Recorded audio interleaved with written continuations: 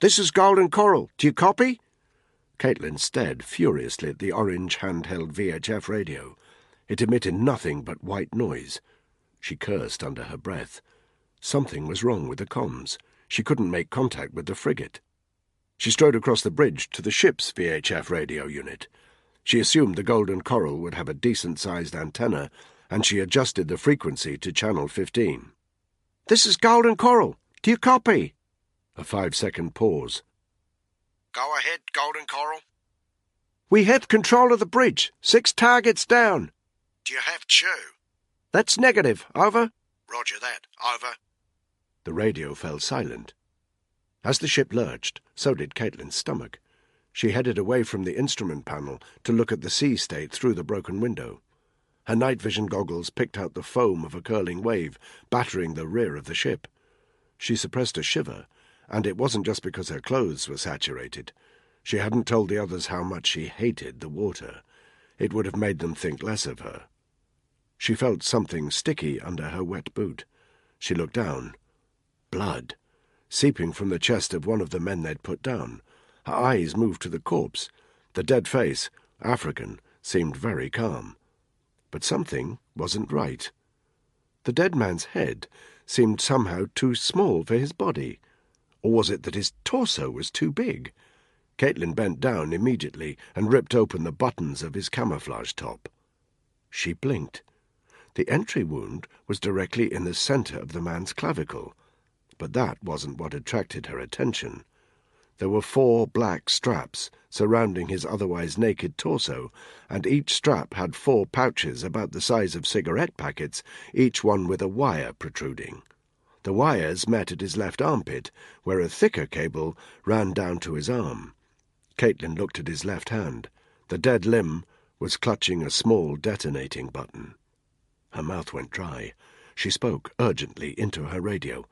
All teams, this is Caitlin at the bridge. Our targets are wearing suicide vests. Handheld detonators. Repeat, our targets are wearing suicide vests. Caitlin's panicked voice burst into Danny's earpiece. Our targets are wearing suicide vests. Handheld detonators. Repeat, our targets are wearing suicide vests. Time slowed down. Danny's eyes flickered to the free hand of the militant who had Chew at gunpoint. It was twitching. He had to take him out, but not a chest shot. It could detonate a vest. He moved his rifle to the man's head, and that fraction of a second's hesitation meant it was too late. The explosion was immense. It came from the very front of the ship where the militant was standing. There was an intense flash of bright green light in Danny's NV goggles. A shockwave knocked him several meters back along the side deck. At the same time, the noise of the explosion split the air and echoed deafeningly off the metal sides of the storage containers, drowning out for a few seconds even the roar of the ocean. Winded from his fall, Danny had to force himself to his feet. His Aussie colleague had been knocked back too, but was also painfully trying to stand. "What the fuck?" he shouted at Danny. Danny lurched back along the side deck, clutching his weapon, gasping for air. Having staggered the 5 or 6 meters he'd been knocked back, he stared at the devastation of the foredeck. There was no sign of Chew or the militant. The explosion had clearly taken them out, but right now they had bigger problems than that. The explosion had also ripped the crane from its footings, and it now hung precariously over the edge of the ship.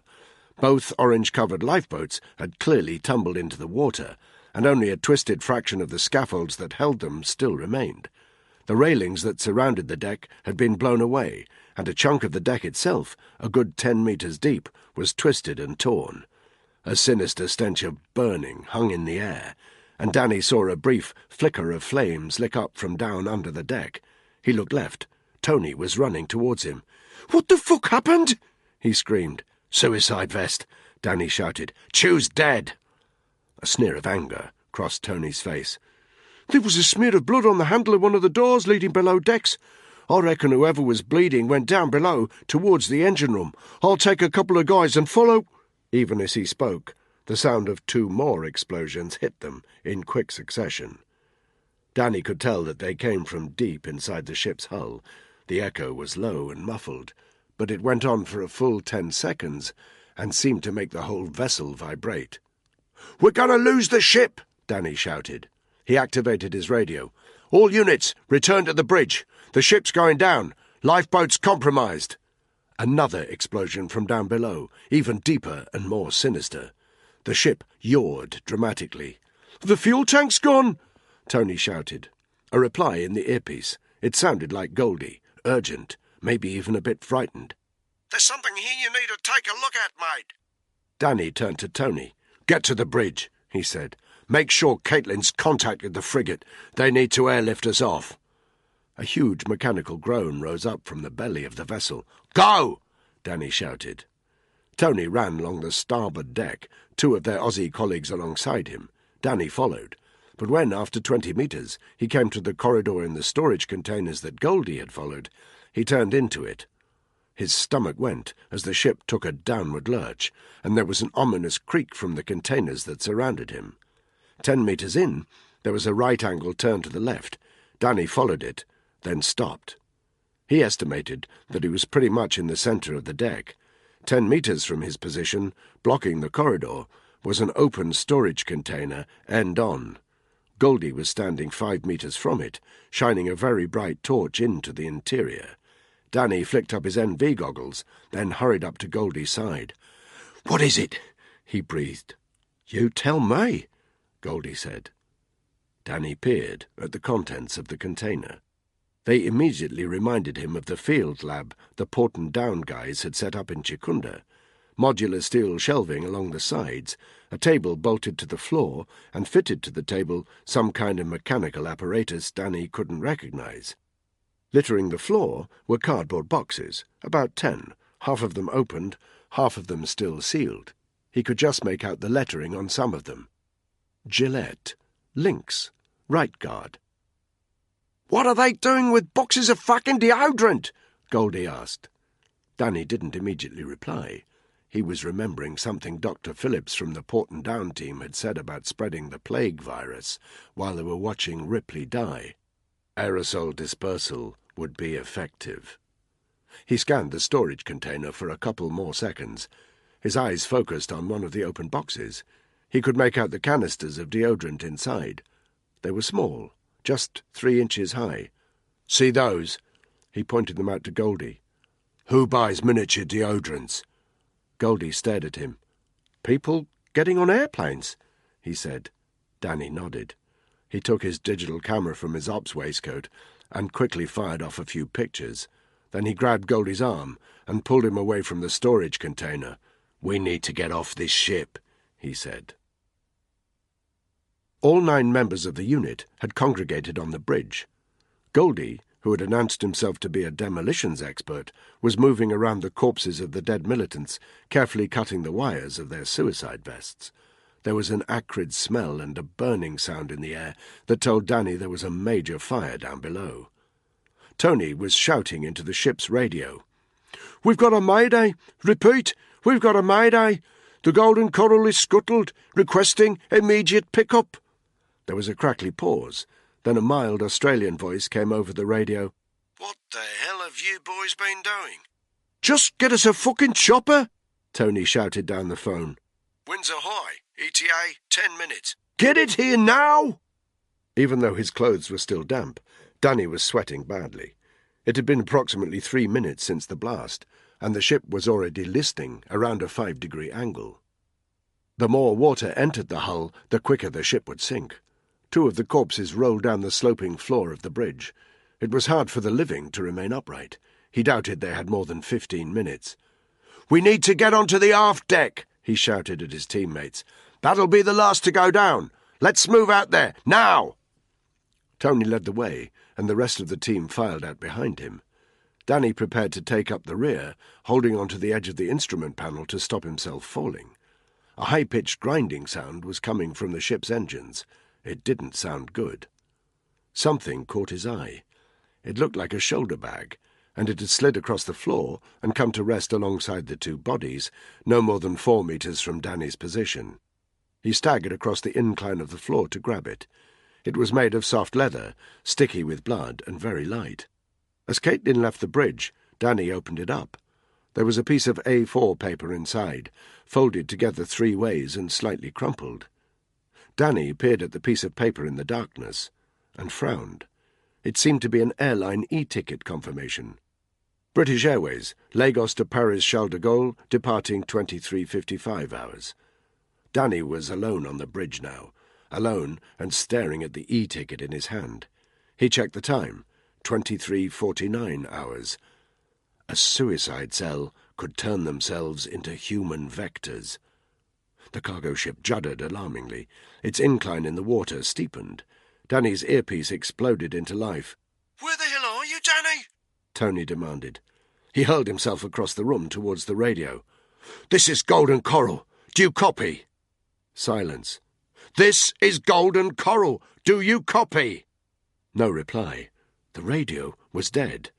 But he had to try and get his message through. "There's an aircraft leaving Lagos in the next 15 minutes, BA to Paris.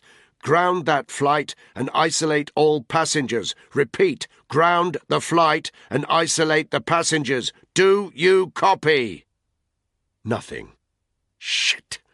He changed the frequency to channel 16, the international calling and distress channel, and repeated his message. Nothing. Another loud groan from the bowels of the ship. "Black, where the fuck are you?" He had to get out of there. He hurled himself across the bridge once again, towards the door this time.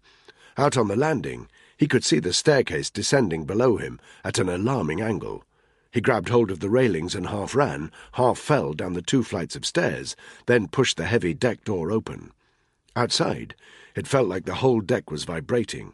Looking to his right, he saw piles of cargo containers toppling against each other as they slipped down the incline of the ship towards the sinking forward deck. He stumbled breathlessly to the side of the ship, where he could grab the deck railings fiercely, then started pulling himself up towards the aft deck. In his peripheral vision, he could see the bright searchlights of an approaching chopper cutting through the darkness. Distance, half a click. Their pickup was arriving. The others were clinging to the deck railings at the very rear of the ship. Waves were swelling over the side. Danny pulled his way along the railings, muscles burning under his saturated clothes. It took 30 seconds to join the others. By that time, the chopper was hovering 50 feet above the sinking ship. Looking up, Danny could see the side door open and a rope lowering, a mess of harnesses swinging from its tail and buffeting in the wind. The chopper itself wobbled precariously. Danny could tell the flight crew was struggling to keep it steady. He looked over the side of the railings. Half the ship's hull was submerged. They had minutes before they were under water.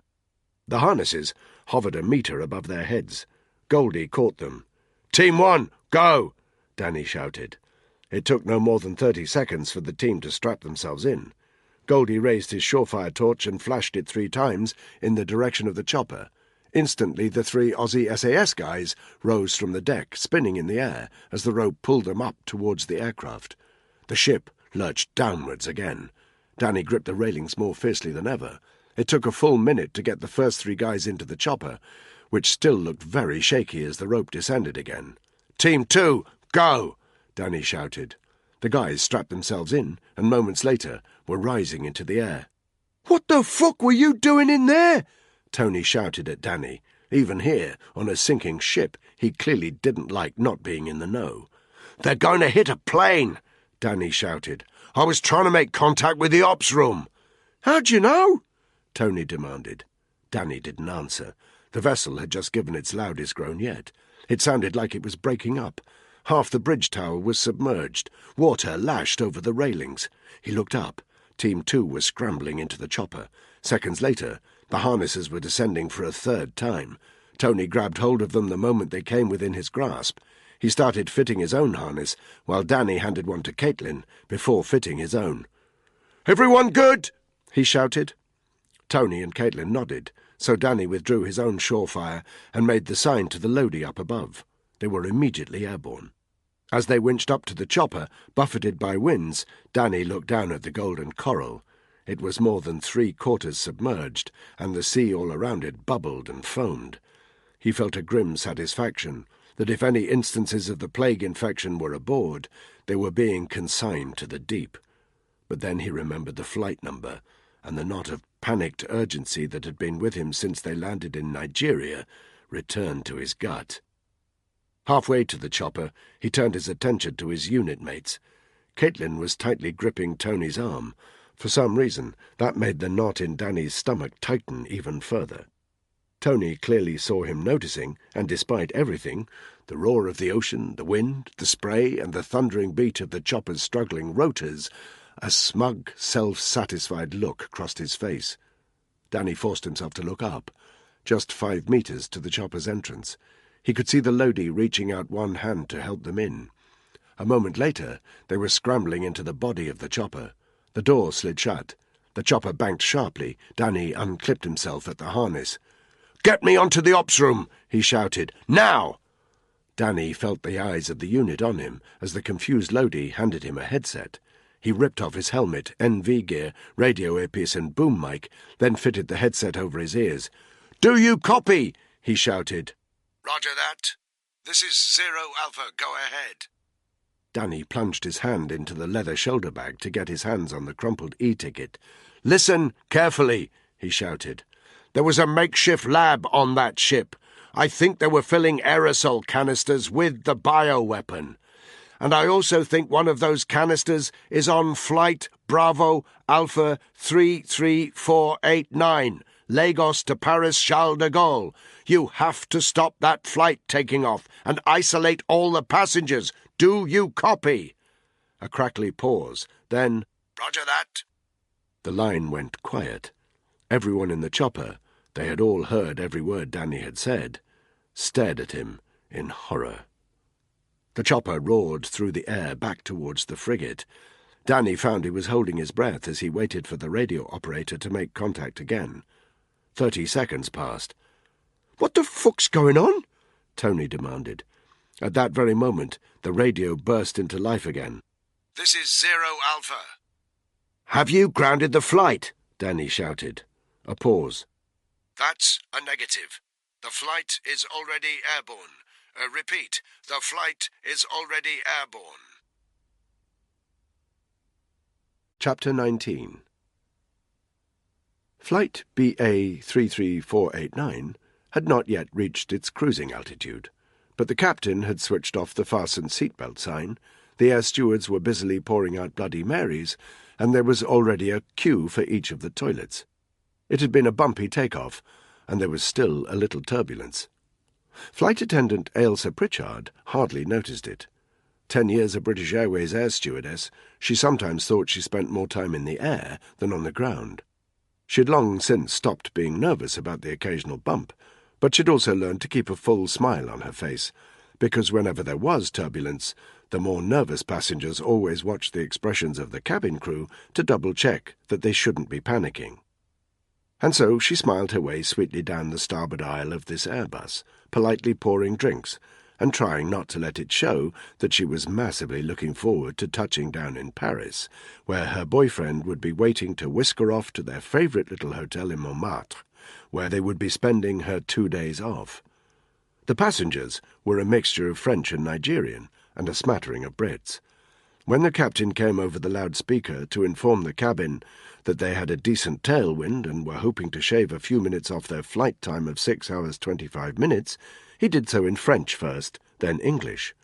Ailsa herself was not fully bilingual, but she certainly had enough French to deal with the drinks orders of the passengers, and to respond cheerfully to any minor requests or problems that they had. She had been serving drinks for 15 minutes, and was more than halfway along the aisle when she drew up alongside a Nigerian man who looked to be in a terrible state. He had very short-cropped hair, almost bald, and Ailsa could see that his entire head was sweating. He was oddly dressed in mismatched, rather grubby clothes, and she could just see his shoes, which were falling apart. He kept licking his cracked lips, and his eyes, the whites of which were a creamy yellow, kept darting left and right. He wore a denim shirt, and that too was soaked, with huge dark patches under the armpits. There was a rather unpleasant smell of stale sweat about his person. Ailsa was glad he had an empty seat either side of him, or there might have been some embarrassing complaints. He was nervously clutching a leather holdall in his lap. "Tout va bien, monsieur?" Ailsa asked. Je peux vous offrir quelque chose à boire? The man looked up sharply, as if he was surprised that anyone should be talking to him. He shook his head. Non. Is everything okay? She continued in French. Nervous flyer? Another sharp look. No, the man said. You might find it more comfortable to put your bag in one of the overhead lockers, sir. Leave me alone. Ailsa gave him the thin-lipped smile she saved for all rude passengers. Certainly, sir, she said, and she started to push the drinks trolley further down the aisle. The plane gave a sudden shudder of turbulence. Ailsa was forced to grab hold of the top of one of the seats. As she did so, she saw from the corner of her eye that the Nigerian man had opened up his hold-all. He had removed a small canister of Lynx deodorant, and she thought she could see a second canister in the bag. She found herself softening towards him. Poor man, she thought. He must be rather embarrassed. He obviously has a bit of a sweat problem, after all. The Sea King, containing Danny and the rest of the unit, touched down precariously on the flight deck of the frigate. Danny alighted the moment the Lodi had opened the door, and was the first of them to hit the deck. The rotors were powering down, but their downdraft was still strong. He crouched slightly as he ran across the flight deck. He heard them before he saw them. 3 aircraft, flying in an arrowhead formation from a southwesterly direction. He knew at a glance that they were tornadoes. As they sped overhead, a deafening sonic boom hit his ears. Grimly, he watched them disappear towards land. He couldn't tell for sure where they were going, but he had a pretty good idea. Randolph's forehead was crushed into a semi-permanent frown. This was the first time he had ever been in a plane, but that wasn't why he was nervous. It was warm in the cabin, but as he looked at the small canisters of deodorant in his hands, he felt himself shiver.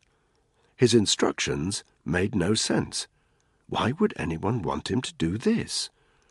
With very sweaty hands, he removed the lid from one of his bottles of Lynx. It popped off easily. The seat in front of him shook slightly. A head popped up above it. A Nigerian child, about the same age as his twin daughters. Her hair was tightly braided, and she had a smile that lit up her whole face. This flight was obviously an exciting adventure for her. "Hello, mister," she said. "What's your name?" Randolph just stared at her, unable to make his mouth work. The pad of his forefinger nervously stroked the indentation on the white spray cap of the canister.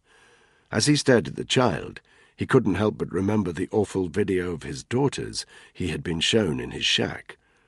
The child inclined her head. "Mister?" she said. Randolph was not a stupid man. He knew that the canister in his hand contained something other than deodorant. Something dangerous. He just didn't know what. An explosive of some kind? Would this whole plane be blasted out of the air the moment he squeezed the cap? He imagined himself hurtling through the air, and wondered if he was more likely to die up here or when he hit the ground. He thought of his precious daughters, and wondered if they would cry when they heard their daddy was dead. More sweat. His seat was damp. "Sit down properly, child," he told the little girl, who was still watching him. Her face fell, and she disappeared back into her seat. Randolph closed his eyes and muttered a prayer. He sprayed the canister. His finger had only been pressed for a second when his eyes pinged open again. There had been no explosion, just a hiss, and that had been so quiet that the noise of the aircraft's engines and the general hubbub of the cabin had drowned it out. But what about the smell? He looked across the aisle to check that nobody could see him behaving oddly, then bent down with the aerosol to his nose. He squeezed the cap again and sniffed deeply. There was just a faint, odourless mist. Randolph released his finger and leaned back, relief crashing over him. He wasn't going to plunge to his death. He was going to see his children again. He squeezed the cap again. This time he held it down for a full 30 seconds, until the hissing became weaker and finally stopped. He put the dead canister back in his shoulder bag, then took out the second one. His face broke into an almost carefree smile as he removed the lid and started spraying its odourless contents into the gap between his seat and the seat in front. The little girl's face appeared again, and she gave him a slightly amused look, a look that said, "What are you doing?" Randolph just winked and made a shushing sign as he emptied the canister. When it was done, he stuffed the empty can back in his shoulder bag, which he then dumped on the spare window seat next to him. He looked down. His shirt was wet with perspiration, but now he was sweating with relief. "Perhaps I'll have a drink now," he thought to himself, "something to steady my nerves." He looked up and pressed the overhead button for calling the air hostess. She arrived a minute later. "Oui, monsieur?" "I think I would like a drink now," he said. He knew he had been very rude to her before, so he tried to smile. "Of course, sir. What can I get you?" He waited another minute for her to bring his beer, an almost cold bottle of Kronenbourg, along with a plastic cup, a paper mat, and a small packet of salted pretzels. She leaned over to give him the bottle, and he had just opened his mouth to thank her when he sneezed explosively, right at her. It was the sort of sneeze that makes people turn and look. "What on earth?" the air stewardess said. Randolph blinked. I'm very sorry," he mumbled, massively embarrassed that his sneeze had sprayed a thin mist of saliva at the woman's face. But the air stewardess didn't seem to be worried about the sneeze. She was staring through Randolph's tiny window. Randolph frowned again. He looked out of the window. He blinked. He found it hard to say how close the aircraft was that flew alongside them. Only tens of meters, because he could see, quite clearly through the side windows of the aircraft's cockpit, the pilot. He had a grey helmet and a boom mic to his mouth. As Randolph stared at him, the pilot turned his head to the left, and it was almost as if their eyes met. A bell-like sound from within the cabin. Randolph looked up to see that the fasten seatbelt sign was turned on. The air stewardess had straightened up. Randolph looked at her face. There was no doubt about it. She was frightened. He glanced guiltily at the shoulder bag on the seat next to him, then back out of the window. The captain's voice came over the loudspeaker. "Ladies and gentlemen, the fasten seatbelt signs are now on, so I would ask you to return to your seats." A pause. "Some of you may have noticed military aircraft on either side of us. I would like to take this opportunity to assure you that there is absolutely no cause for alarm." But anyone who heard the captain's voice would be able to tell that he was far from calm. A murmur of barely restrained panic filled the cabin, and Randolph found that he was sweating more than ever.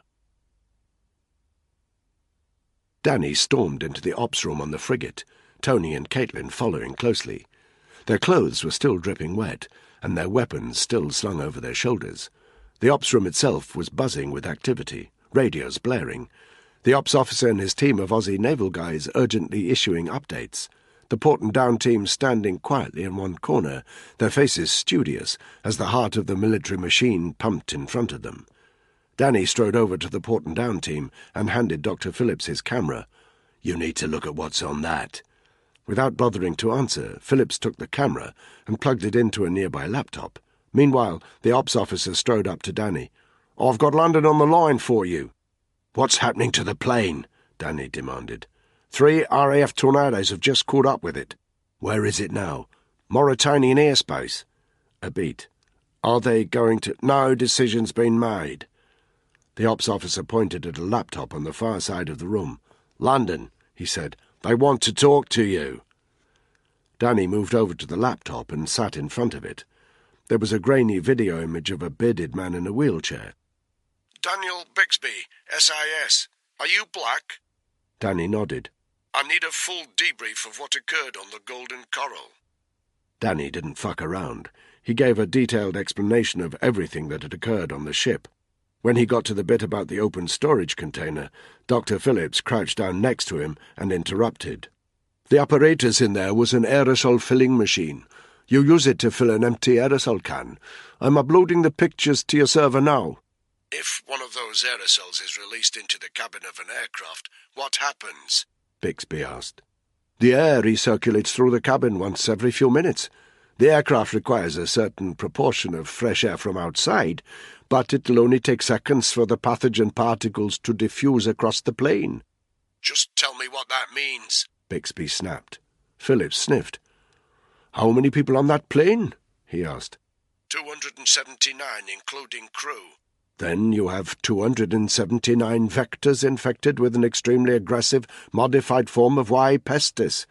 If our previous experience is anything to go by, they could become symptomatic within an hour. You can't let them come into contact with anyone, or you'll have an epidemic on your hands." Bixby stared into the screen for a moment. "I need to speak to the chief," he said, before wheeling his chair back and disappearing from sight. They had been circling for an hour. The initial panic in the cabin had subsided into a tense silence. It was only occasionally broken when one of the passengers lost it with a member of the cabin crew. What was going on, they wanted to know. Why weren't they being told anything? Randolph would strain his ears to hear the cabin crew calmly trying to tell them that the captain would update them as soon as he had any information, but they didn't sound any more reassured than the alarmed passengers. Randolph couldn't take his eyes off the military aircraft to his right. It stuck so closely and exactly to the larger plane that he almost had the sensation that they weren't even moving. When they passed through a patch of cloud, which momentarily obscured the fighter jet, it made him start, as though he was jumping out of a hypnotic trance. He realized that somebody was coughing a few rows behind him, and that they had been doing so for several minutes. There was a sudden change in the sound of the aircraft's engines. Randolph felt a momentary sense of weightlessness, and there was a general gasp around the cabin that told him he was not the only one. For only the second time since the fighter jets had appeared, the captain's voice came over the loudspeaker. He sounded deadly serious. "Ladies and gentlemen, you've probably noticed that we've started to lose height. It's nothing to be concerned about, but we will be performing an emergency landing in approximately 10 minutes. You will need to adopt the brace position, and I would ask you to study the card in the seat in front of you very carefully." The volume of anxious chatter in the cabin increased again. Randolph pulled the laminated safety card from the pouch of the seat in front of him. The captain was still talking, but Randolph wasn't listening anymore. For some reason, his attention had focused in on the sound of the person coughing behind him. He felt irritation building in his own chest. He suddenly, involuntarily, coughed. He stared at the laminated card. A thin film of mucus covered the images of smiling figures sliding onto life rafts. The mucus was streaked with blood. "Where's the landing site?" Sir Colin Selden's voice cracked with tiredness. Bixby clicked on a map of northwest Africa, then used his forefinger to outline a blank region of desert. "Eastern Mauritania," he said, "about 150 miles west of the Mali border. It's completely deserted, sir, about 100 miles in any direction from any human habitation. There's a possibility of Bedouin wanderers." "Can we hide a plane there?" Selden said. "I think so, sir, for a few days at least. The aircraft's transponders were killed while it was still on its original flight path." "Yes, sir, and we've arranged for it to be wiped from the air traffic control radar systems. It looks like it disappeared in mid-air. We've got cross-agency support, and we've spoken to the Americans, the Australians, and the French, everyone singing from the same hymn sheet. Until we know if there's some kind of pathogen on board, the aircraft has, to all intents and purposes, disappeared from the sky." He coughed uncomfortably. "What is it, Bixby?" the chief said. "Spit it out." "Are you sure this is a good idea, sir? The press will be all over it, and if someone finds out we forced an emergency landing in the Mauritanian desert and lied about the aircraft's location—" "Is it a good idea?" Selden snapped. There was a tremor in his voice that Bixby had never heard before. "We have nearly 300 passengers in mid-air infected with a highly contagious, highly aggressive strain of weaponized plague. We let them land in Paris, the whole Western world goes into a mad panic. Even if we contain the infection, the terrorists win the moment we start carrying the body bags out of the plane. The genie will be out the bottle, and we'll see bio-attacks left, right, and centre. So is this a good idea? Of course it's not a good idea. The rule-book hasn't been written on this yet. There are no good ideas anymore."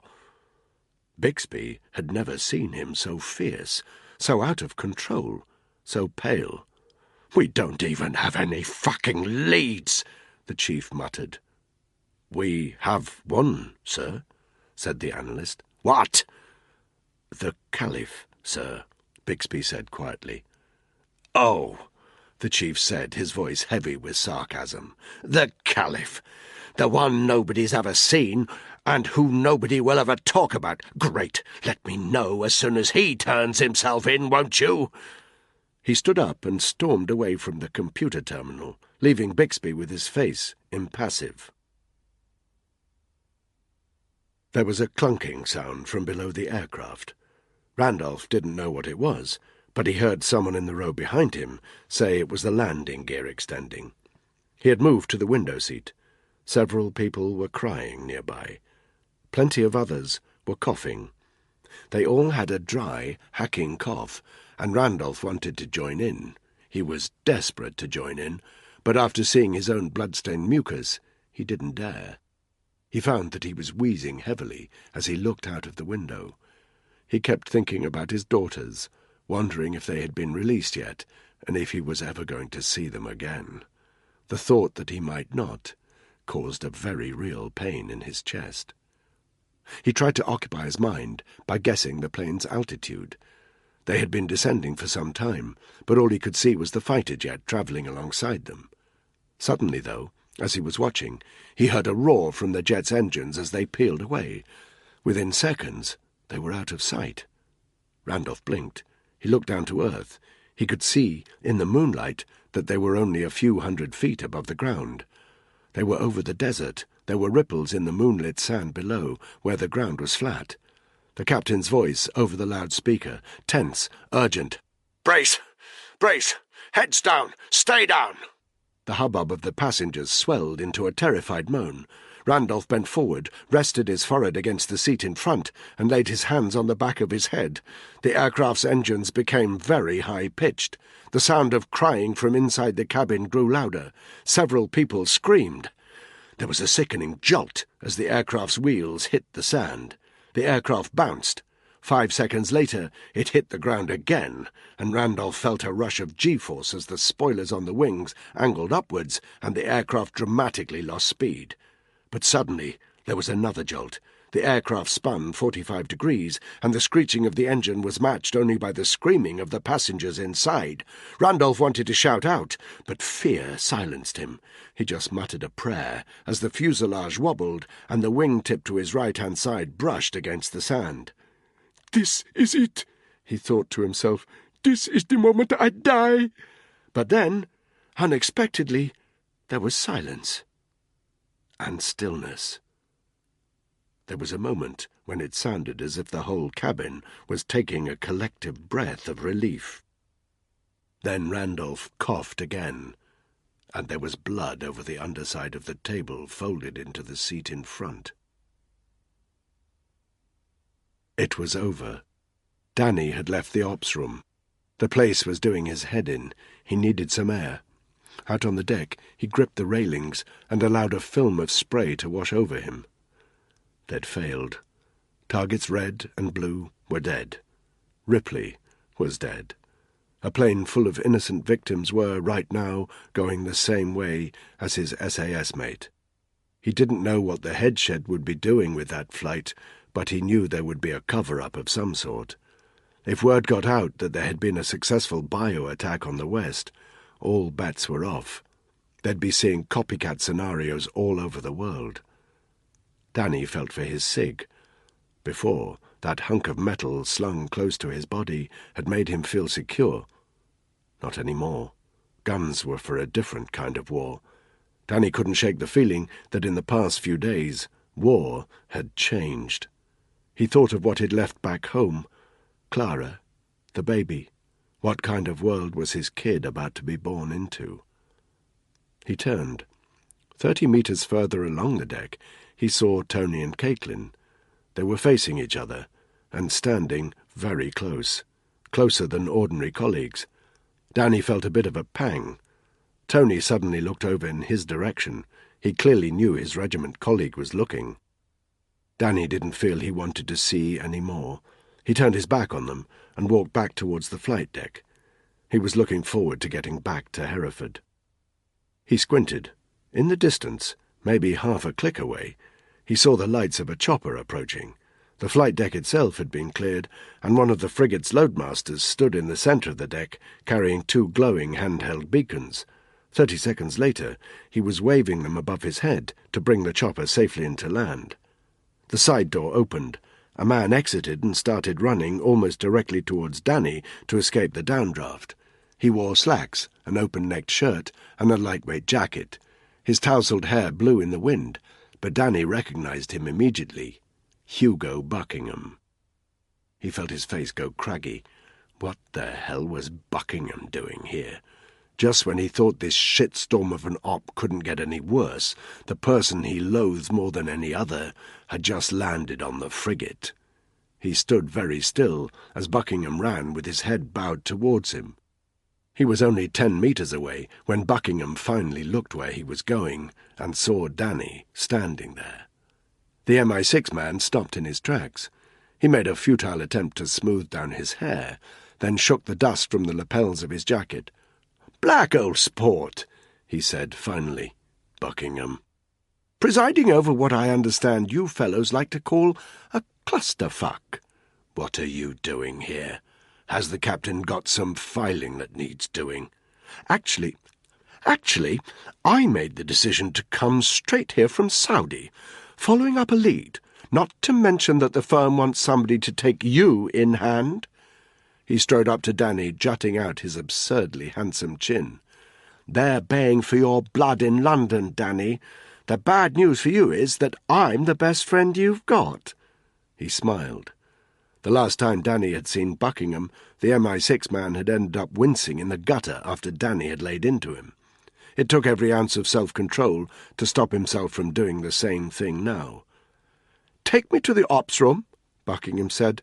"I require a full debrief. Get a move on, Black. I haven't got all bloody night, you know." Randolph stared in horror at the blood. He was almost unaware of the commotion in the cabin. Almost, but not quite.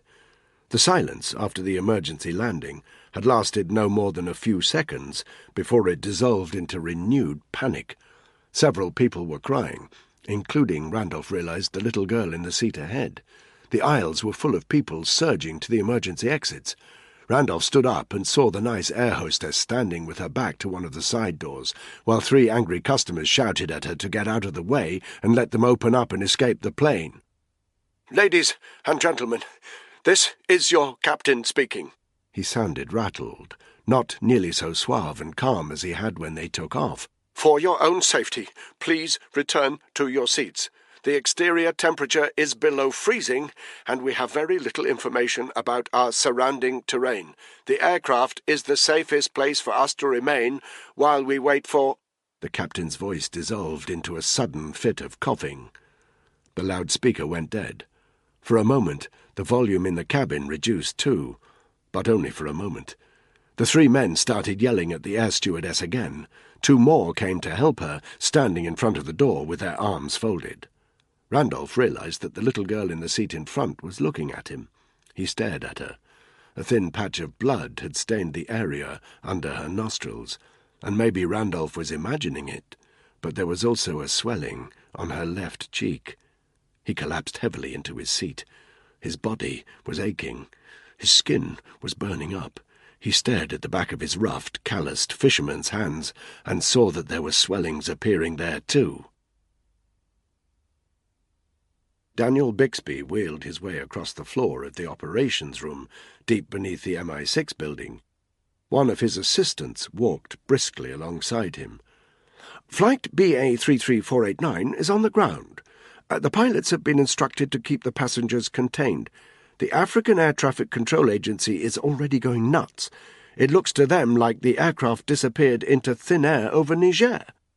Nothing good could come of this, but the decision was above his pay grade. and it was already made.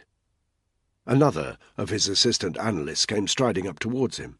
His eyes were alight. "What is it?" Bixby asked. "GCHQ have picked something up. A satellite call from the Golden Coral made approximately 35 minutes before the ship went down. The call lasted just over 10 seconds. Can we listen to it?" The analyst shook his head. "I'm afraid not," he said, "but we have a rough location of the sat phone that received the call." "Go on." The analyst pointed to a large VT screen on the wall, which showed a map of the world. He momentarily tapped a keyboard just below it. A dot appeared on the screen, surrounded by a wider circle. The dot itself was centered on the ocean in the middle of the Persian Gulf. The circle covered a large patch of sea, but also the northern coast of the United Arab Emirates, the eastern coast of Saudi Arabia, and almost all of Qatar. Bixby stared at the screen for a moment. "Get me the chief," he said. Flight BA-33489 had been on the ground for a full hour. The lights were off to preserve power. It was almost pitch black. Randolph was sweating even more than usual. His limbs were weak, his chest hoarse. 2 more swellings had appeared on the back of his hand, and he could feel others elsewhere on his body. They hurt, badly, but he was too scared to look at them. His head was spinning, and it was hard to keep track of what was going on.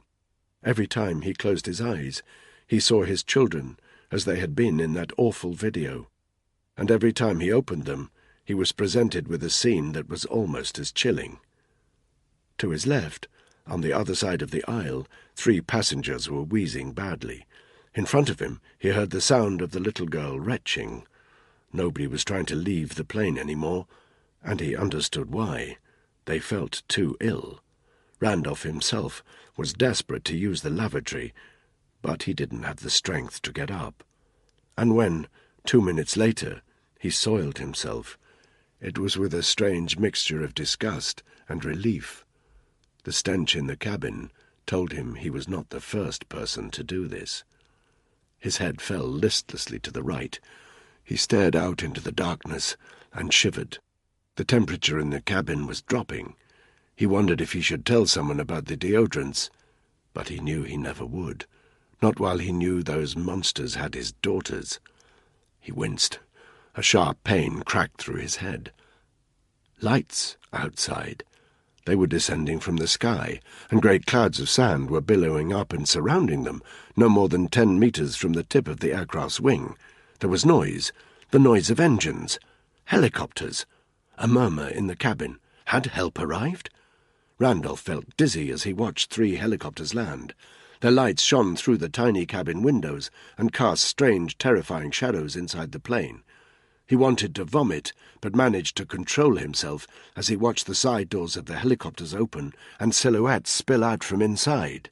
He didn't know how many, 15 or 20 maybe. Backlit by the lights of the helicopters, their shadows extended long and thin in the direction of the plane, the helicopters' headlamps gleaming blindingly between them.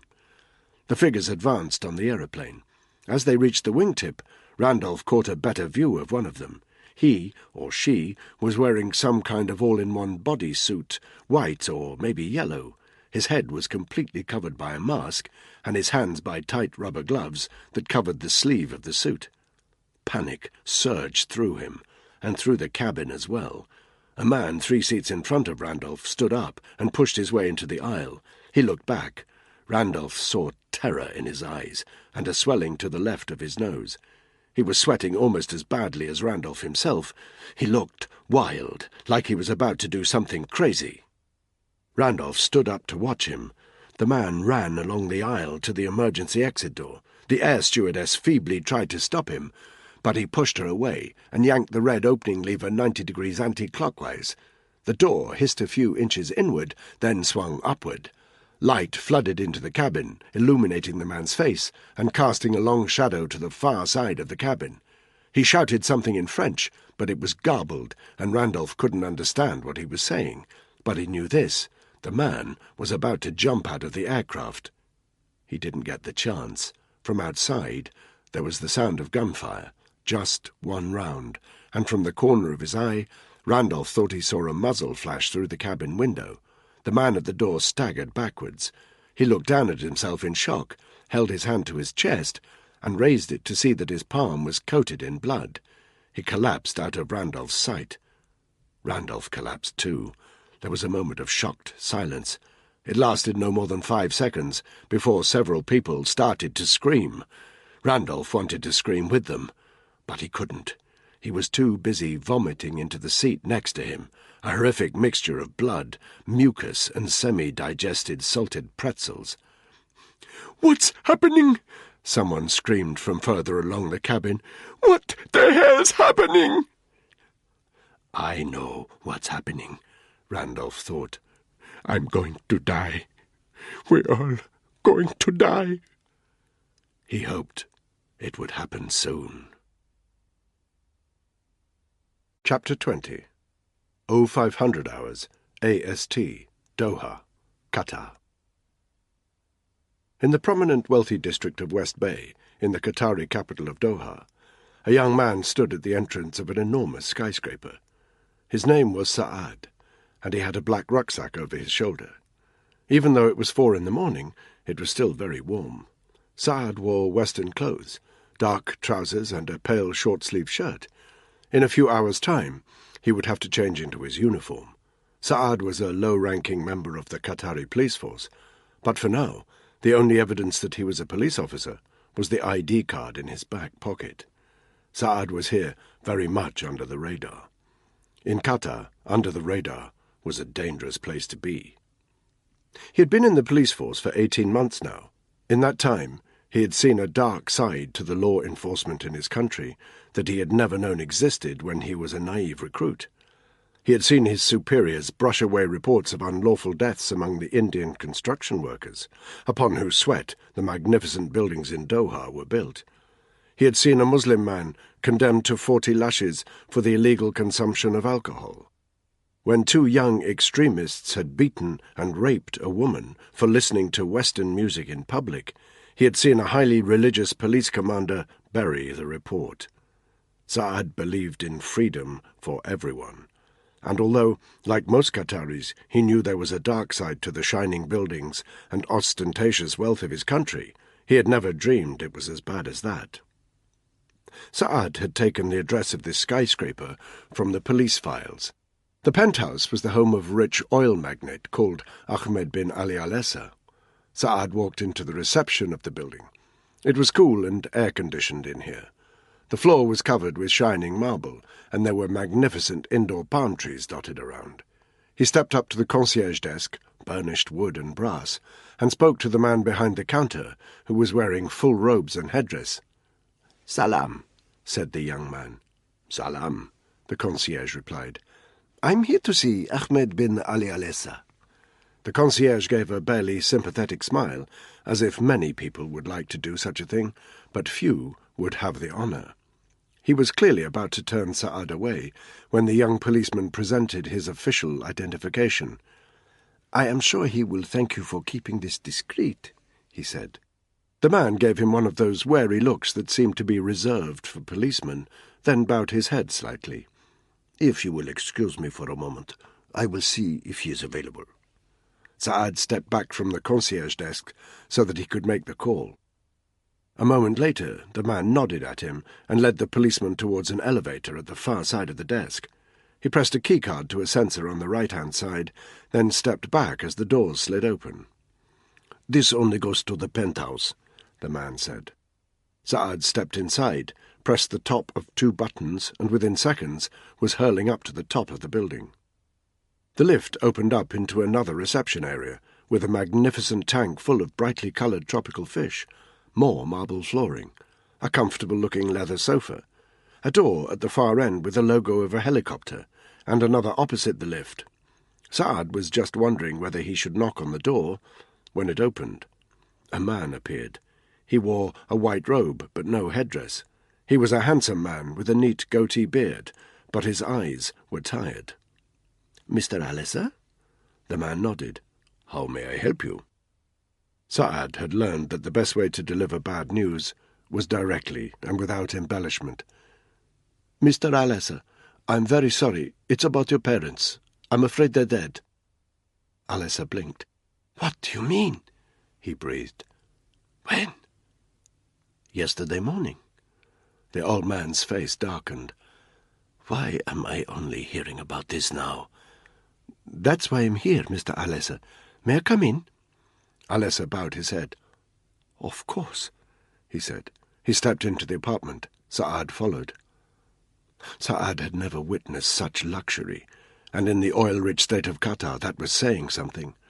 The room in which he found himself was huge and ornate, marble statues, gold-framed artworks, an incredible vista over the bay, where the lights of skiffs and other fishing boats twinkled in the early morning darkness. Alessa sat down in a comfortable armchair. He looked very shaken as he indicated that Saad should sit opposite him. "What happened?" he asked in a cracked voice. "They were killed, sir. Murdered. I'm very sorry." Saad allowed that shocking news to sink in before he continued. "I'm afraid my superiors don't want you to know that. They have spent the last 24 hours trying to cover it up. But your parents—" He tried to find the right words. "Your parents are wealthy, sir. Mine are not. A few years ago, your father helped mine out with a little money when he was struggling. Our family have not forgotten his kindness." He bowed his head. "It is hardly a happy way to repay the debt, but I thought you would want to know the truth." Alessa stared at the young man.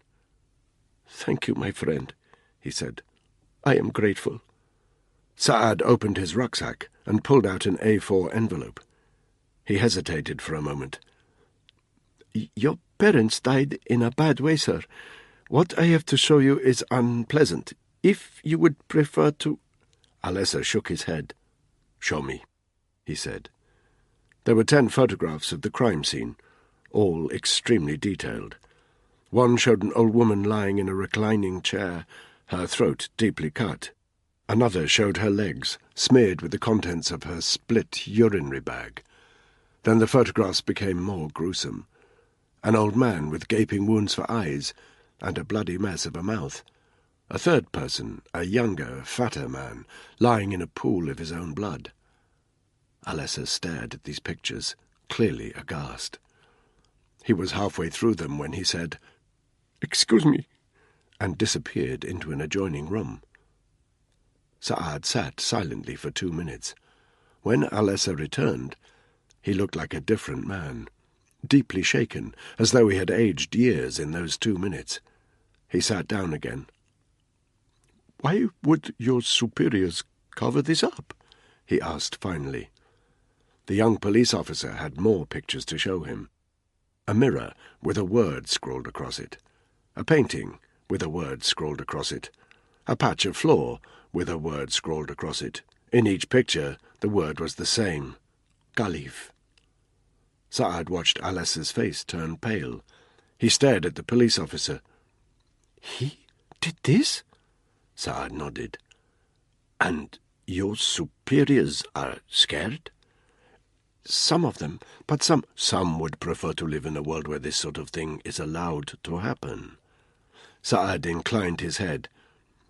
"I would be in a great deal of trouble, Mr. Alessa, if anybody were to find out that I came here this morning." "I understand," Alessa said. He stood up. "Thank you for your honesty.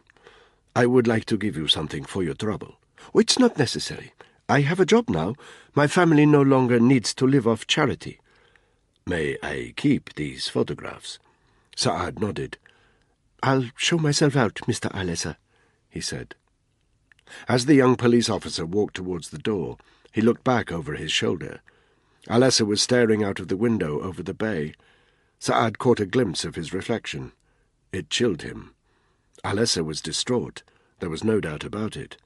But there was something else in his expression that seemed to master all other emotions. Saad recognized it only too well. He had seen it in the faces of men condemned to 40 lashes for small crimes, and in the eyes of a woman raped and disbelieved. There was no doubt about it.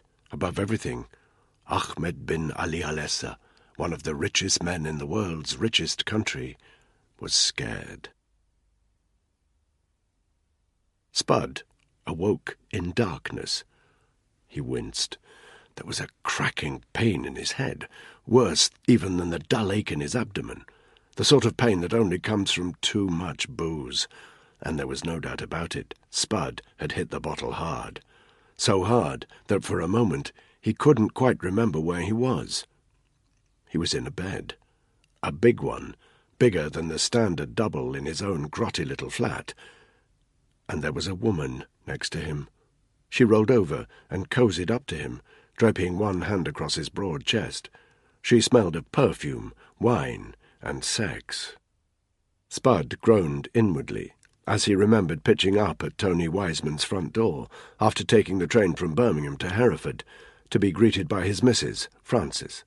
How she'd invited him in and plied him with Tony's red wine. How she'd flirted with him by asking his advice about how to get fit for the marathon in 3 days. How she'd started crying, telling him what a shit Tony was. How one thing had led to another. He barely dared move, because that would wake her up. He glanced left. A radio alarm told him it was 4 in the morning. He breathed deeply to stem a surge of nausea. What the hell was he doing here?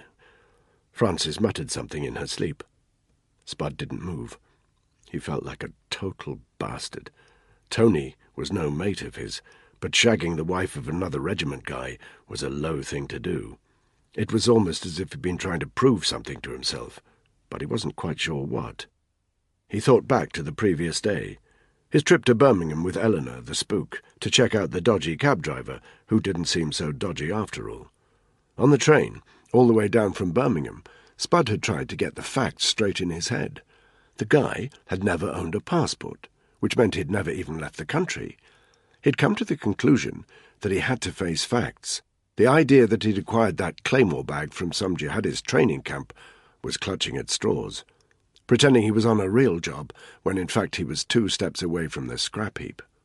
Slowly, he moved Frances's hand from his chest. She muttered again, but then rolled over to face the other way. Spud eased himself out of bed and silently, groggily, pulled his clothes back on. He crept out of Frances's enormous bedroom and down the stairs, almost tripping up over the petite running shoes lying in the hallway. A minute later, he was out on the pavement, bathed in the yellow light of a street lamp. It was deserted at this hour. He looked back over his shoulder at the house, knowing that Frances would be pissed off with him when she woke. But she'd get over it, and she'd keep quiet with Tony. Something told Spud she really wouldn't want her husband to know she'd crossed that line. It felt good to be up and breathing cold early morning air. It was a mile from here to his own flat, and as he purposefully paced the street, he felt his hangover subside. It was 5:15 when he walked up to his front door. His motorbike, a BMW, his most treasured possession, was parked right outside. The curtains were shut. A few junk mail leaflets protruded from the letterbox. He let himself in. It was dark and musty in his one-room pad, the sparse accommodation of a single man who barely spent any time at home. He stood alone in the darkness of the hallway. There was a key rack on the wall to his left-hand side. The keys to his car were hanging there. He stared at them. Something was troubling him. What was it? He closed his eyes and pictured himself sitting in the cab yesterday with Eleanor. He ran through the conversation in his head as best he could remember. He pictured the Claymore bag, and suspicion washed over him again. But there was something else, something he'd seen but hadn't pieced together. He felt his forehead wrinkling as he closed his eyes and forced his hazy mind to picture the cab driver again, just as he'd seen him, every last detail. The neatly combed hair, the tan-coloured jacket, the gloves. It had been sunny in Dudley yesterday. Why the hell had he been wearing gloves? His eyes pinged open. He could almost hear Eleanor's patronising voice. "You think he's a terrorist because he was wearing gloves? You've got a lot to learn about intelligence, Spud." But when it came to intelligence, Spud knew one thing for sure. Sometimes you just have to follow your gut. He hurried into his bedroom. From a rickety old cupboard he grabbed a leather jacket and his bike helmet. He wished he had a firearm handy, but he didn't. No problem. He could always improvise a weapon if he needed to. Back in the hallway, he grabbed the bike keys from the key holder. He also owned a car, an old Honda, but for some jobs a bike was better. Easier to follow someone, easier to get up close to traffic lights on red, or to cut the wrong way down a one-way street. He strode outside and locked the door of his flat behind him. 30 seconds later, he was revving the bike's engine. A face appeared through parted curtains on a first-floor window opposite, obviously wondering what the noise was about. Spud ignored it. He pulled out and burned down the street. At this time of day, if he pushed it, he could be back in Birmingham in an hour. Dawn broke over the eastern Atlantic, the sun's rays gleaming off the steel grey of the frigate. The waters were calmer now. An exhausted Danny stood in the corner of the ops room. Caitlin and Tony were at the other side of the room, out of earshot, talking quietly to each other. Buckingham, however, was with Danny, facing him just a metre away. "So let me get this right, Black," he said quietly. "On leaving the UK, you elected not to wait for a supporting platoon from the parachute regiment. You blackmailed a high-ranking member of the Nigerian government, and you failed to locate the British High Commissioner and his aide before they were killed. You allowed one of your team to become infected with the Y. pestis virus. Very careless." Danny stepped forward, but Buckingham looked around meaningfully. "You need to put a lid on your temper, old sport," he whispered, "especially in front of everyone." Danny took a deep breath, then stepped back. "And when you had the man responsible for all this in your sights," Buckingham continued, "you allowed a Nigerian suicide bomber to kill him before we could bring him in for questioning. All in all, hardly a very auspicious couple of days' work, wouldn't you say?" Danny didn't say anything. He knew the beginnings of a stitch-up when he heard it. But before he could speak, the ops officer had marched up to them. "We've got London on the line." He nodded at Buckingham and Danny. "They want both of you." Danny noticed a slight tightening around Buckingham's eyes. He obviously didn't like being put on a level pegging with the SAS man, but there was nothing he could do. They crossed the ops room together, and, at the ops officer's instruction, sat down at a laptop screen. Being this close to Buckingham made Danny's flesh creep, so he focused on the screen itself. The ops officer tapped the keyboard, and an image appeared. A man in a crumpled suit was sitting at a desk. To his left, and slightly behind him, was a second man sitting in a wheelchair. Danny remembered that his name was Bixby. Is this thing working?" said the man in the suit. "It is, sir," Buckingham said. This is Buckingham, by the way." The man peered into the computer screen. "Is that Black next to you?" Yes, sir. Danny Black. I've been reading him the riot act." "Bloody good work, Black," the man cut in. "Colin Selden, Chief of SAS. Bixby here will fill you in." Danny could almost feel the heat of Buckingham's outrage. "Go ahead," he said. The guy in the wheelchair cleared his throat. "Flight BA 33489 has made an emergency landing over the Mauritanian desert. That's classified. Word's already leaking through the press that an aircraft has disappeared over African airspace, and we want to keep it that way. It's early days, but the bioweapon is on board, and it's looking like 100% infection rate. Show them the footage, Bixby," the chief said. The image on the screen changed. Suddenly they weren't looking at two spooks in a London office. At first it wasn't quite clear what they were looking at. The screen was dark, but with occasional flashes of torchlight. After a few seconds, they saw a figure in a white hazmat suit and rebreather mask. He was walking towards the camera, down what looked like the aisle of an aircraft. The camera panned left. The torch beam illuminated a face, a passenger in an aisle seat. In the brief few seconds that the face was lit up, Danny saw that it was a woman with white skin. Her nose had been bleeding. Her lips were cracked. There were two painful-looking welts on either side of her face, one of them glistening with some kind of discharge. But the worst thing was the expression in her eyes, a chilling mixture of horror and fear. "Jesus," Danny breathed. An image of Ripley's blistered, bleeding body flashed in front of his eyes. The camera panned back to the aisle. By the light of the torch, Danny saw rows of passengers extending towards the back of the plane. Then the screen went black again. The chief and Bixby reappeared. "Is there any hope for them?" Danny asked. The chief and Bixby exchanged a look. "None," the chief said. "So what happens now?" We're currently evaluating our options, but if word gets out about this, there'll be mass panic. The economic implications will be— Can't you just make it known you've compromised the strike? Bixby and Selden glanced at each other again. We would if we could, said the chief. But we haven't. Danny blinked. What do you mean? This isn't over yet, Bixby said. Not by a long stretch. It's looking very likely that Flight BA33489 was just a secondary strike, designed to keep our eyes off the main event. What I'm about to tell you doesn't go beyond ourselves. We've credible intelligence of a similar strike at the London Marathon. That's in approximately 48 hours. Danny stared at the screen. Then he looked over his shoulder. Tony and Caitlin were standing there just a metre behind him and in earshot of the briefing. Tony's jugular was pulsing, but his face remained impassive. Danny couldn't help thinking that if his missus was about to take part in an event identified as a major terror target, he'd be a bit less calm. Danny turned back to the screen. It could be a different threat. I bet there's loads of cells targeting the Marathon. Bixby shook his head. He stretched out one hand to his own keyboard, and the image on the screen changed. It was blurry, but Danny recognized the picture immediately. It was one of the shots he'd taken on the golden coral of the storage container where the aerosols had been filled. You see the top edge of the storage container? Bixby said. There's a number there. Danny strained his eyes to read it. 21211311.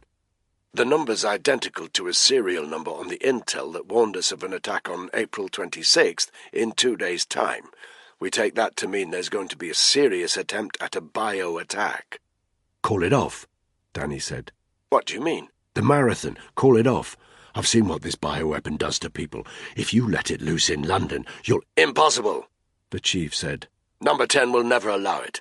There's an election in a month, and it'll just make the government look weak. And besides, Bixby added, all our modelling suggests that if we call the thing off, it'll just alert the terrorists that we're onto them and encourage them to bring the strike forward. They know you're onto them already, Danny urged. You downed that flight from Lagos. Don't be a bloody idiot, Black, Buckingham said. That doesn't mean they know we've predicted the main event. Much as it pained Danny to admit it, Buckingham was right. But they were fresh out of Leeds, weren't they? Bixby immediately answered that unspoken question. In the last few minutes, we've traced a call made from the Golden Coral to a cell phone, most likely positioned off the coast of Qatar. Our working theory is that this was the militants making contact with someone on a higher rung. The Caliph, Buckingham muttered. Danny gave him a sharp look. He supposed he shouldn't be surprised that the MI6 man knew the name. The chief cut in. Our only hope of stopping this event is by getting our hands on this Caliph before it starts. But, sir, Buckingham said, we've already been down this line. Nobody will talk about him. They're too scared. Tell him, Bixby, the chief said. Buckingham, we've just received a communication from your man Ahmed in Doha. He has a number to call in the event he needs SIS assistance. He goes by the handle of codename Murdoch. He's been told to keep his communications obscure, but this is the first time he's ever made a distress call, and he's obviously very frightened. We're relaying GCHQ's recording of the conversation now. There was a pause. A crackly hiss came over the laptop speakers. Go ahead, caller. This is Murdoch. Please hold. A 20-second pause. Then a new voice came on the line. Go ahead, Murdoch. He's killed my parents. He's going to kill me. You have to help me. The caller's voice was trembling. He sounded terrified. Please try to keep calm, caller. Who are you referring to? Him. The caller checked himself before speaking the word. I'll do whatever you need to help you catch him, I mean. Otherwise, he'll— Caller, please be discreet. I have an idea how we can find him. Send Mr. Buckingham. Send him quickly. I have an idea. The line went dead. Why me? Buckingham breathed. Because he recognizes you, and in his situation he's not going to trust anyone he doesn't recognize. I don't understand his sudden change of heart, Buckingham said. Nor do we, and it makes us nervous. Maybe he really is just very frightened. "Have you been able to confirm that his parents have been killed?" Danny interrupted. "Not directly, but we've put out some feelers, and the Qatari authorities have clamped shut. That's normally a good indication that something untoward has happened. They're keeping it quiet for some reason." Danny could sense Buckingham tensing up. "Sir, surely you don't actually intend to send me?" "That's exactly what I intend to do, Buckingham." "But, sir, what if the Caliph has got to him? What if it's all a trap?" "That's why Black and his team are going to escort you back to Doha immediately." "But, sir," the chief cut in, "Make it count, or a lot of people are going to suffer." Danny's mind was moving quickly as he tried to assimilate this information. Ahmed, Buckingham, the Caliph, Qatar. The spooks on the screen looked desperate. Yesterday they were trying to shaft Danny and his team. Today they were begging for his help again. He leaned into the screen. "One more thing," he said. "Go ahead," said the chief. "You've been setting us up for a fall ever since we landed in Nigeria. If you think we're going to take a hit for your fuck-ups, or for his," he indicated Buckingham, "think again." There was a moment's pause as a flicker of uncertainty crossed the chief's face. "Your codename is Operation Hellfire. Do your job, Black, and make sure it's a success," he said. Then the screen went blank. Buckingham turned to Danny. He looked pale, frightened, but he hadn't lost his arrogance. "You've got ideas above your station, Black." He looked over at Tony and Caitlin. "You should think about how behaviour like that reflects on the rest of your unit. That was the chief of SIS you just spoke to." "That was a man in a suit. He'll be replaced by another man in another suit before long." Buckingham could play divide and rule all day long. It didn't matter to Danny. They exchanged a long glare. "You heard the man," Buckingham said finally. "Do your job. Get ready to leave." Danny was already standing up. "Make contact with Hereford," he said. "We need a movement order." He walked across the ops room. Dr. Phillips, the port-and-down guy, was standing in one corner, his face etched with tiredness and worry. Danny approached him. "If there's a bio-strike in London, how long before the infection spreads to the rest of the country?" He was thinking of Clara, giving birth in a provincial hospital, which would very likely become a centre of infection if this thing spread out of London. But what could he do? Tell her to leave the country? She'd never do it, not when she was about to give birth. "Impossible to tell," Phillips said. "A few days, a week at most. But it's the inhabitants of London that will be in immediate danger." Danny narrowed his eyes, nodded, then walked straight to Tony, grabbed his arm, and led him out of the ops room. "What the fuck?" "Just walk with me," Danny told him. A minute later, they were on deck again, the immense noise of the sea and the grind of the ship's engines almost drowning out their conversation. "Your missus is running the marathon in 2 days, right?" Tony nodded. "They'll know that. They'll be monitoring any communication you make with her. You can't warn her directly, but she's going to be right in the middle of this thing if it all turns to shit." Tony gave him an impassive stare. "I'll get in touch with Spud," Danny shouted. "Why would you want to talk to that limping fucker?" Danny let it pass. "He can get a message to Francis. Tell her not to go. The firm are clutching at straws. If we don't get direct proof there's going to be an attack, they won't stop the race going ahead." As Danny spoke, he was aware of movement along the deck. Caitlin had appeared, about 15 metres from their position. She watched them, her hair blowing in the wind, one eyebrow raised at their sudden secrecy. "Nah," Tony said, suddenly dead-eyed. "You're okay. Leave it."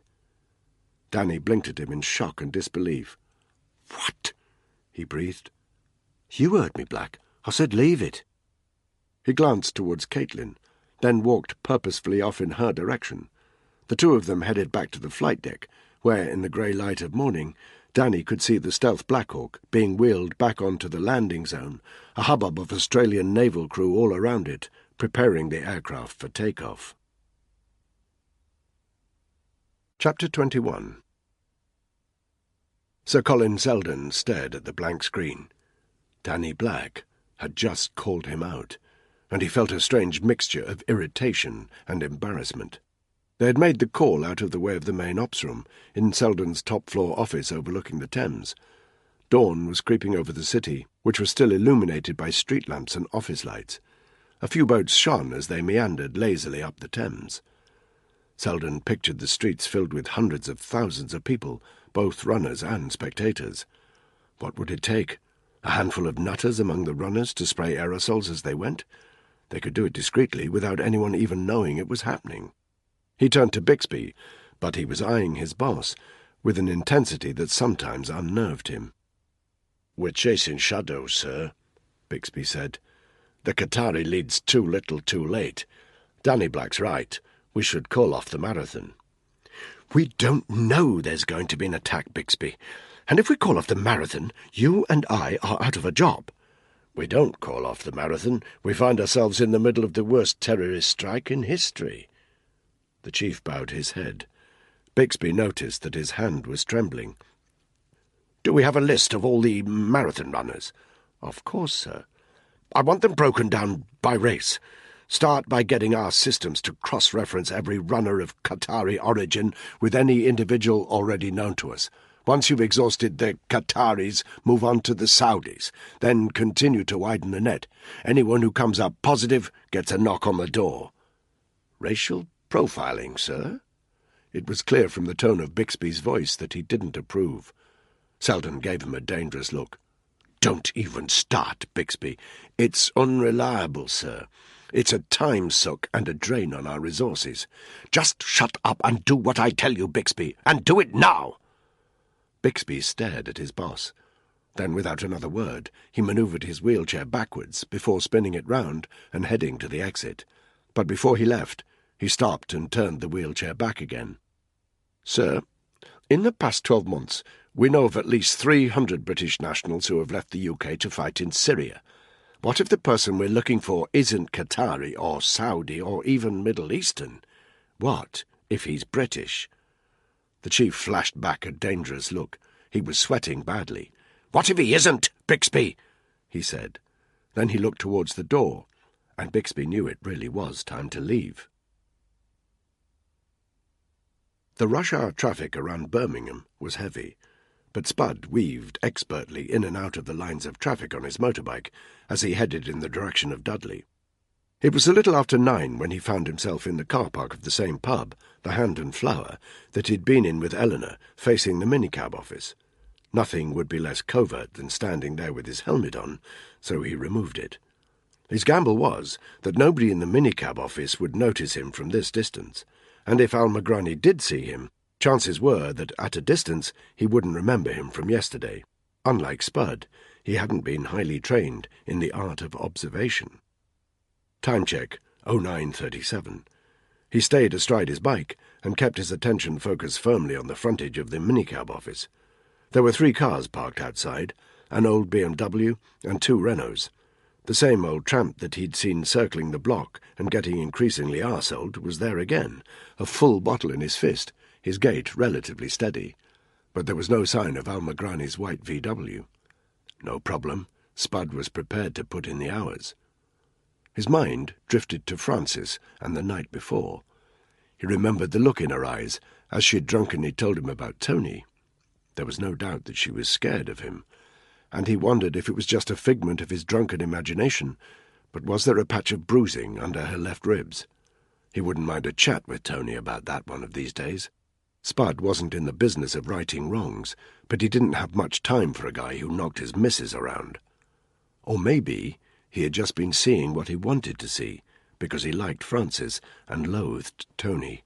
And maybe he was doing the same thing here, waiting for Al-Magrani. He heard Eleanor's voice in his mind. "You have to understand that we can't afford to chase shadows. We have to make sure we see what's there, not what we want to be there. He's just a cabbie going about his business." Spud swore under his breath. He let his mind wander. And now a white VW had just parked up in the rank outside the cab office. Al-Magrani was getting out. Spud's attention snapped immediately onto his target. The driver walked towards the cab office, but he didn't go in. Instead, he walked past it and entered the cafe immediately to its right. Spud watched fiercely. His target sat down in the front of the cafe, his face obscured by the L of the window lettering advertising lasagna and chips. Spud swallowed a moment of frustration. If he was here with a team, his next move would be straightforward. Send one of them in to keep eyes on Almagrani, even get them to engage him in conversation, see what came of it, while the remainder of the unit kept their distance. But he didn't have a team. There was just him. Entering the cafe was a gamble. Close up, the target might recognize him. His chances of gathering some kind of intelligence, though, were much better if he could get close and listen to his conversations or phone calls. Maybe he could work out his movements, establish a time and place where he could properly corner him. He decided to go for it. Leaving his bike in the car park, and with his helmet under his arm, Spud crossed the road. 30 seconds later, he was walking into the cafe. As the smell of fried food hit his senses, Spud knew this was a bad idea.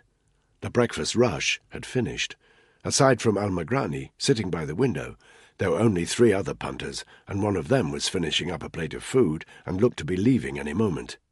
On the far side of the cafe was a counter with a big tea urn, and a balding man in a dirty apron checking his phone. It was very hard to melt into the background. But Spud was committed now. To turn round and walk out would just bring more attention to himself. He grabbed a copy of the Mirror from a newspaper rack by the door, then took a seat at the table adjacent to Almagrani's, facing him. Distance between them, 3 meters. A Radio 2 jingle played softly from some old speakers on the far wall. Spud placed his helmet on the table, made a cursory study of the greasy laminated menu, then placed his newspaper in front of him. The headline caught his eye.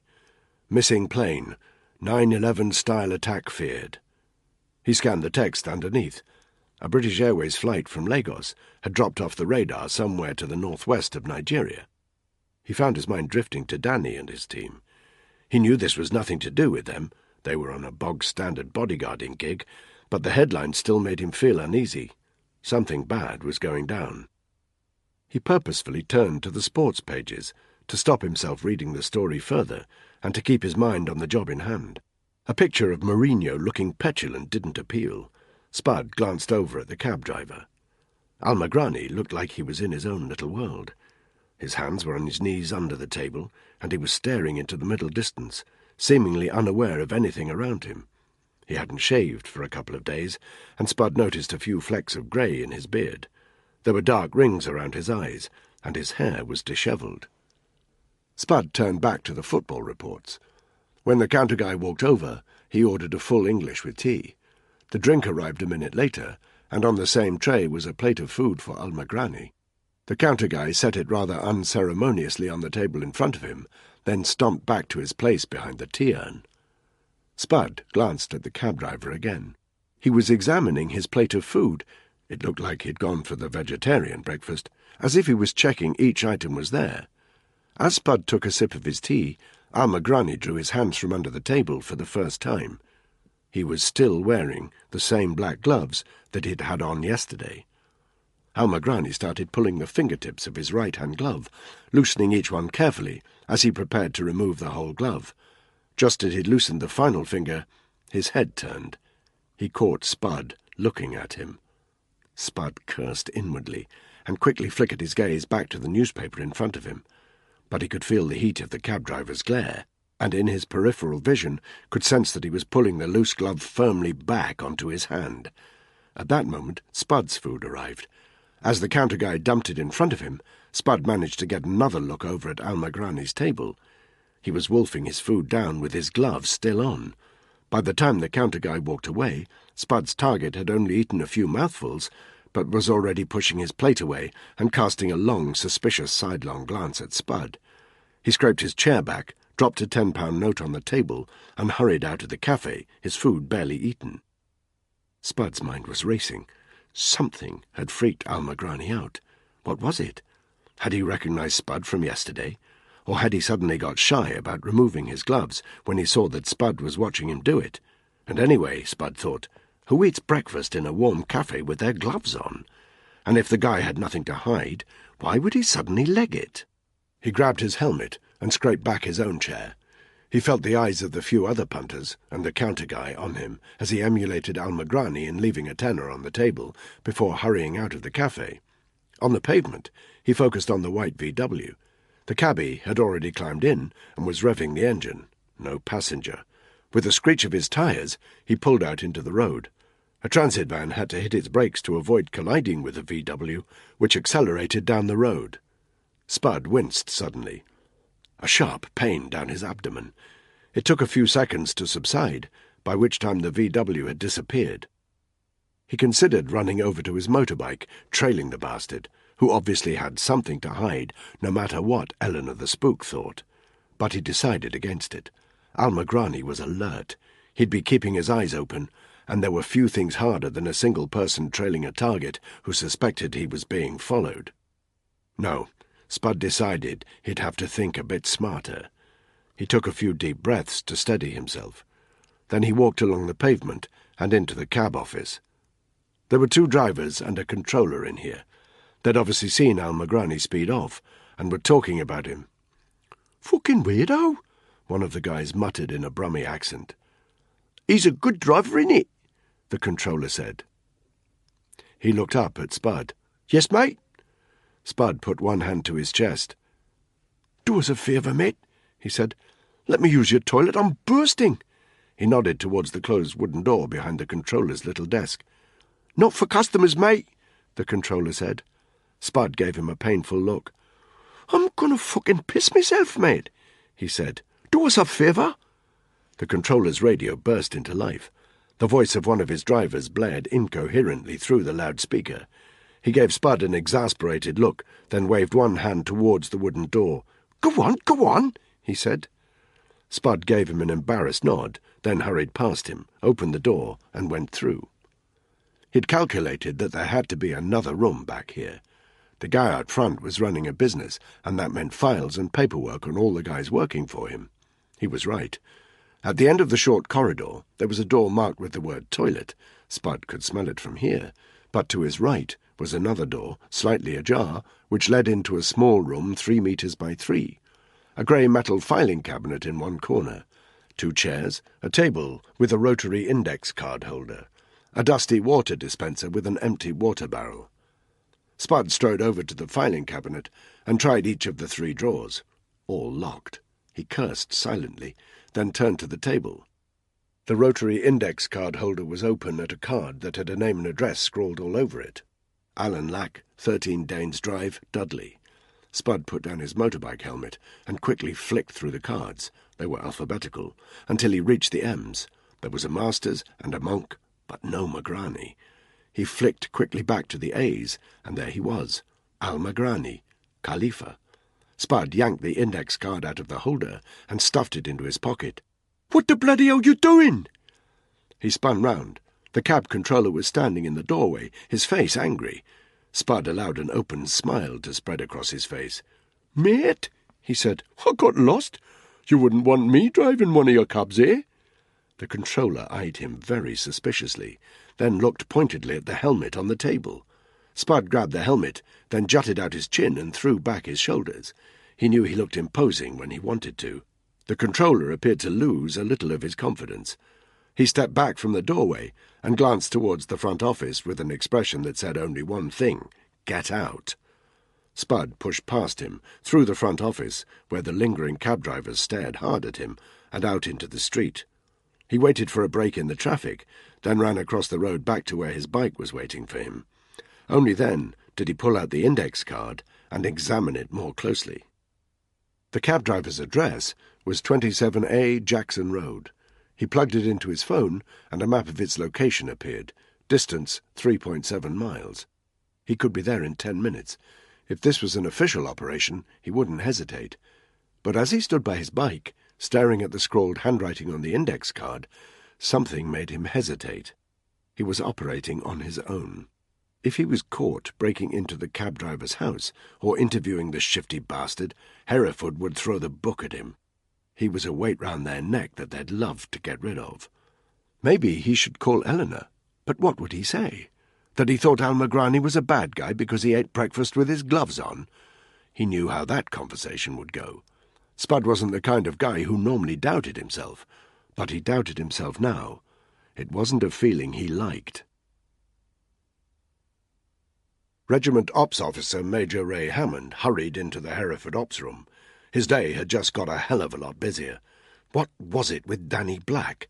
Whenever an op included him, things seemed to escalate.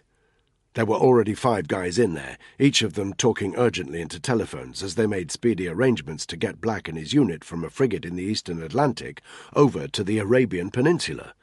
One of the guys put down his phone, strode up to the ops officer, and handed him a piece of paper.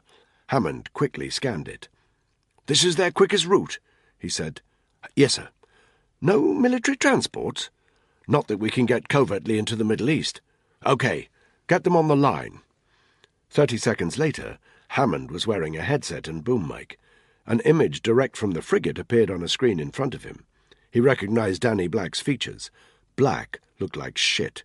His face was drawn and dirty, rings under his eyes, several days' stubble. Tired? Bad luck. Get over it. "The Australians are going to put you on the ground in Ghana. We're avoiding the Nigerians for obvious reasons.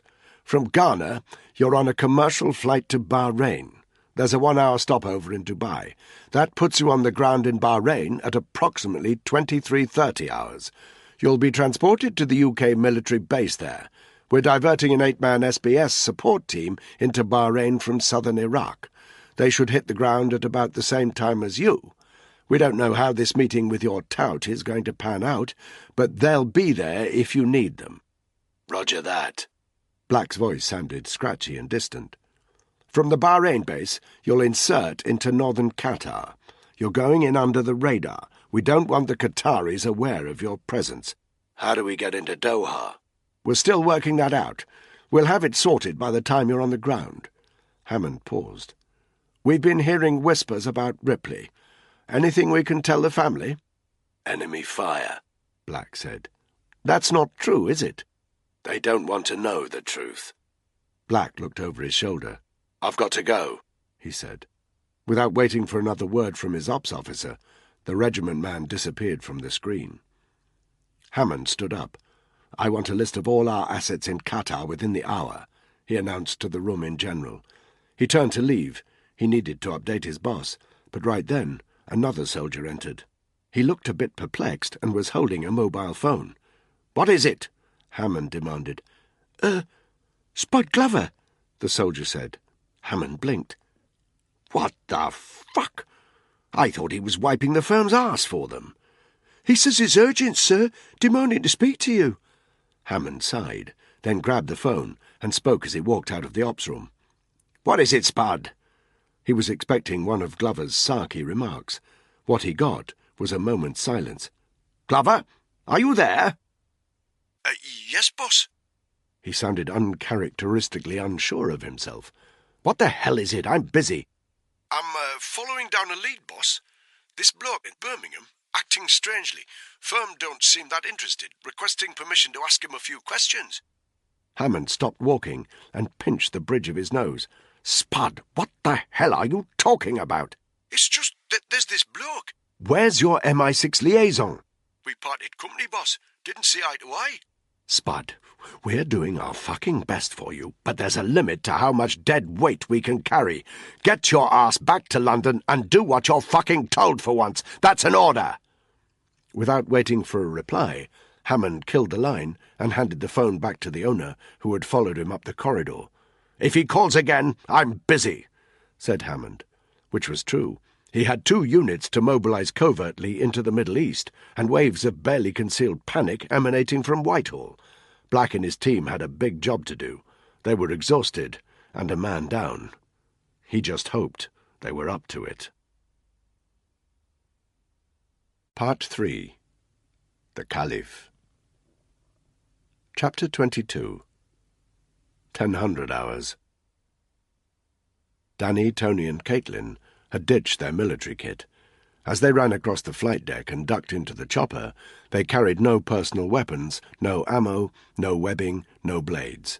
They had showered and changed into civvies provided by the Australians. If they'd been taking a BA flight across Africa, the firm might have pulled some strings, and they could have taken their gear with them. But the plane transporting them from Ghana into Dubai was operated by Emirates, which meant they needed to look entirely ordinary. Danny felt naked without his kit, but there was no other option. The chopper lifted up from the flight deck the moment they were inside and the side door was shut. Flight time to Kotoka International Airport in the Ghanaian capital of Accra, 35 minutes. The ocean had settled, and the sun reflected dazzlingly off its surface. As Danny stared through the window of the chopper, watching the frigate disappear until it was a dot in the distance and the shadow of the aircraft rippling over the water below, the events of the previous night felt strangely distant. In the middle of an op, there's no time for looking back. You can only look forward. He glanced at his teammates. Buckingham was asleep. Caitlin had taken a place next to Tony and had her head resting on his shoulder. Tony himself was staring into the middle distance, expressionless. Danny couldn't stop thinking about the last conversation they'd had on deck. He tried to put to the back of his mind his distaste for Tony's refusal to warn his wife. He didn't have to like Tony, he just had to work with him, but he couldn't help thinking of Francis and remembering the words of the Porton-Down guy in Chikunda. Forget 9/11, explosions are yesterday's news. They suddenly saw land. Danny saw the grid-like outskirts of an African town, Accra. Even from the sky, he could tell it was sprawling, dense and overpopulated. Nose-to-tail traffic, busy streets, lines of palm trees and a dusty sun-soaked haze covering everything. There would be slums on the outskirts and tired government buildings on the interior. Danny had never been here before, but he'd seen enough large African towns to feel like he knew it well enough. Moments later, they were losing height. Danny saw the dull grey tarmac of Kotoka International, with a bleak utilitarian terminal building a couple of 100 metres away. They touched down onto a busy landing zone and spilled out of the chopper. A member of the ground staff was waiting for them in an old electric buggy. He ferried the team to the terminal building, where a uniformed immigration official made a brief study of their passports before waving them through. The terminal concourse was crowded, with the usual collection of tawdry gift shops and tired-looking cafes. A member of the British consulate was waiting for them by the Emirates ticketing desk. Young guy, fresh-faced. Danny supposed that Ghana was pretty low on the ladder of diplomatic postings. He, Tony and Caitlin held back, while Buckingham approached him, and in the course of a 2-minute conversation received a handful of tickets for their journey. The consular official glanced inquisitively over towards the military trio. He received nothing but grim faces in response, before nodding at Buckingham and disappearing into the crowd of the terminal. Buckingham handed out the travel documents: business class into Dubai, economy from Dubai into Bahrain. Departure time 11:35. At the check-in desk, a bored-looking airline employee looked Danny up and down. He clearly didn't get a lot of white guys at his counter. "What is your reason for travel?" he asked in faltering English. "Business," Danny said. "What business?" The lie came automatically to Danny's lips. "I work for an oil company, Mineral Explorations." The guy nodded slowly, as if he knew a great deal about this company and its business. Without another word, he printed out Danny's boarding card and handed it back. By the time they were all checked in, their flight was being called. They walked to the gate, very obvious among the Africans and Arabs who made up the rest of the passengers. Buckingham fell in alongside Danny. He'd been mostly silent since they left the frigate. Danny could feel the anxiety emanating from him. Good. A few nerves might stop him fucking up, but they didn't stop that tone of superiority in his voice. "Ahmed's a tricky character," he said. "You need to know how to handle him. I'll brief you further on the flight." "You'll keep your fucking mouth shut on the flight," Danny murmured. "We're under the radar. You don't say anything that an oil company employee wouldn't say. Got that?" Buckingham gave him an evil look. "You'd do well not to speak to me like that, old sport," he said. "You'd do well not to speak to me at all." They continued for a few paces in silence. "I saw you looking at her," Buckingham said.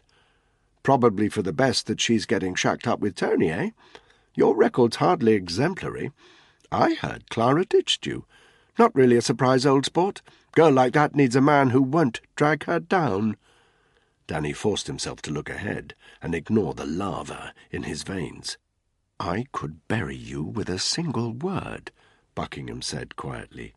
"I could have your head on a plate." A poor choice of words, Danny thought, all things considered. He continued his walk towards the gate. This time the spook lagged a few paces behind. A rickety old bus took them to the 737 that was waiting on the tarmac. On the aircraft they turned left, and at 11:35 exactly they were thundering down the runway. Tiredness overcame Danny. As he waited for sleep to take him, he watched the ground recede. There were no clouds, so within 2 minutes he had a vista over the African continent. It spread out beneath him, vast, unending. An uncomfortable thought wormed its way into Danny's brain. Somewhere down there, not in Africa maybe, nor even in the Middle East where they were heading, someone, perhaps just one person, was preparing for a spectacular. Forget about needles in haystacks. They could be looking for just a single person on the planet. In less than 48 hours, tens of thousands of potential bioterror targets would congregate on London, and their only lead was a dodgy Qatari businessman mate of Buckingham's. He closed his eyes. In his mind, he saw a faceless terrorist preparing for an attack on London, knowing he was impossible to find. Danny shoved away the negative thoughts. There was no place for them. He needed to focus on finding his man, and he needed to forget that it was 1,000,000,000 to 1 shot. His name was James Bailey, but he preferred to be called just by his surname. He had a shaved head, a sleek, thin nose, and a protruding Adam's apple. He lived alone in a comfortable house, 2 bedrooms and a garage, on the south side of St. Albans. He liked it here. The countryside was just a 5-minute drive away, but he could get into London when he needed to, as he often did. At first glance, there was very little to distinguish his house from any other. In the front room, where he now stood, there was a slightly tatty 3-piece suite, an IKEA rug on the floor, and an IKEA coffee table in front of the electric fire, which had both bars on. An old out-of-tune upright piano that the previous occupants of the house had left here, and which Bailey had never bothered to get rid of. A laptop sat on top of the piano. On the wall was a black-and-white picture of the Eiffel Tower, and next to the flat-screen Samsung TV was an aging CD player with a Cat Stevens CD box open on top of it. There were 2 sets of unusual objects in the room. The first was the camera equipment. It was piled in one corner by the front door that led directly out onto the street. A Steadicam rig was packed up in a set of flight cases. A couple of tripods were leaning up against them. On top, open, were 2 smaller cases, one of lenses, the other of gels. There was a light meter, and of course a camera, a Canon 7D DSLR. A sturdy, well-worn North Face jacket was draped next to it. The second unusual object was the prayer mat. It was neatly rolled up and wrapped in a cotton drawstring bag to protect it from becoming unclean. Bailey was preparing for his second prayer of the day. He had not taken any food or drink since dawn, but had carefully washed and dried his hands several times. He did so again now, before moving directly from his bathroom to the front room, where the thick curtains were still shut, the morning light peeping in around the edges. He carefully removed the prayer mat from its drawstring bag and rolled it out on the ground, facing east. He knelt reverently, then bowed his head to the floor with his arms stretched out in front of him. He prayed. He spoke the takbir in little more than a murmur, and his voice didn't get any louder as he performed the rakat and recited the Quran before finishing with the takbir once more. When his prayer was over, he rolled up the prayer mat again and replaced it in the cotton bag. Then he picked up his laptop, sat down in his favourite armchair, and opened up the computer. The folder to which he navigated contained 5 QuickTime files. He hovered the mouse over them before selecting the 3rd file on the list. He double-clicked, and the video appeared in a window that filled half the screen. Too big. The image was massively pixelated. He reduced the window to the size of a matchbox. Much better. Then pressed play. A white room. 5 masked men. A 6th man, Weston, he didn't look much different from Bailey himself, kneeling down with his ankles and wrists trussed. The picture jumped to scenes of the same man talking about his family in a slurred voice, how much he loved them, missed them, and was looking forward to seeing them again. Then back to the white room. One of the masked men started reciting something in Arabic. Bailey didn't know what it meant, but he liked hearing it anyway. A pause. The masked man made a shout of Allahu Akbar. Then he and his companion rushed towards the trussed man, forced him face down on the ground, and pinned him to the floor. The hostage was weirdly silent, drugged, Bailey assumed, to make him more compliant. One of the masked men had a short handsaw with deep, jagged teeth. He went to work immediately on the back of their victim's neck. Suddenly, there were screams from the hostage, but they stopped as soon as the spine was sliced. Bailey counted the thrusts. 1, 2, 3, 4, 5 swipes. The blade was halfway through his neck before the twitching stopped. He had read somewhere that the brain of a decapitated man remains conscious for 15 seconds while it burns off its remaining oxygen. He found himself counting to 15 as the masked men completed their grisly work before holding up the severed head by its hair for the camera, blood slicking from the body that still lay on the ground. The video stopped. Bailey played it again. Of the 5 quick times, this was the most graphic. He watched it repeatedly after prayers every day to desensitize himself to what was to come. And as he watched it this morning, he felt his eyes wandering occasionally over to his own camera equipment, piled up in the corner of the room. A knock on the door. Bailey started and quickly slammed down the lid of his laptop. He kept very still, barely daring to breathe, staring over at the front door. Who was it? Silence. A clattering sound. The person at the door was pushing something through the letterbox. A magazine. He saw the name Watchtower on the front. Jehovah's Witnesses. He felt himself frown. After 5 seconds, he heard footsteps walking away. A bead of anxious sweat was trickling down the side of his face. He stood up gingerly and laid the laptop on the coffee table. He stood for a moment in the front room, anxiously wondering how to fill his time. Then he moved through the house into the kitchen. There was a locked door at the far end that led into the garage. There was only one key to that door in existence. Bailey now removed it from his pocket, unlocked the door, and stepped into the dark, chilly garage. There was an old white van in here. It had been reversed in, and its nose was very close up against the garage door to make room for what was behind it. 2 metallic canisters, each about 1 metre high and half a metre in diameter. They looked a bit like beer barrels, Bailey thought, but it would be a bad move to take a sip from their contents. On the side of the barrels was some Chinese lettering. He had no idea what it said, but it was identical on both. Bailey stared at them for a good long while. Then he turned his back on the garage, returned to the kitchen, and started to fix himself some coffee and a late breakfast. No bacon, of course, but eggs, toast, and tomatoes. It wouldn't be long now. James Bailey really needed to keep his strength up. Midday. The pub in which Spud found himself was a bleak spit-and-sawdust establishment, the kind of place a man goes to drink, not to socialize. There were no women among the few punters, just old guys, their faces raddled and reddened from years of daytime drinking. Thrash metal played softly over the pub loudspeakers, and the only brightness inside the dim interior came from the flashing of a fruit machine in one corner. The floor was sticky to walk on, and the air smelled stale. The barman had a shaved head and tattoos, and as Spud approached, he looked at him like he was a piece of shit. Spud didn't care. He sat on a stool, plonked his bike helmet on the bar, and pointed at the Carling tap. "Pint," he said. The barman wordlessly poured the drink. Spud fished around in his pocket for a 10-pound note. As he passed it over to the surly barman, he noticed that his hand was trembling. He stared at it, trying, unsuccessfully, to control the shaking. Only when he noticed that the barman had grabbed the note from his grasp did he clench his fist and put it down out of sight. When the barman plonked his change back on the counter, Spud left it there. He'd be needing it in a minute. He took hold of his pint. His trembling hand spilled a little as he brought it to his lips and drank deeply. Danny slept over Nigeria and Chad. A troubled sleep, filled with visions of plague-ridden bodies.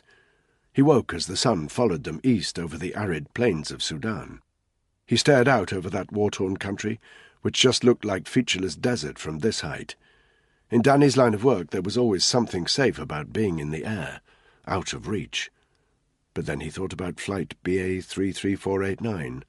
The uncomfortable truth was this: nowhere was safe anymore. The sun turned blood-red as they saw the Red Sea, and the sky deepened in colour as they travelled over Saudi Arabia, with the burning torches of the oil fields glowing constantly below them. As the 737 began to lose height over the UAE, dusk was upon them. Danny caught glimpses of the impressive metropolitan lights of Dubai glowing in the distance, a beacon of extreme wealth in the desert, the Burj Khalifa sprouting up higher than any other building in the world from its centre. The sight of this desert city made Danny's pulse race. He wasn't fooled by its glowing swimming pools and high-rise hotels, by its extravagance or its desperate attempt to look modern and Western. He knew that the money required to keep bastards like ISIS and Boko Haram in business came directly from oil-rich cities like this, from the businessmen who paid lip service to the West in public and funded its downfall in private. There were guerrillas and militants along this coast just as surely as there were in Chikunda. They just wore finer clothes and got other people to do their killing for them. Wheels down, 21:05 Arabic Standard Time. Their connecting flight to Bahrain was already on the tarmac when they landed, and their 1-hour window was soon eaten up at passport control. At 22:10 AST, they were in the air again. But as they walked out onto the tarmac at Bahrain International Airport at 23:35 hours, their short stint as ordinary civvies came to an end. A military vehicle was waiting for them by the steps. Ignoring the curious looks from the other passengers, Danny, Tony, Caitlin and Buckingham, accompanied by a young British Army soldier with bad acne, got into the vehicle. They were out of the airport in a couple of minutes and hurtling down a broad motorway. "Mina Salman Port!" Buckingham broke the silence in the car with his maddeningly smug voice. "What about it?" Tony said. "It's where we're headed. The British government is setting up a permanent military base here. Protests from the bloody lefties, of course, but what they don't understand is—" His voice trailed off as he realised that Danny, Tony and Caitlin were looking out of their windows, not listening. It took 20 minutes to reach the military base. The warm air smelled strongly of the sea, and Danny heard the distinctive sound of a ship's horn, though he couldn't yet see the water or the vessel itself. Their driver handed a plastic ID card to the uniformed guard at the gate, who waved them through a checkpoint in the 3-metre-high wire boundary fence. They drove immediately to a large hangar, about 500 metres from the boundary line. It stood on its own, 50 metres from any other building or vehicle, a sure sign that this was the area of the base reserved for SF operations. The Green Army guys would know to keep their distance unless they'd received a specific instruction to the contrary. They alighted bang on midnight. Danny was instantly aware of the familiar bustle of a forward mounting base. A chopper flew overhead. In the distance, he saw the headlamps of a number of vehicles driving round the base. Piercingly bright floodlights illuminated a hodgepodge of hangars, porter cabins, and signalling aerials. A second helicopter was sitting on an LZ 30 metres to the left of the hangar, a refuelling truck right next to it. Another 3 military trucks were parked up outside the hangar, the entrance to which was guarded by 2 Green Army guys in camo gear and carrying standard-issue L-86s. As the team slammed their doors shut, another guy exited the hangar and strode directly up to them. "Major Anderson," he introduced himself. Buckingham pushed his way to the front of the group. "Hugo Buckingham." He held out his hand. "Bloody good to meet you." Anderson glanced at the outstretched hand. "This way," he said. He led them into the hangar. It was 50 metres long, 30 metres wide. Halfway down, and to the left-hand side, was another grey porter cabin. Its windows were blacked out, and several wires crossed the hangar floor and led into the porter cabin, internet and secure comms connections. At the far end, 8 men congregated around a TV screen holding polystyrene coffee cups. "SBS?" Danny asked, nodding towards the unit. Anderson nodded. "They're on standby. I'll introduce you in a minute. First, I'll run through your itinerary." His voice was slightly drowned out by the scream of an aircraft taking off somewhere on the base. He led them up to the porter cabin and unlocked it with one of several keys on a small keychain. There were 3 more guys sitting inside, laptops in front of them, cans and boom mics on their heads. The walls were covered in maps of the area, and there was a briefing table at one end. An A4-size black and white photograph was lying loose on this table. Anderson handed it to Danny. It showed a man in his 50s, streaks of white hair at his temples, a strong jawline, and a nose that had obviously been broken in a couple of places. "His name's Jimmy Morgan, ex-regiment, currently Chief Training Officer for the Qatari Special Forces, but he's also double-dipping for the UK government. He'll RV with you at your dropping-off area on the Qatari coast and get you into Doha." Clipped to the photograph was a separate sheet containing certain items of personal information relating to their man. Danny committed them to memory as he asked, "Does he know who we are?" Anderson shook his head. "He's just expecting 4 guys." He glanced at Caitlin. I mean 4 personnel, at 0230 hours. "His instructions are to transport you to an RV with—" He checked some notes written on another piece of paper on the table. "With Ahmed bin Ali al-Essa. London have confirmed that al-Essa will be waiting for you in his offices in central Doha." Danny looked at the maps on the wall. "Where's the drop-off point?" he asked. Anderson approached a map that showed the Qatari coastline. He pointed to a patch of coast approximately 80 clicks north of Doha. "This beach is an underpopulated area," he said. "The nearest road is about 1 kilometre away. We'll put you down there. You'll need to head directly west to find the road. Your man will be waiting for you there. He knows the score, he won't ask you any questions, and he's expecting the 4 of you." He handed Danny a piece of paper. "Here are your ident instructions." Danny committed the few lines on the piece of paper to memory. "We need to get kitted out," he said. Anderson nodded. "Your timing's good. We get 1 supply plane a week from the UK. It arrived an hour ago. Hereford managed to get a couple of Leghorn boxes on board." He pointed to the corner of the porter cabin. There, piled up, were 3 scuffed, grey, heavy military storage boxes. "I don't know what they've got you doing," Anderson said, "but they're pulling the fucking stops out, that's for sure." If Anderson was angling for information, he was going to be disappointed. Danny, Tony and Caitlin walked up to the Leghorn boxes, separated them out, and opened them up. They contained a mobile armoury, pistols, 3 Smith & Wesson M&P bodyguard handguns, short machine guns, KH-9 close-quarter battle rifles, compact enough to carry under your jacket or in a small rucksack, well suited for urban conflict, and since they were heading into the centre of Doha City, that suited them well. These weapons were not regular regiment issue. The KH-9s were Russian-made, and Danny knew that their serial numbers would have been scratched out, making it practically impossible to link them back to the British Army. This was non-attributable hardware. There were boxes of flashbangs and ammunition tucked into one of the Leghorn boxes, 9 mils for the handguns, 5.56s for the KH-9s. Radio packs with concealed earpieces, and clothes, including tactical vests, in another. The same garb for Caitlin as for the men. Jeans, white trainers, and a selection of tracksuit tops, baggy enough to conceal a weapon, easy enough to unzip should you need to get at it. There were 4 sports bags, and incongruously, a couple of squash rackets. They quickly changed into their jeans and tracksuit tops. Caitlin seemed to have no qualms about getting undressed in front of this roomful of men, but Danny noticed all their eyes wandering. Tony looked calmly appreciative. Buckingham couldn't stop his eyes bulging at the sight of Caitlin's curves as she strapped her handgun to her abdomen before covering herself up with her tracksuit.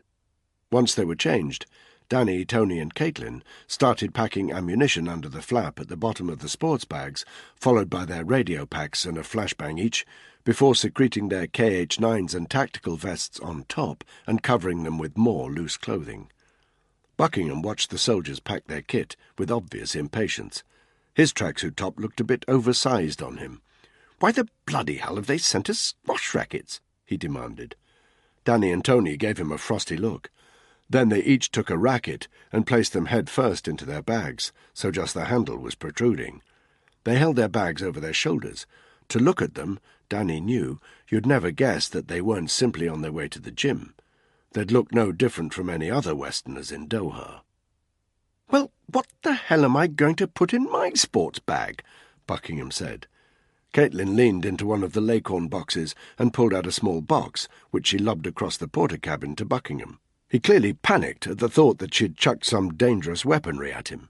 He didn't so much try to catch the box as swat it away before it hit him. It burst open in mid-air, and 3 squash balls flew out across the porter-cabin. Buckingham's face reddened, and it wasn't helped by the smirks of the military men in the porter-cabin. Danny chucked him a few loose pieces of clothing. "Fill it with these." "I should take a weapon." "In your dreams," Danny said. He looked over at Anderson. "Is that our chopper waiting outside?" Anderson nodded. "Let's get it turning and burning," Danny said. "We need to move." Chapter 23. Estimated flight time from the military base to the drop-off point on the Qatari coast, 45 minutes. It was now 0030 hours. That put them on the ground at 0115 hours and gave them an hour and a quarter before their 0230 RV time. As the chopper rose into the air, Danny saw the lights of a Royal Navy frigate docked in the port, and in the opposite direction the yellow glow of a nearby town. The helicopter banked and headed towards the sea. It continued east in order to clear the northern tip of Qatar. "Okay," Danny said once they were airborne.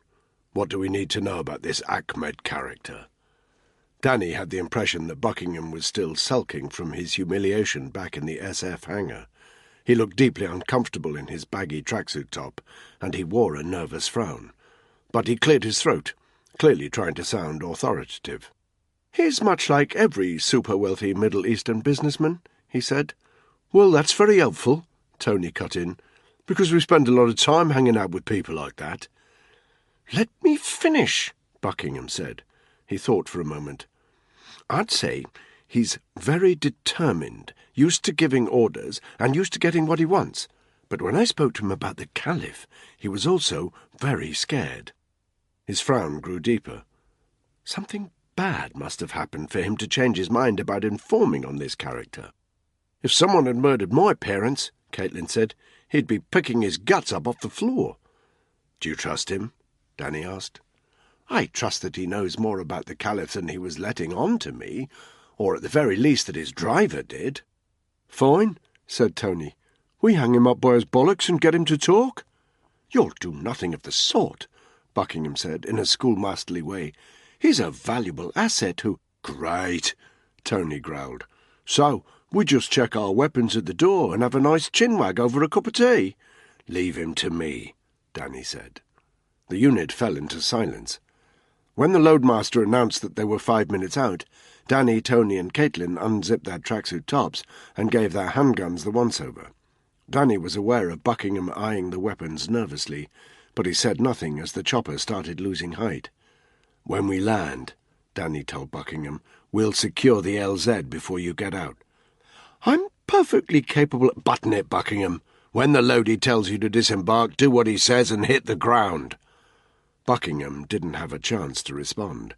The chopper wobbled with a sudden turbulence. Seconds later, the view from the windows was obscured by a sudden brownout as a cloud of sand surrounded it. "Go!" the loadie instructed, opening the side door. Danny exited first, followed by Tony and Caitlin. With his handgun engaged, his chest tight with tension, he cleared the landing site by about 20 metres, so that he emerged from the brownout, then hit the ground face down. Behind him, he was aware of the other two taking up positions 5 metres to his left and right, and also of the strange circular glow the rotors made as particles of sand sparked against them. He looked forward. They were on a deserted beach. Tufts of cactus-like greenery sprouted from the sand, and there were patches of rock here and there. A low moon hung in the sky, and it illuminated a long sand dune about 100 metres away. No immediate sign of any potential threats, but Danny remained alert. The chopper rose in the air. Danny glanced back. The brownout was subsiding, and Buckingham was visible in what remained of the cloud, standing 10 metres behind, with his hands covering his eyes. "Get down!" Danny hissed at him. Buckingham didn't move. Within a second, Tony had got to his feet. He ran back to where the spook was still rubbing his eyes and thumped him heavily to the ground. The chopper disappeared quickly out to sea. The noise of its engines was gone within 30 seconds, leaving only the sound of the waves lapping gently on the beach. The unit remained prostrate for 5 minutes. Danny carefully scanned the surrounding area for movement. There was none. "Make for the dunes," he said finally. They stood up. Danny replaced his weapon under his tracksuit and started to jog towards the dunes, aware of the others following him a few meters behind. The moon cast shadows on the sand, and Danny knew they'd be visible to anybody watching. His civvy trainers slipped in the sand as he upped his pace, wanting to get to the cover of the dune as quickly as possible. They reached it in about 30 seconds. It wasn't high, maybe 10 meters. Danny left the others at the bottom, then scrambled up to the ridge. With his naked eye, he could see open sandy terrain for another 250 meters or so, then the road, broad and straight, heading north-south. No cover, and no sign of any vehicles. He checked the time. 01:25 hours, 65 minutes till RV. Danny raised one hand. The others joined him at the top of the ridge. They all lay on their front, quietly observing the deserted road. There was no movement on the road until 02:07 hours, when they saw the headlamps of a vehicle approaching from the south. It stopped directly to their 12 o'clock. The driver killed the headlamps and stayed behind the wheel. "Aren't we going to—" Buckingham tried to say. "Shut up and don't move," Danny interrupted him. They stayed in position for another 23 minutes. At 02:30 exactly, the driver of the car switched on his headlamps for 15 seconds, then killed them again. "Keep me covered," Danny said. Movement, as Tony and Caitlin removed their weapons from their bags. Then, knowing they had his back, Danny pushed himself to his feet and walked over the brow of the ridge, carrying his own bag over his shoulder. He walked purposefully, covering the 250 meters in 2 minutes. As he approached the car, he saw that the window was wound down. The guy behind the wheel was looking towards him. "Are you lost?" he asked when Danny was 5 meters away. "Do you need help?" "Can you tell me where the nearest bus stop is?" Danny replied. "Okay, buddy," said the driver. "You're clear. Bring the others in." Danny turned back towards the ridge and raised one hand. Moments later, Tony, Caitlin, and Buckingham were jogging towards him. "Get in the back," he told them as they approached a couple of minutes later. "I'll take the passenger seat." The unit climbed into the car. Danny sat in the passenger seat with his sports bag on his lap. He turned to their driver. "Go," he said. 23:35 hours, GMT. Spud had done everything he could to get arseholed.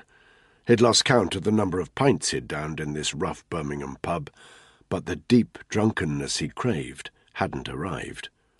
Perhaps it was the TV that had kept him semi-sober. His eyes had been fixed to it all day. The newswires had been buzzing with the story of flight BA33489, which had disappeared in West African airspace. Spud had to admit it was weird. There was no doubt in his mind that somebody knew more about it than they were letting on. Aircraft didn't just disappear like that. There were too many safeguards in place. He thought about Danny. He was in that part of the world. Did he have anything to do with it? Spud shook his head. That was the beer talking. Danny and the others were just bodyguarding some diplomat. But then, around mid-afternoon, a news story started to break. Unconfirmed rumours that the British High Commissioner in Nigeria had been kidnapped, possibly by Boko Haram militants. Spud stared agog as a breathless reporter standing outside the Foreign Office announced that the government were neither confirming nor denying the rumours, a sure sign that someone, somewhere, was shitting bricks. Spud found himself edging off his seat, wanting to do something, go somewhere, to be part of whatever the hell was going down in West Africa. But reality hit home as he realised he was in a shithole pub on the outskirts of Birmingham, and his ops officer's voice rang in his head. "We're doing our fucking best for you, but there's a limit to how much dead weight we can carry." The ops officer was right. What the hell did Spud think he could do? He should just accept that he was washed up. The frustration was almost too much to bear. He'd gone back to drinking to try to drown it out, but the booze wouldn't slow the cogs in his mind, and he found himself staring at the index card with Al Magrani's address on it. He pulled out his phone and punched the postcode into Google Maps, which told him the address was 25 minutes away from his current position. Get your ass back to London and do what you're fucking told for once. That's an order. He'd put his phone away and got back to his drinking and TV watching. Now the news channel was reporting from London, where the preparations for Sunday's marathon were underway, but he didn't get to watch the end of the report. The barman switched the channel, and the footy appeared. Spud ordered another pint. Despite all the booze, Spud was just slightly shaky on his feet as the barman called time. As he staggered past the blinking fruit machines with his helmet under his arm, he almost wished one of the Friday night drinkers would be stupid enough to pick a fight with him. The cold night air hit him as he stepped outside. His bike was the only vehicle parked up in front of the pub, and he stared at it for a moment, knowing that he shouldn't really risk riding it. "Fuck it," he muttered. He turned, walked down the side of the pub, and took a piss by the bins. Then he returned to his bike and turned the engine over. The roads were fairly clear at this time of night. It didn't matter that he was swerving slightly, he told himself, or that every time he came to a red light he braked just a little bit too late. Each time a car beeped him, he waved a dismissive hand at them. He'd been driving like this for a full 10 minutes, when he realized he was following precisely the route he'd brought up on his phone a few hours previously. The route to Almagrani's house seemed to be imprinted on his brain, and after another 10 minutes of dangerous driving, he found himself turning into Jackson Road. The street was even shabbier than Spud expected it to be. Music thumped from a house at the far end. An upturned supermarket trolley lay in the middle of the road. There were dog turds on the pavement where Spud parked up. He didn't like leaving his bike there, because he could see at least 3 beaten-up old cars with their wheels missing. He walked up and down the road, looking for Almagrani's white VW. No sign of it. Several of the houses had broken window panes. A few of them even looked occupied. Squatters, Spud reckoned. He approached number 23. It was an ordinary terraced house divided into 2 maisonettes, 23A and 23B, each with their own front door. There was no sign of any lights on either the ground or the first floor. A small paved yard facing directly onto the pavement with 3 wheelie bins stuffed full of rubbish. Was Almagrani home? The absence of his vehicle didn't mean anything. He could have parked it in another street. In any case, what did Spud expect to find by breaking into his house? What if someone called the police? He'd be down the job centre before you could say, "returned to unit." Spud suppressed a wave of nausea. Maybe he was drunker than he thought.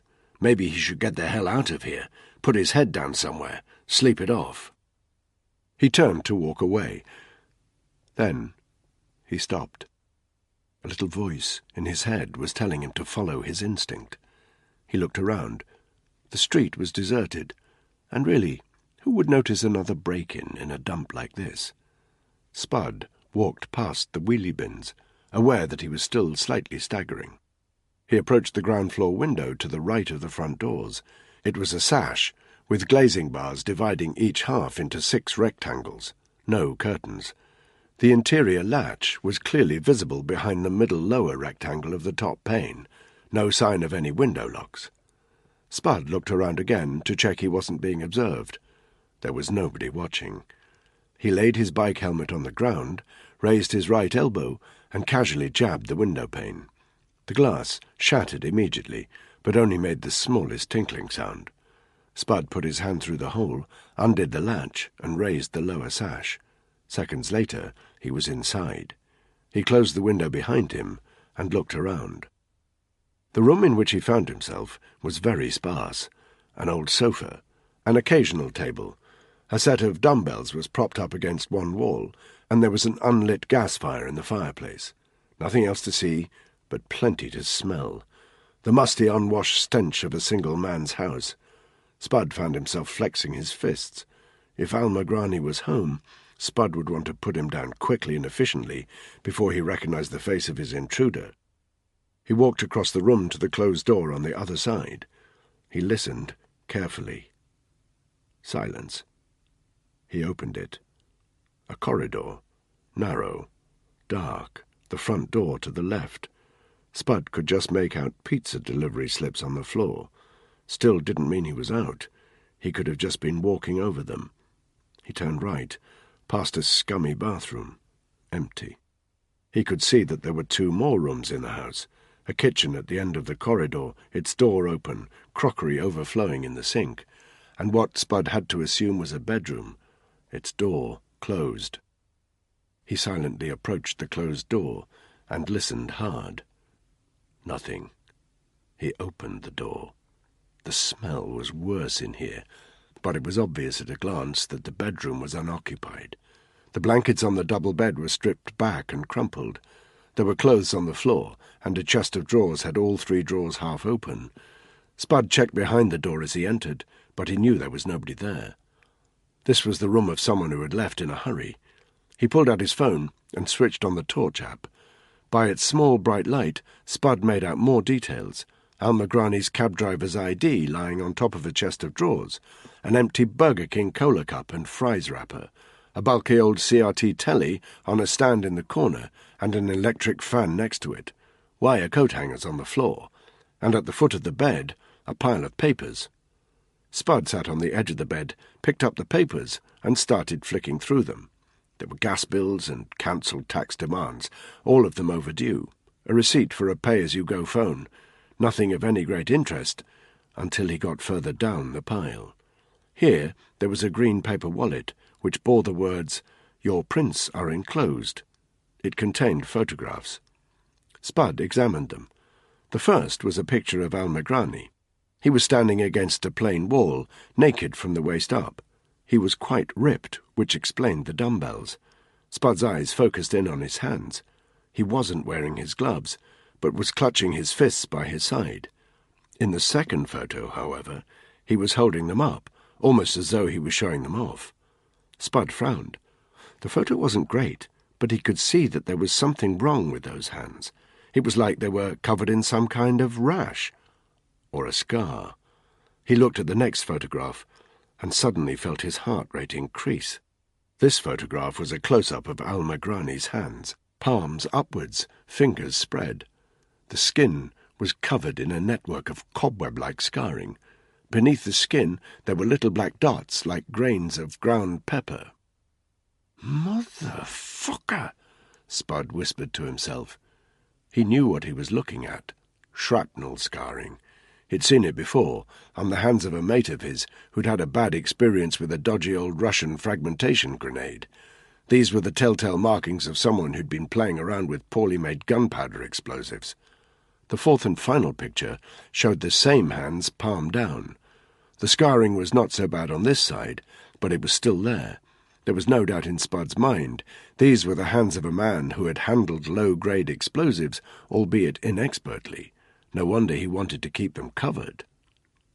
Any beer-induced wooziness had disappeared. Spud's thinking was clear-cut, and he no longer doubted himself.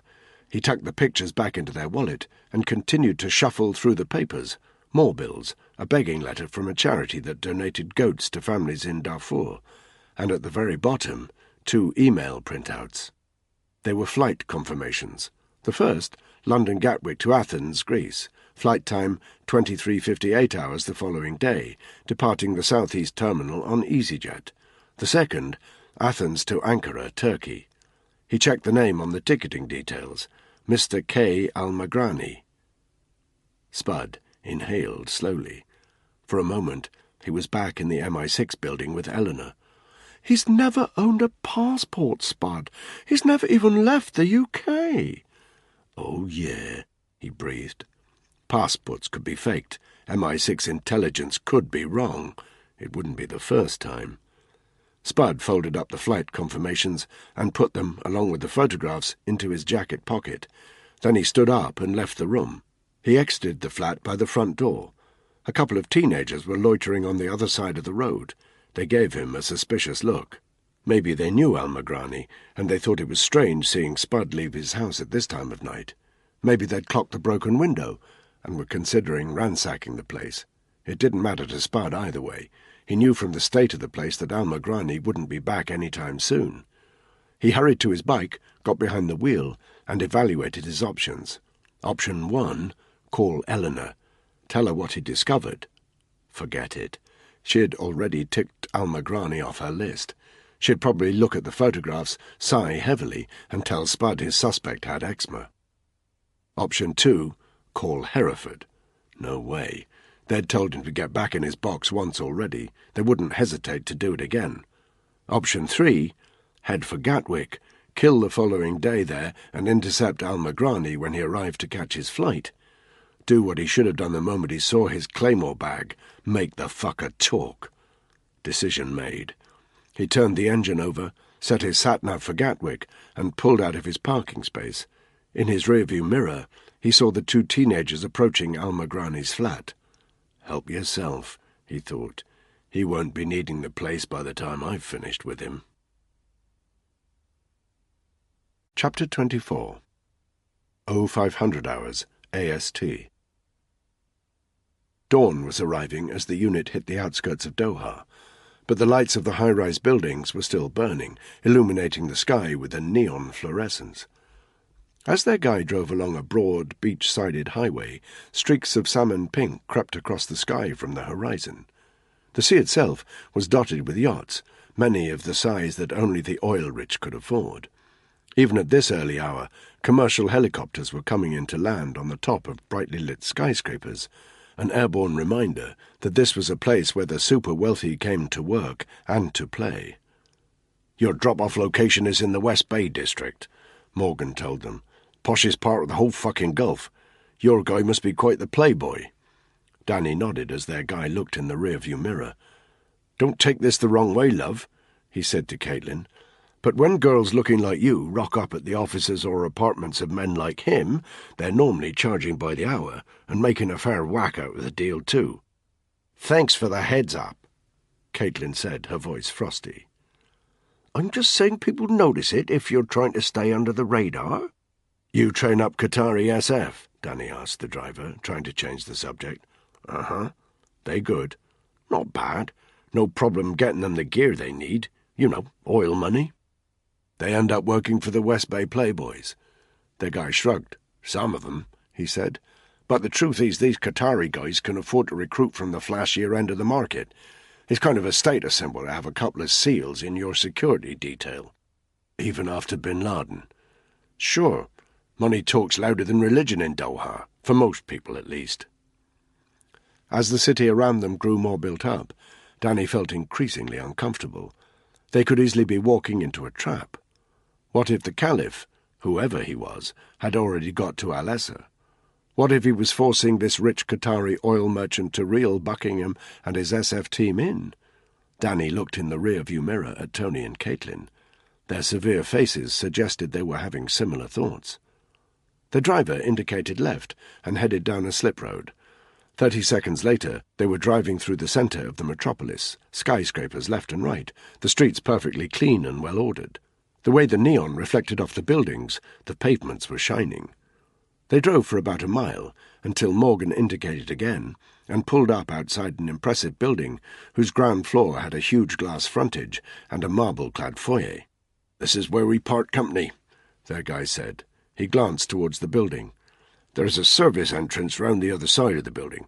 Word to the wise, if there's no covering security round this place, I'm a fucking Chinaman. Take my advice and keep your eyes peeled." Danny turned to Tony. "Take the service entrance," he said. "Caitlin, front entrance. Any suspicious activity, let me know. I'll go up with Buckingham, work out whether this guy's on the level." "Now look here," Buckingham cut in. "Ahmed is my contact. I'll do you say a word before I give you the go-ahead. I'll rip your fucking throat out." Buckingham fell silent. Danny noticed the sweat on his forehead. He was obviously as tense as the rest of them.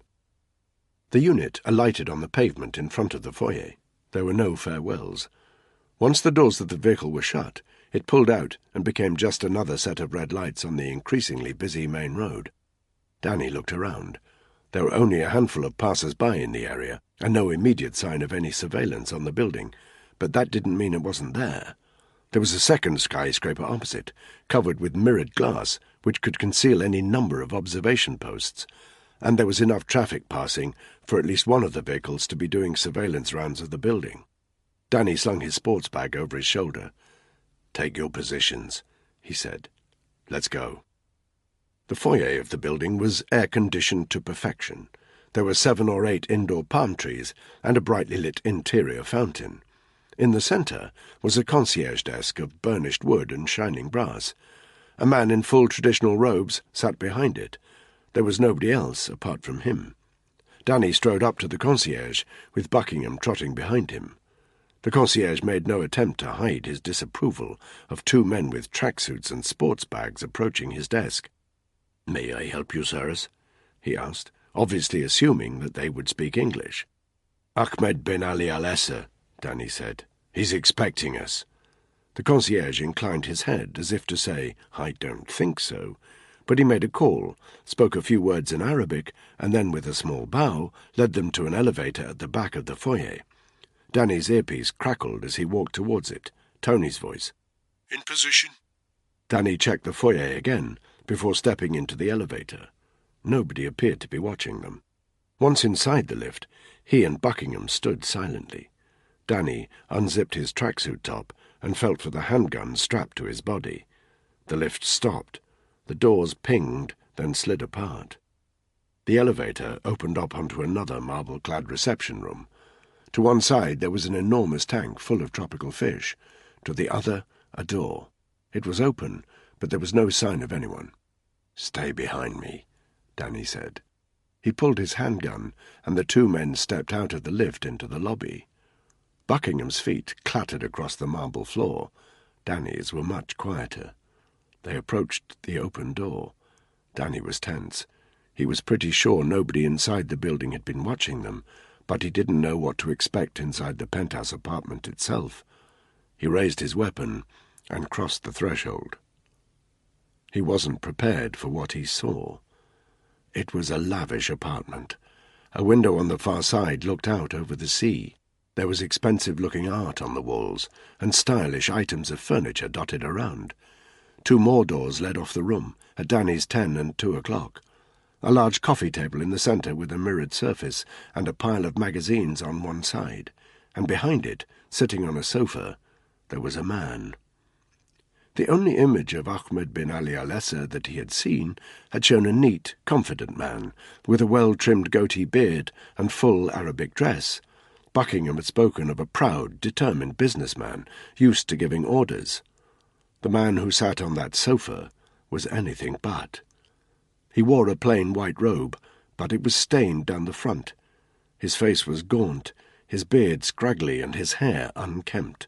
His eyes looked red and sore. He was the picture of a broken man. The sight of Danny's handgun didn't seem to worry him.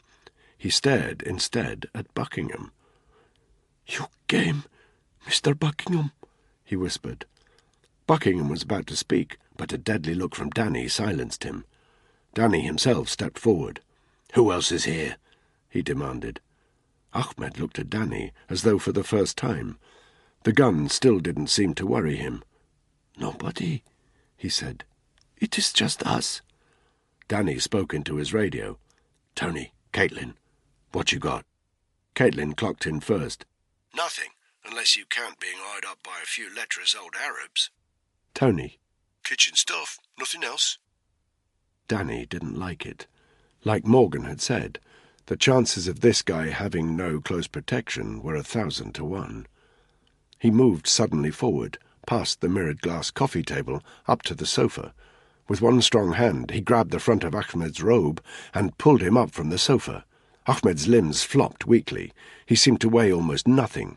Danny pressed his weapon hard into Ahmed's temple. "Who have you got watching us?" Ahmed closed his eyes. Danny felt his body start to shake. "Nobody," he whispered. Danny made a dismissive hissing sound. He spun Ahmed round, then forced him to his knees so he was facing back towards where Buckingham was standing. With his handgun still pressed against the Arab's skull, Danny grabbed his left arm and pulled it behind his back, forcing the joint up to breaking point. Another inch, he knew, and the bones would snap. Danny was aware of Buckingham taking a couple of steps back, his eyes bulging. The bulk of his attention was on Ahmed. "Listen to me," he said, his voice very quiet and very menacing. "You might have all those twats in the firm fooled, but I don't trust you any further than I could fucking throw you. If I don't get the answer I want, I'll break this arm and then start on the other. Trust me, 5 minutes and you'll be begging to give me information. So I'm going to ask you one more time. Who have you got watching us? To add a final piece of emphasis, he squeezed the joint just a fraction of an inch harder. Ahmed whimpered. "For God's sake," Buckingham breathed. "He's our You've got 5 seconds, Ahmed. 5, 4... Jesus, man," Buckingham said. "Look at him." Danny stopped counting. He forced Ahmed's head forward so that he was bending over the mirrored coffee table. He looked at Ahmed's reflection. At first, his eyes were closed, but a second later, he opened them again. They were brimming with tears. Ahmed blinked. The tears dripped down his face. A couple of them splashed onto the coffee table. Ahmed's face was etched into an expression of complete despair. "Please," he whispered. "Look." His reflection nodded towards the pile of magazines on the opposite side of the table. Lying on top, face down, were several sheets of photographic paper. Danny hadn't noticed them before. "Look at them," Ahmed breathed. Danny hesitated for a second. Then he looked over at Buckingham.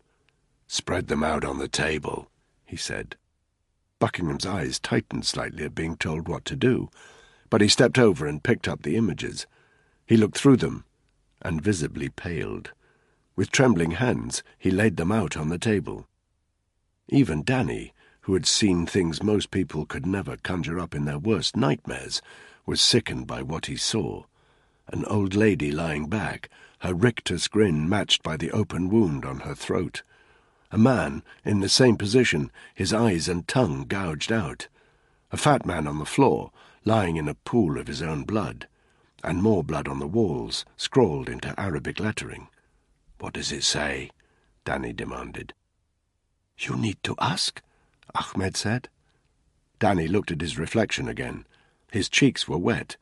Danny tightened the arm another fraction, and Ahmed hissed in pain. "You are looking at my mother and father," he whispered. "That is what he did to them. That is the Caliph's work." More tears splashed on the mirrored surface of the coffee table, and Ahmed's body started to shake even more violently. Danny suspected that it was not just down to the pain he was inflicting. "That is what he will do to me," Ahmed continued, "if he finds out I am speaking to you.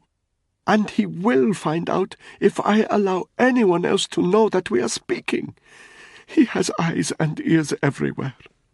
There is nobody else here because nobody would dare to cross the Caliph, and I do not dare to let anybody know that this is what I intend to do." Danny stared at his reflection again. His eyes were still welling with tears, his brow still creased with pain. But there was something else in his expression, a grim severity, the determination of a man bent on revenge. Danny could see the hate in his eyes. It told him more than any words. Slowly, he released the tension on Ahmed's arm and removed the gun from his head. He spoke into his radio. "Tony, Caitlin, make your way up to the penthouse." "Roger that." Ahmed was still kneeling. He had buried his face in his hands, and his shoulders still shook. After a few seconds, though, he looked up again. He wiped his face with the sleeves of his grubby robe, then stood and addressed Buckingham. "I thought it was only my people who could be so brutal." "You don't know the half of it, old sport," Buckingham muttered. "Sit down," Danny interrupted them, "and shut up." Ahmed looked over at Danny and bowed his head acquiescently. He clearly had no wish to pick an argument with the regiment man. "The situation is this," Danny said. "We think that the Caliph, whoever the hell he is orchestrating a bioweapon strike on the London Marathon. That's tomorrow morning. We've got 24 hours to find him, or someone who knows what he's got planned. The firm played us your cryptic call to London. Whatever your big idea is, it had better be good, or a lot of people are going to be killed." It was as if Ahmed had suddenly forgotten what he'd undergone at Danny's hands in the past couple of minutes. He stared at him, shaking his head slightly in disbelief. "Who would do such a thing? A sick fucker?" Tony said. He and Caitlin had appeared at the door to the penthouse. "So if you know how to find him," Danny continued, "tell us now." "Do we trust him?" Caitlin demanded, as she walked into the apartment. At first she seemed oblivious to the faint look of disapproval she received from Ahmed, but then she turned to him. "Don't worry, darling. They're only tits. They won't bite." "We trust him," Danny said, "as soon as we've heard his strategy for getting close to the Caliph." The unit were now standing round Ahmed in a semicircle. He seemed very small, hunched on the sofa in his plain white robe. "So let's hear it," Tony said. Ahmed bowed his head, then stretched out one hand to indicate their lavish surroundings. "I am a wealthy man," he said, "one of the very wealthiest, and I have learned something very important. Money opens doors. It buys you anything except long life and happiness. Everybody has their price." He looked at each of them in turn, even the Caliph. "Go on," Danny said. "Terrorism costs money, a great deal of it. Each bullet fired, each man trained is an expense." He gave a rueful smile that looked strange against his wet cheeks. "You could say that it is a very poor business model, all expenditure, no income." He had a point. Danny remembered Ntoga, the corrupt Nigerian official who'd received 50 grand from Boko Haram for helping kidnapping Target Red. Ahmed stood up and walked to the wide windows at the back of the penthouse. He lifted his left arm and indicated a line of skyscrapers along the waterfront. "Men like the Caliph have support in this part of the world, and not just because people fear him. There are rich businessmen in Qatar and Saudi Arabia who fund his activities and the activities of people like him to the tune of hundreds of millions of dollars. They see it as their responsibility as good Muslims, while they rely on the West for their more worldly needs." He turned to look at them again. "We businessmen like to hedge our bets. If we invest in one stock, we also invest in another equal and opposite stock. If one goes down, the other goes up, and so we minimize our losses. Those Qatari and Saudi businessmen who donate money to the Caliph and his like, they are doing the same thing. A spiritual hedge fund to guarantee them entry into paradise, if it turns out Allah takes a dim view of their worldly wealth." "Very poetic," Danny said. "Get to the point." "The point is this. I have heard rumors, and I must tell you that they are just rumors, that the Caliph is accustomed to accepting large financial donations from men like me. He is not independently wealthy, so how else could he operate? It is also true that I am able to make him a financial offer he cannot refuse. Excuse me for a moment." Ahmed left the room through the door at Danny's 2 o'clock. When he walked back in 20 seconds later, he was carrying a metal briefcase. "What's that?" Danny said. Ahmed put the briefcase down on the table. He clicked it open. Inside, neatly arranged, were piles of crisp new American dollars. "5 million, Ahmed said. Danny lowered his gun. So did the others. Something made Danny glance at Tony's face. The greed in his eyes was plain to see. "I have another 20 cases waiting, 100 million in all. I propose offering it to the Caliph, in return for my life." There was a silence in the room. It appeared that nobody could take their eyes off the money. Danny found it amazing how little space 5 million could take up. It would be the easiest thing in the world to swipe it now, go off the grid, and never have to worry about anything. "It's all very well having the money," Danny said, "but the whole point is that we don't know how to contact the Caliph." "Yes, we do," Ahmed said quietly. He stared meaningfully at Buckingham. For a moment, Buckingham looked confused. Then realization dawned on his face. "Your driver," he said. He clicked his fingers excitedly. "The one you asked about the Caliph when we met in Riyadh. What was his name? Mustafa." Buckingham turned to Danny. "Mr. Al-Assa asked his driver if he'd heard about the Caliph. He denied it, but he looked nervous, as if he knew something but was too afraid to say it." Ahmed nodded. Mustafa was the only person who knew we discussed the Caliph. I mentioned it to nobody else. I didn't dare." "You think your driver was the Caliph's man?" Danny asked. "I doubt it, but it would only have taken Mustafa to mention our conversation to one person." "Where's Mustafa now?" Danny asked. "He lives outside of Doha. I can have him here within a couple of hours. Do you think he'll be happy to talk to us?" Ahmed gave Danny a flat look. "No," he said. "I do not think he will be at all happy to talk to you. He will be scared for his life, and for that of his family. He will need—" Ahmed bowed his head, as if he did not like what he was about to say. "Persuasion." "Fine," Tony said. "Persuasion we can do." "He is an innocent man, my friend," Ahmed said quietly. "So are all the people who'll die in London if we don't get to the Caliph," Danny said. "Call him, now." 0600 hours, GMT. Daniel Bixby felt like he hadn't slept in days. The glare from the lights in the subterranean offices of the MI6 building hurt his head, and the noise of his electric wheelchair grated as he moved it along the corridor to the office where he knew the chief was waiting for him. Bixby hoped he didn't look as bad as his boss, whose pale, drawn features looked out from the other side of his desk. His glasses had slipped a centimetre down the bridge of his nose. He looked like a man who was losing grip of the situation. "Well?" he asked. "There are no Qatari or Saudi nationals registered for the marathon," Bixby said.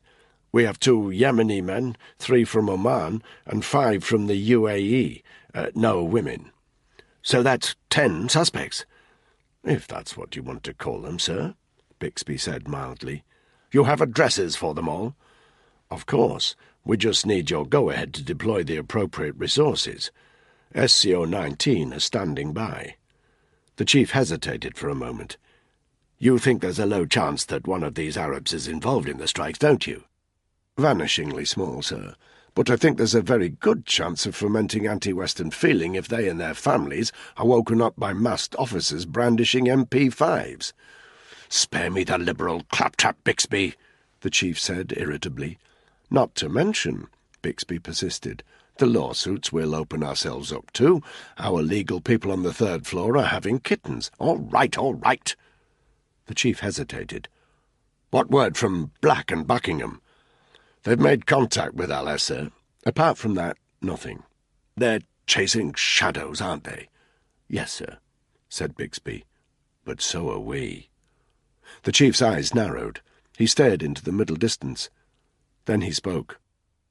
"Make the raids," he said. The operations room in Hereford was buzzing, despite the early hour. A large screen on the wall showed a close-up of the Qatari coastline. On a second screen was a map of London. The marathon route was marked on it in red. Ops Officer Ray Hammond was staring at the map when he heard his name. He turned round. One of his guys in camo gear was approaching, carrying a clipboard. "We've had communication with Bravo 9 Delta, sir. They've made contact with Al Essa." Hammond nodded. "Support units?" he asked. "Our 8-man SPS team is online in Bahrain. They can mobilise whenever they get the call. We have a 16-man team from B Squadron en route to the Gulf from Syria. They should be on the ground within the hour. London?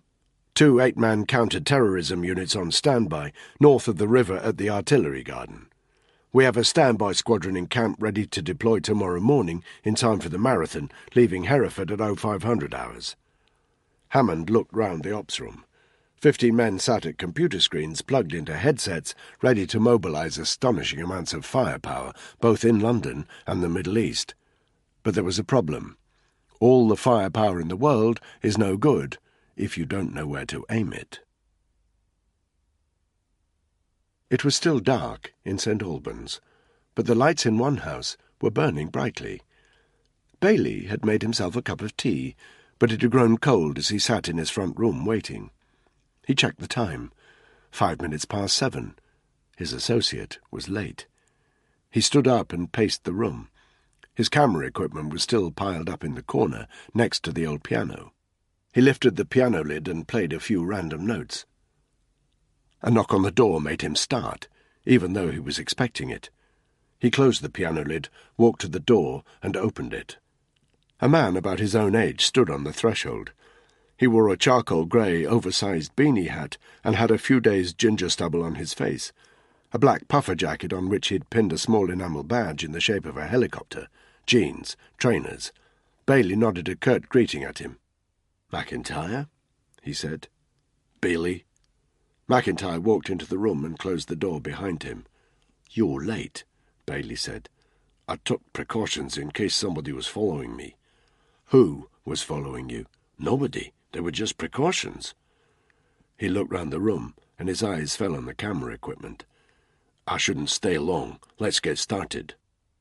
They each took a flight case and carried them through the ground floor of the flat to the kitchen. Bailey unlocked the door leading to the garage. McIntyre followed him in. Nothing had changed since the previous day. The old white van still had its nose pressed against the garage door. The sealed metal canisters were still there. McIntyre's eyes lingered on them. "Is that it?"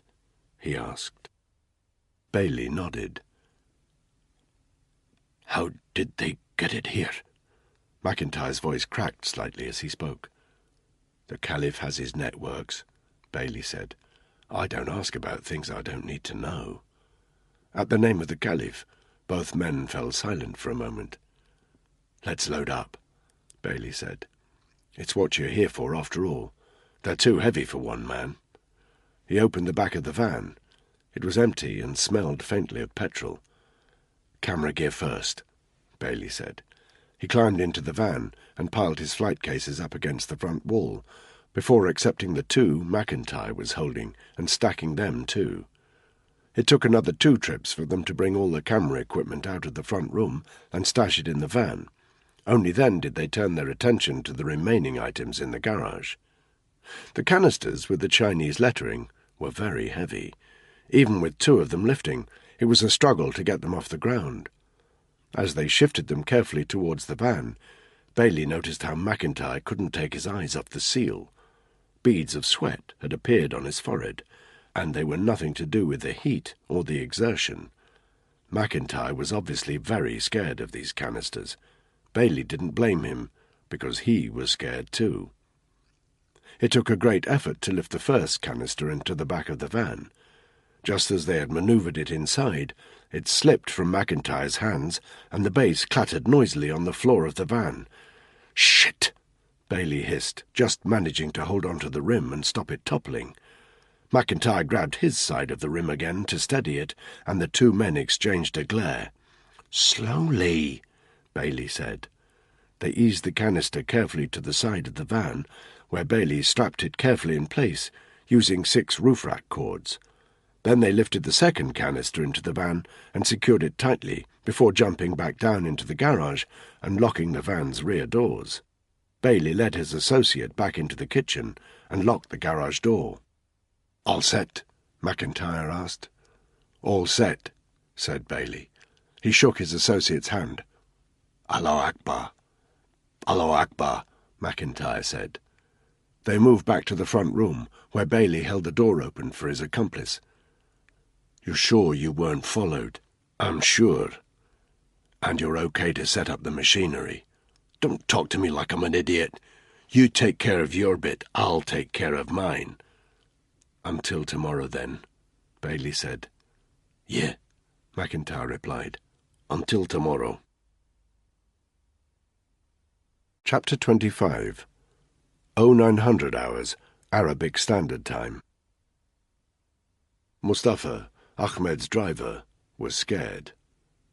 "He will know something is wrong," Ahmed said as they waited for him in the luxurious penthouse apartment.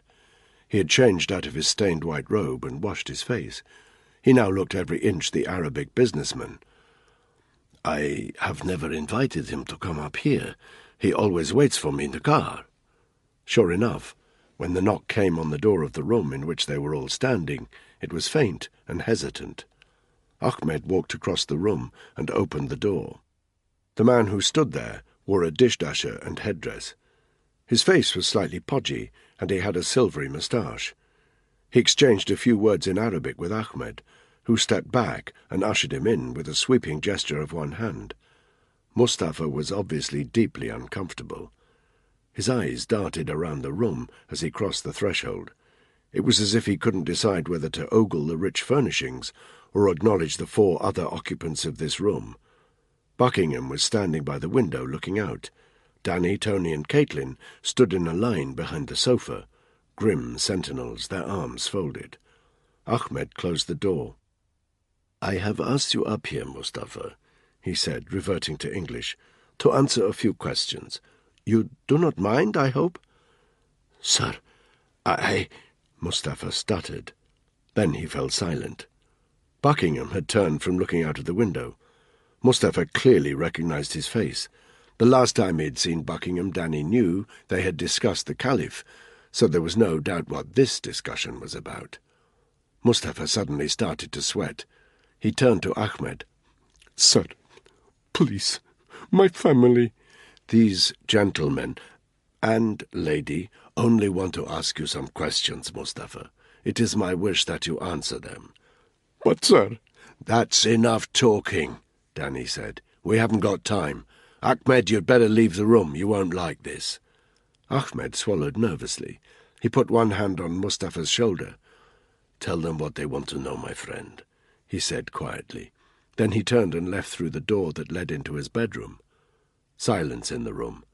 Danny stepped out from behind the sofa and strode purposefully up to Mustafa. "Bathroom," he said. "Now." "What?" Mustafa demanded. "Why?" But Danny had already grabbed his arm and was dragging him across the room to the other door. Tony and Caitlin followed. Buckingham made to follow, but Danny pointed at him and said, "You, stay where you are." Buckingham's face was thunderous, but he obeyed. The bathroom was large and well-appointed. A roll-top bath with gold-plated taps and shower attachment, a separate walk-in shower, twin sinks, a toilet, a bidet and 2 chairs. The walls and floor were covered with translucent aquamarine glass tiles. When all 4 of them were inside, Danny locked the door. He turned.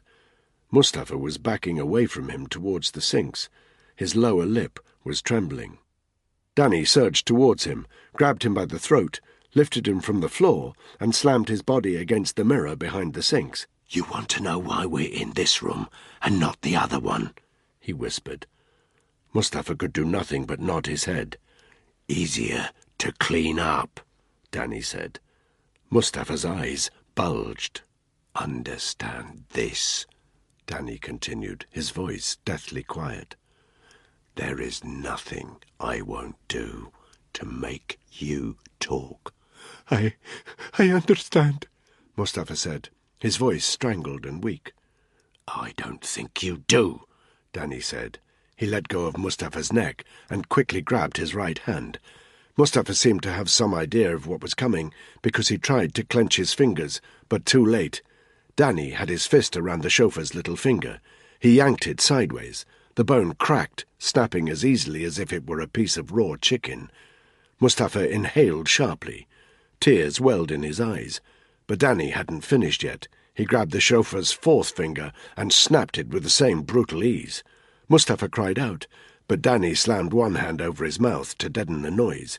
He jammed one thumb over his shoulder to indicate Tony. "See him?" he asked. The chauffeur nodded vigorously. "He makes me look like a fucking schoolteacher. My advice is not to put me in a position where he has to take over. Understood?" Mustafa was still nodding from the previous question. "I'm going to ask you a simple question. You spoke to your boss about the Caliph. Then you told someone about the conversation. Who was it?" Danny removed his hand from Mustafa's mouth. Mustafa sucked in another deep intake of breath and looked in horror at his 2 fingers jutting out at an unnatural angle from his hand. Then he looked at Danny. I told nobody," he stuttered, before wincing again with the pain. Danny gave him a level look. Then he turned his back on him. "He's all yours," he told Tony. Then he nodded at Caitlin, and the 2 of them left the room. They stood with their backs to the closed door. Buckingham was a couple of meters from them, his handsome face drawn. "What's going on in there?" he asked. Danny didn't reply. The noises coming from the bathroom answered the question for him. They heard glass breaking and the thump and clatter of a body being manhandled across the room. Mustafa cried out several times. Then, after about a minute, there was silence. Danny and Caitlin walked back into the bathroom. It was a mess. The mirror behind the sink was cracked at about the height of Mustafa's head. The wall and floor tiles were streaked with blood. On the floor, halfway between the door and the sinks, Mustafa was lying in a fetal position with Tony standing over him. His moustache and mouth were covered in blood, and just to his right, a tooth lay on the floor, the bleeding root still attached. "I'll ask you again," Danny said. "Who was it?" Mustafa shivered on the floor. It took a moment for Danny to realize that he was shaking his head. Danny exchanged a look with Tony. They had to be careful. Too much force would make Mustafa pass out, or worse.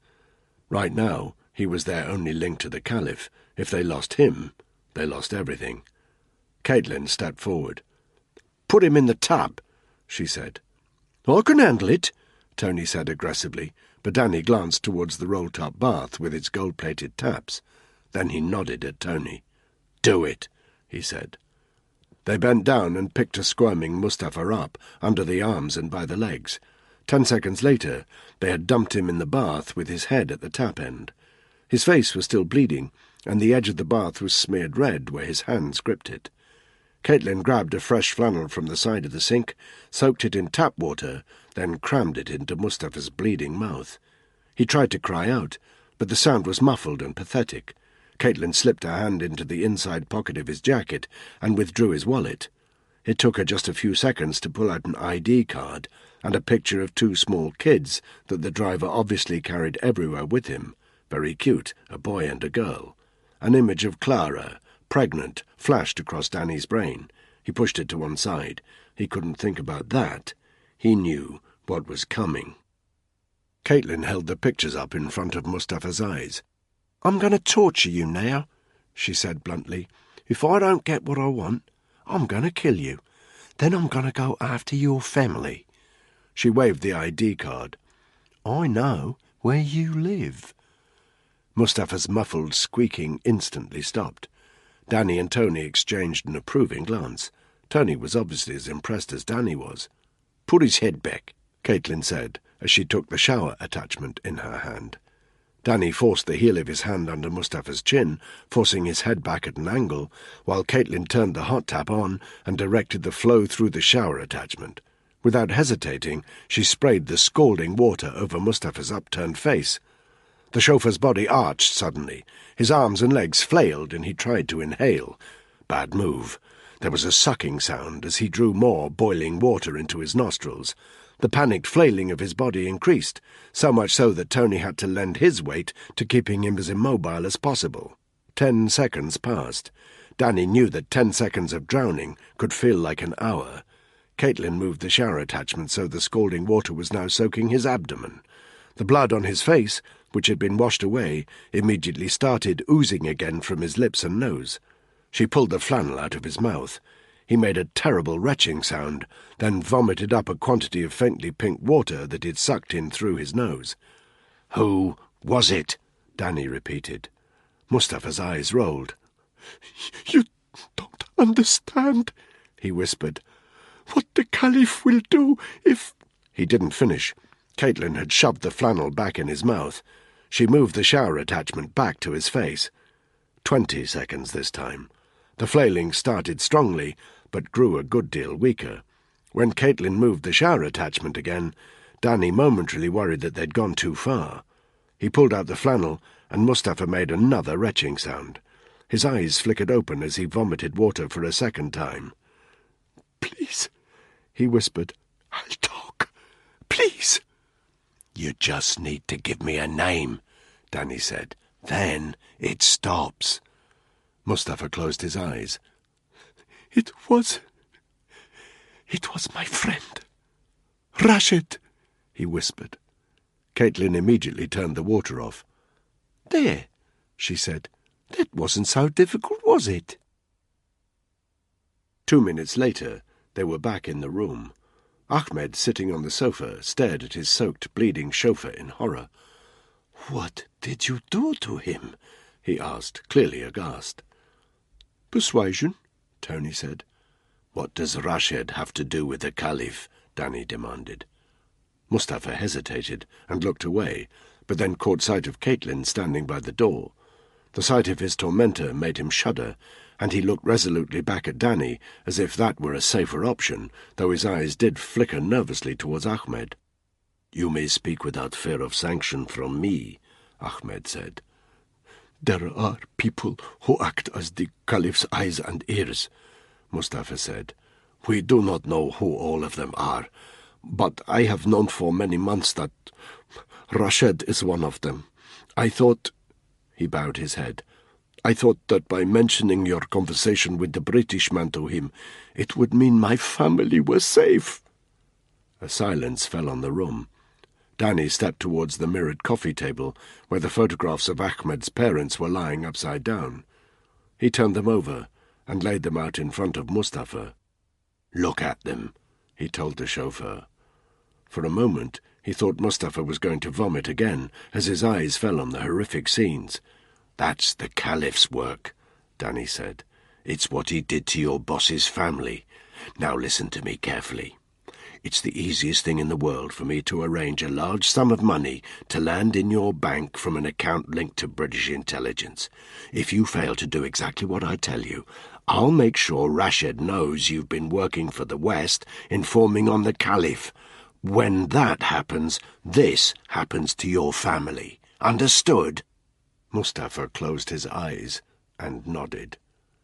"You're going to call Rashid now. You're going to tell him that your boss is terrified and that he wants to make a donation of $100 million to the Caliph's cause, that he wants to meet him and make his peace with him. Do you get that?"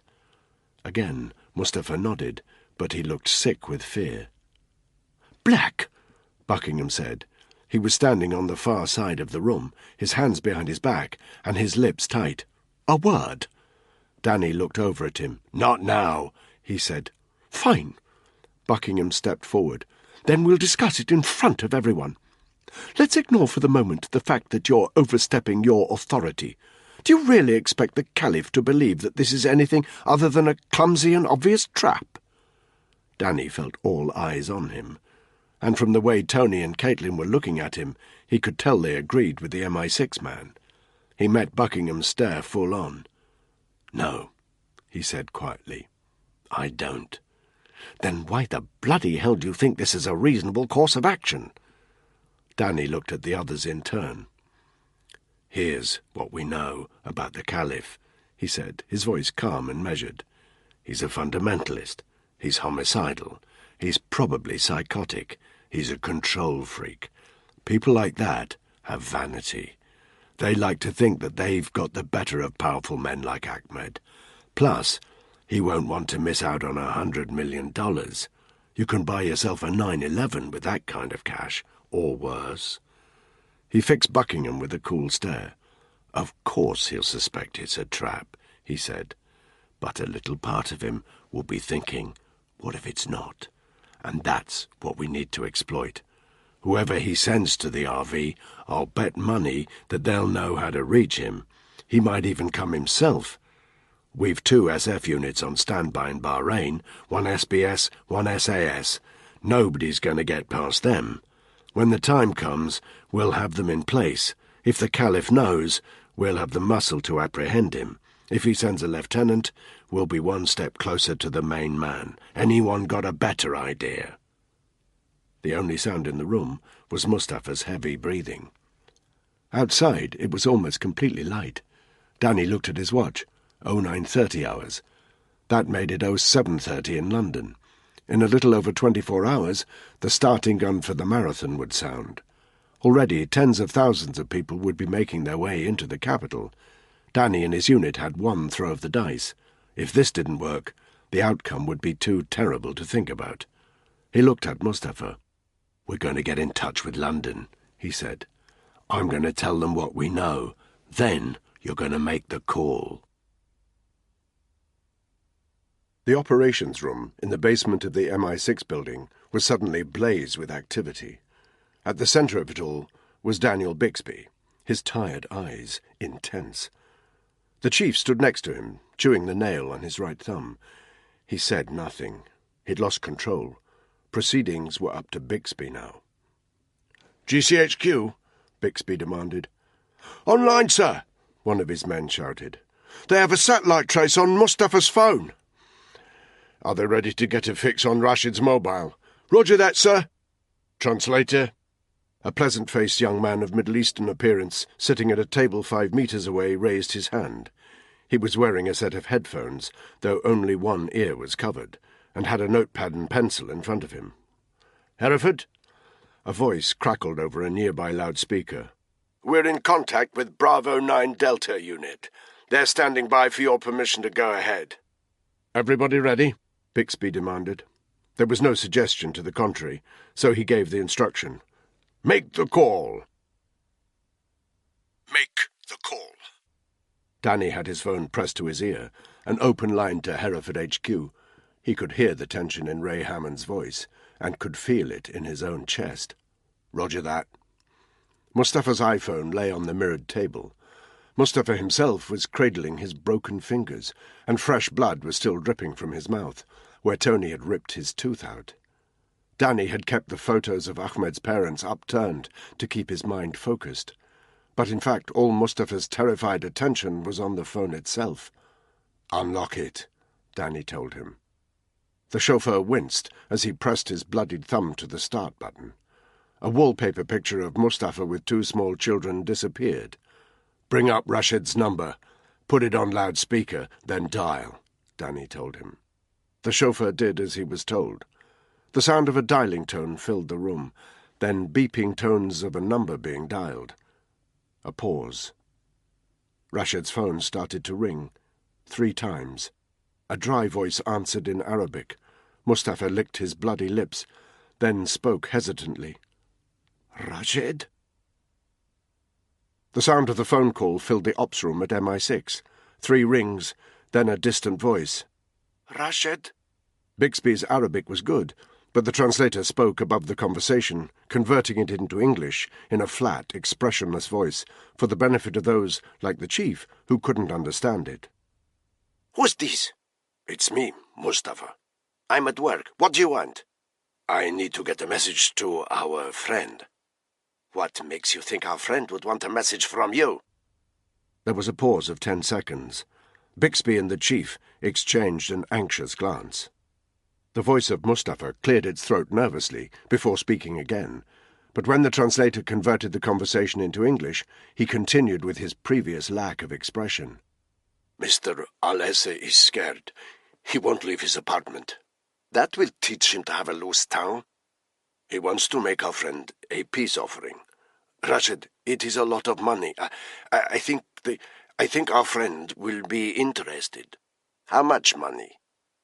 100 million.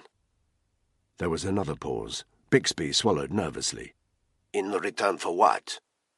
"Mr. Alese's safety." There was a barking, cynical laugh. "So you will contact him?" Bixby hissed quietly. Mustafa sounded too eager, too jumpy. He sensed Rashid had picked up on it because there was another long pause. "Maybe. Stay by your phone." A click. The line went dead. Instantly, Bixby raised his voice. "Get on to GCHQ," he announced. "I want to know if they got a trace on Rashid's phone." A murmur of voices from the other side of the room. Then, out loud, "That's a negative, sir. Rashid's line was fully encrypted. We can't locate it." Bixby swore. "All we can do now is wait," he told his boss. Danny had a little Arabic, but not enough to have understood the conversation. He had to judge by the sound of Mustafa's voice whether the conversation was heading the way he wanted it. Rashid had sounded as hesitant as Mustafa. Hard to distinguish the tone of a different language, but Danny thought he sounded suspicious. Now the conversation was over. Mustafa was profusely sweating. "Well?" Danny demanded. It was Buckingham who answered. "I don't think Rashid bought it. He told Mustafa to wait by his phone, but he sounded very edgy. Ahmed stood up. He looked as though he had aged several years in the past hour. "You will excuse me," he said mildly. "This meeting could take place at any time. I have arrangements to make." Danny shook his head. "You're not leaving this apartment," he said. Ahmed nodded towards the door into his bedroom. Danny turned to Tony. "Check there are no other exits through there," he said. Tony accompanied Ahmed into his bedroom and returned 30 seconds later. "It's secure," he said. Danny still had his phone to his ear, with its open line to Hereford. He heard Hammond's voice. "Do you copy?" "Go ahead," Danny said. "The B Squadron team is on the ground in Bahrain." "Roger that," Danny said. "Over and out." He killed the phone and found that everyone in the room was watching him. "Support units are in place," he said quietly, but his mind was elsewhere. This all felt like a game of chess. Danny had made his move, but it was up to the Caliph to make the next one, and Danny couldn't shake the uncomfortable sensation that he was about to be outplayed. He suddenly strode over towards Ahmed's bedroom and burst in. Ahmed was semi-naked, boxer shorts and socks. He was surprisingly muscular, and seemed to be in the process of changing out of his robes and into Western clothes. A pair of jeans and a shirt were laid out on his enormous bed. On the far side of the room were several other suitcases piled high, identical to the one that contained the money.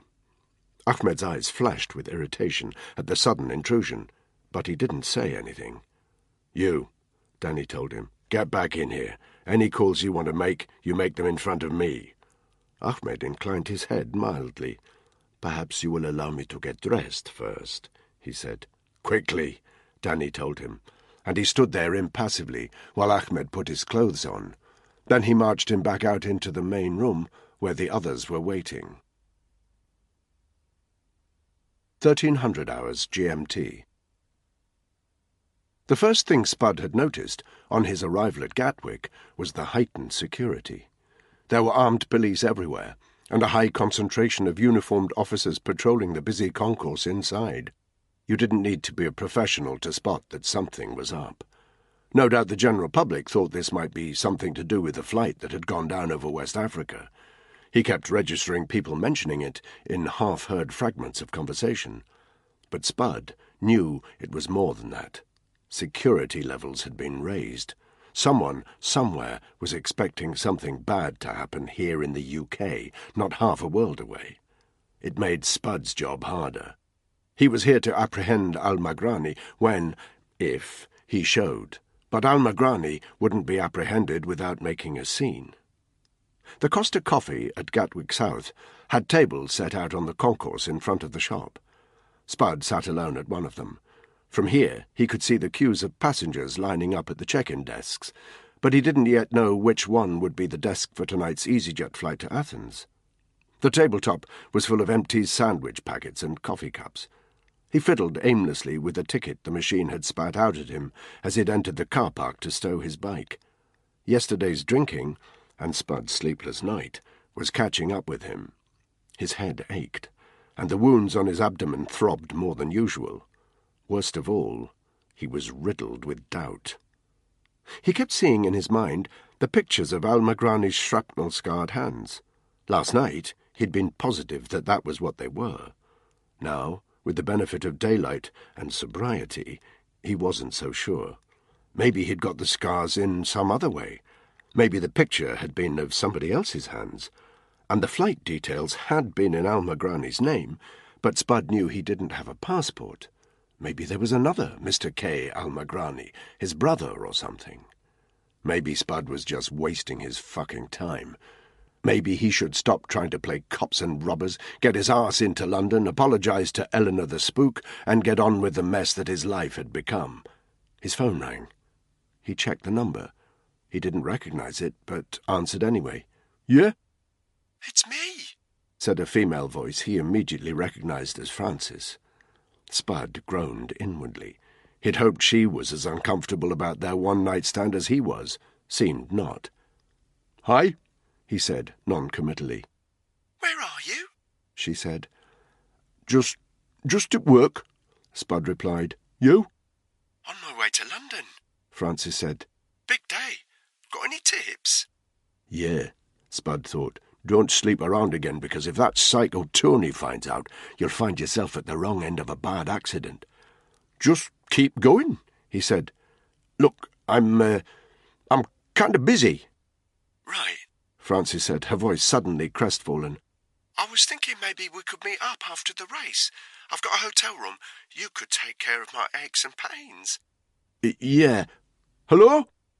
It's not a very good connection, Spud lied. He killed the line, and when Frances tried again 10 seconds later, he sent it straight to voicemail. He stared out onto the concourse. Hundreds of people swarmed around the airport. He looked up at the departures board. The Athens flight wasn't even listed yet. He got up from the table, left the cafe, and approached an information desk.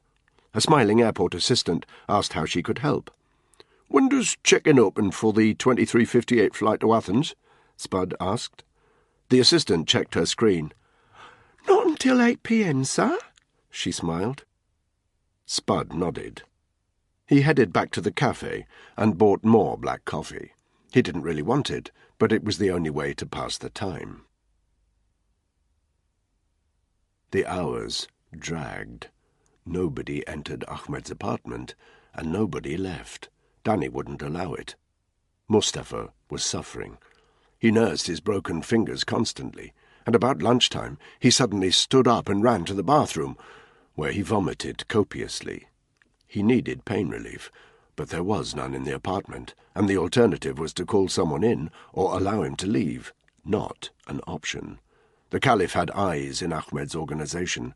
No information about their activities could leak from this apartment. It was a waiting game, and it made Danny seethe with frustration. At 1800 precisely, Ahmed cleared his throat. "Gentlemen," it was the first time anybody had spoken for hours. His words earned him a harsh look from Caitlin. "And, lady," he corrected himself, "may I offer you some refreshment? I can call down to the concierge for food," or Danny was on the point of telling him that he wasn't going to call anyone when Mustafa's phone rang. Everyone turned to look at it as it vibrated noisily on the mirrored table. It had only rung once when Danny's own mobile vibrated. He answered quickly and was rewarded with Ray Hammond's voice all the way from Hereford. "London's listening. Answer it." Danny looked across the room. "Answer the phone, Mustafa," he said. "Now." There was complete silence in the MI6 ops room. Daniel Bixby found he was holding his breath. He'd caught a couple of hours' sleep around lunchtime and was bone-tired, but now suddenly he was as alert as he'd ever been.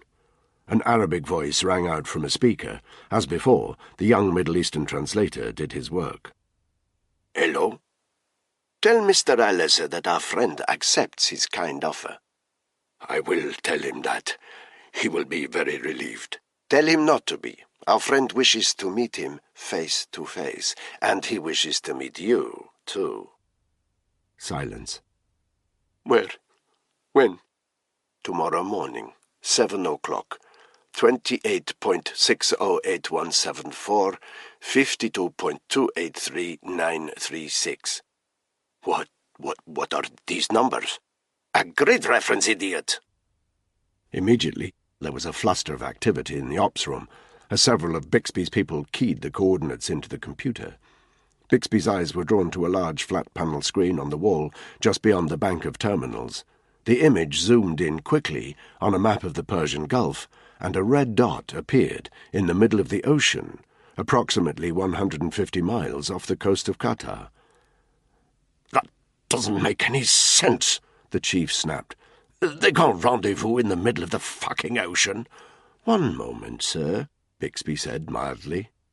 "If you are late, or you arrive accompanied by anyone else, our friend wants you to know that it will end badly for you and your loved ones. Is that understood?" "Yes." The translator failed to render the terrified stutter that was obvious to everybody listening to the conversation. The line went dead. It's an oil platform, sir," one of Bixby's people called out. "An oil platform on the edge of Qatari national waters." "Does it have a name?" Yes, sir. Qatar Drilling Rig 17. Find out who owns it," Bixby said. "Now!" It's an oil rig, Ray Hammond stated down the open line from Hereford. Qatar Drilling Rig 17. Qatar Drilling Rig 17, Danny repeated out loud. London's finding out who owns it now. Whoever it is, we'll put the screws on them, find out if they... "Tell them not to waste their time," Danny said. He was watching Ahmed closely. At the name of the rig, the Qatari's face had changed into an expression of complete bewilderment.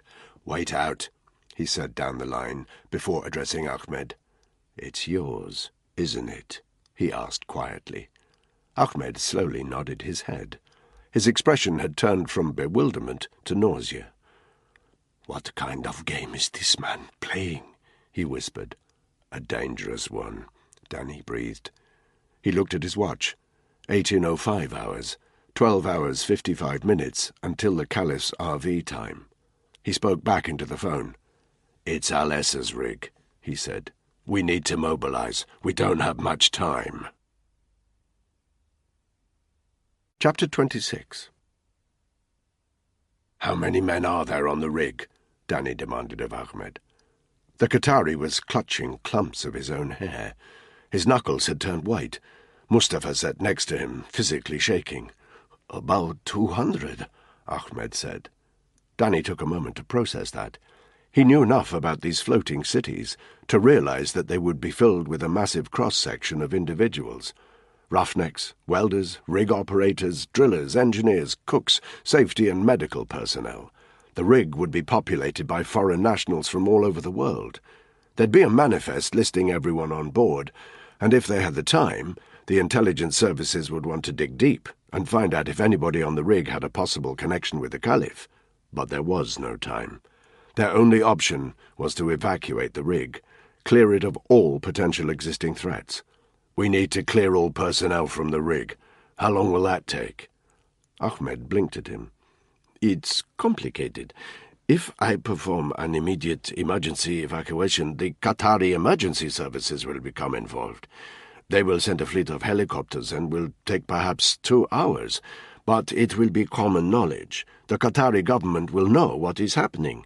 What if you do it as a training exercise, without the involvement of the emergency services? How long will it take?" I would need to summon my security staff." "No," Danny said. "I don't want anybody else in this room. You can make arrangements over the phone, but only with me listening." Ahmed nodded nervously. "Very well," he said. "I will tell my security staff to initiate a training evacuation. We have a limited number of helicopters. It won't be quick, perhaps 10 to 12 hours, but we should keep some staff on the platform to maintain the essential systems." Danny shook his head. "Evacuate all personnel. Give the order now. I don't want anyone left on that rig. We can't risk an ambush." With a slightly stunned look on his face, Ahmed dialed a number on his phone. "Hands free," Danny said. Ahmed looked at him in surprise, but pressed the keypad, and the sound of a ringtone came over the phone's speaker. An Arabic voice answered. Ahmed gave a few short instructions, then hung up. He nodded at Danny. "It is on the way," he said. Danny looked at Buckingham. "Did he give the correct order?" Buckingham nodded. "How do we get ourselves out there?" Danny asked. Ahmed looked momentarily flustered. I have a private helicopter. It can transport us." Danny gave that a second's thought. His preference would be to bring in one of the SF choppers from Bahrain, but that would mean alerting the Qatari administration, and the risk that the Caliph had eyes and ears there was too high. "Where would they transport us from?" Ahmed looked up and pointed to the ceiling. "There is a helipad above us." "Get it on standby, but we don't leave until the rig is evacuated, and don't tell the flight crew that we're all going. I want them to think it's just you, Mustafa, and the money." Ahmed blinked at him. "Why?" "The Caliph's infiltrated your organization. From this point in, we trust absolutely nobody." "For God's sake, Black," Buckingham said from the far side of the room. "Tell me you're not actually thinking of going to this damn oil rig. It's suicide. You'll get us all killed. It's obviously a trap." "We're going to the rig," Danny said flatly. "Well, you can damn well count me out," Buckingham said. You might want to get yourself killed by some insane—" He didn't finish his sentence. Danny had stridden over to him and grabbed him by the neck. "Everybody in this room goes to the rig," he said, "including you." Buckingham had fiery hate in his eyes. "Why?" he spat. "Ahmed goes because the Caliph's expecting him, and he might need to show his face before we can get close to the bastard. Mustafa goes because I don't trust him not to go singing to Rashid to save his own skin. And you go for 2 reasons. First, I need you to translate any Arabic that gets spoken. Second, because I don't trust you not to fuck something up when my back's turned. I saw my friend die of plague, and I'm not going to let the bastard responsible get away because you're an incompetent idiot and a coward. You're coming with us." Buckingham staggered back as Danny roughly released him. Danny's own phone rang, and he answered it to hear Ray Hammond on the line from Hereford. "Update me." Danny put the phone onto speaker so that Tony and Caitlin could listen in. "We've given the order to evacuate the rig," he said. "It'll take approximately 10 to 12 hours.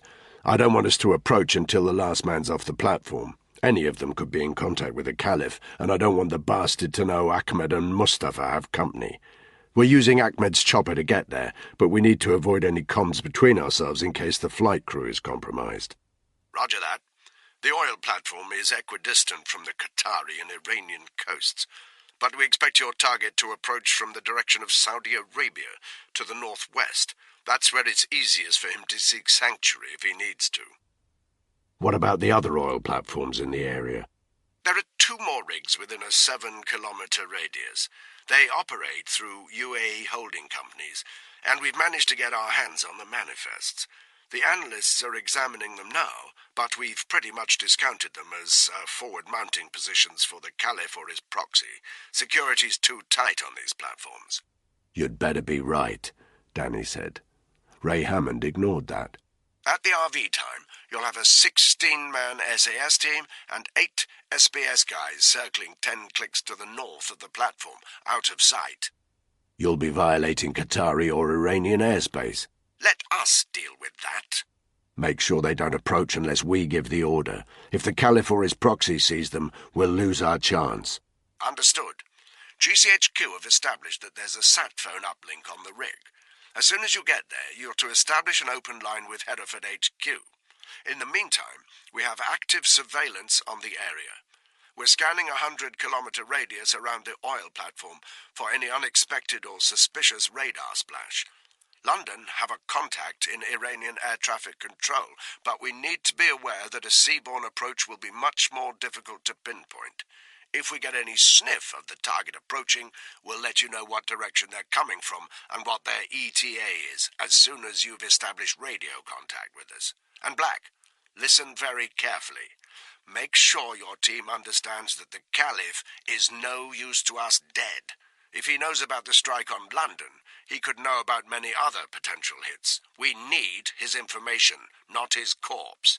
"Roger that," Danny said, with a nod at Tony and Caitlin. And Black? "Yes, boss?" Be careful.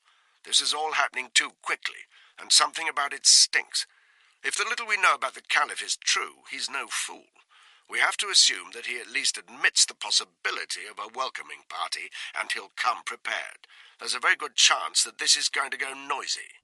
"Roger that," Danny said grimly, and silently, with an image fixed in his mind of Ripley rotting before his eyes, he said, "Bring it on."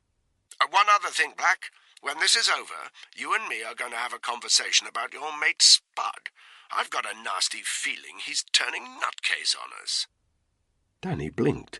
He hadn't thought about Spud for days, but now wasn't the time to start worrying about him. He ignored the unpleasant sneer on Tony's face, muttered a final, "Roger that," and killed the line. 1955 GMT. With a belly full of coffee and a mood as foul as the clothes he was wearing, Spud stalked across the concourse of Gatwick South. Check-in for the Athens flight opened in 5 minutes. 2 members of the airport staff, 1 male, 1 female, were busying themselves at the desk. 5 meters to their right, an armed airport security guard stood grimly scanning the crowds that swarmed around the concourse, a very visible presence. Spud took up position by a long snake of luggage trolleys, about 25 metres from the desk itself. He looked up to see if he was being covered by airport CCTV. Sure enough, on the ceiling above him was an egg-shaped camera set-up, but they were dotted all over the concourse. It would be impossible to find a blind spot. There were 2 more armed security guards by entrances to the concourse, at his 9 o'clock and 10 o'clock, distance about 35 metres. If they knew anything about their job, they'd notice someone standing and watching for several hours. Spud would have to use his basic fieldcraft skills to make sure he didn't look too suspicious. He'd bought a copy of Esquire magazine from a branch of W.H. Smith, and from a clothes shop he'd bought 3 hats, a red baseball, a blue baseball, and a black beanie. Now he loitered by the trolleys, the red baseball cap on his head, pretending to read the mag, but in fact watching and waiting for the Athens-bound passengers to arrive at check-in. There was a small surge of arrivals immediately the desk opened. A family, mum, dad, 2 excited kids, an old couple with skin as tanned and leathery as their suitcases, a group of lads, tight T-shirts, ripped physiques, maybe on their way to a stag weekend. But no Al-Magrani. Within 10 minutes, the queue had extended to 5 metres back from the desk. After half an hour, it was 10 metres long. Spud's view was occasionally blocked by people walking across his line of sight, but he kept his attention properly focused on the queue every time he had a clear view. 45 minutes passed. Spud bent down, ostensibly to tie his shoelace, but in reality to swap his red baseball cap for the black beanie. When he stood up again, he walked to a new position on the other side of the check-in queue, where he leaned against a departure time board, out of sight of the 2 guards by the entrance. By the time the check-in had been open for an hour, the queue was bustling and busy. Spud became aware that it must be raining heavily outside, because the newcomers had wet hair and clothes. Kids ran up and down the queue, one of them pointing excitedly at the armed guard by the check-in desk, and exasperated parents shouted at them to stand in line. Tannoy announcements echoed across the concourse, but Spud didn't hear what they said. He was in the zone, robotically picking out faces in the line and comparing them to his mental image of Al-Magrani. None of them matched. His phone rang. He glanced at it and vaguely registered Francis's number before sending it straight to voicemail again. Then he turned his attention back to the queue. It was growing shorter. He checked the time, 23:10 hours. Check-in would close half an hour before the flight left. That meant Al-Magrani had only 15 minutes. Why was there no sign of him? The doubts doubled in Spud's mind.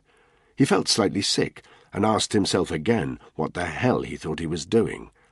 Some bird with her tits half hanging out looked at him from the Esquire magazine, and for some reason it made him irrationally angry.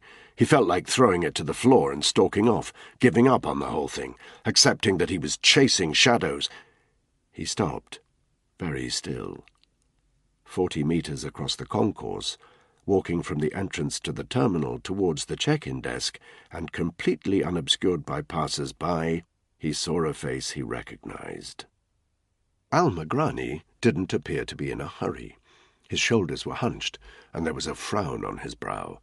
He was pulling a small suitcase on wheels behind him, and as he grew closer, Spud saw that in his spare hand he was carrying a passport with a folded piece of paper inside it, presumably a copy of his e-ticket. His hands, as always, were gloved. It took him 30 seconds to reach the back of the queue. Spud watched carefully as he put his passport and ticket into the pocket of his overcoat. He stood there, with his arms folded, approximately 10 people in front of him, waiting to reach the check-in. Spud smiled grimly. His plan had been to pretend to be a security guard and usher his target away from the queue, but Al-Magrani had just given him a much better option. Spud dropped the magazine into the basket holder at the back of one of the luggage trolleys. Then he advanced. With his head bowed, he joined the queue directly behind Al-Magrani. He knew he didn't have much time. If the cab driver turned round and looked at him full on, he'd recognize him from the cafe. So he didn't hesitate. Standing just a few centimetres behind Al-Magrani, He glanced round to make sure he wasn't being observed, then quickly and surreptitiously slipped his hand into his target's overcoat pocket and deftly withdrew the passport. Within seconds, he had it secreted in his own jacket and was walking away, his heart thumping fast. He took up position by a departure board, 20 metres from the check-in desk. It took 10 minutes for Al-Magrani to reach the front. Spud watched from a distance as he put his hand into his pocket, then hurriedly started to pat himself down.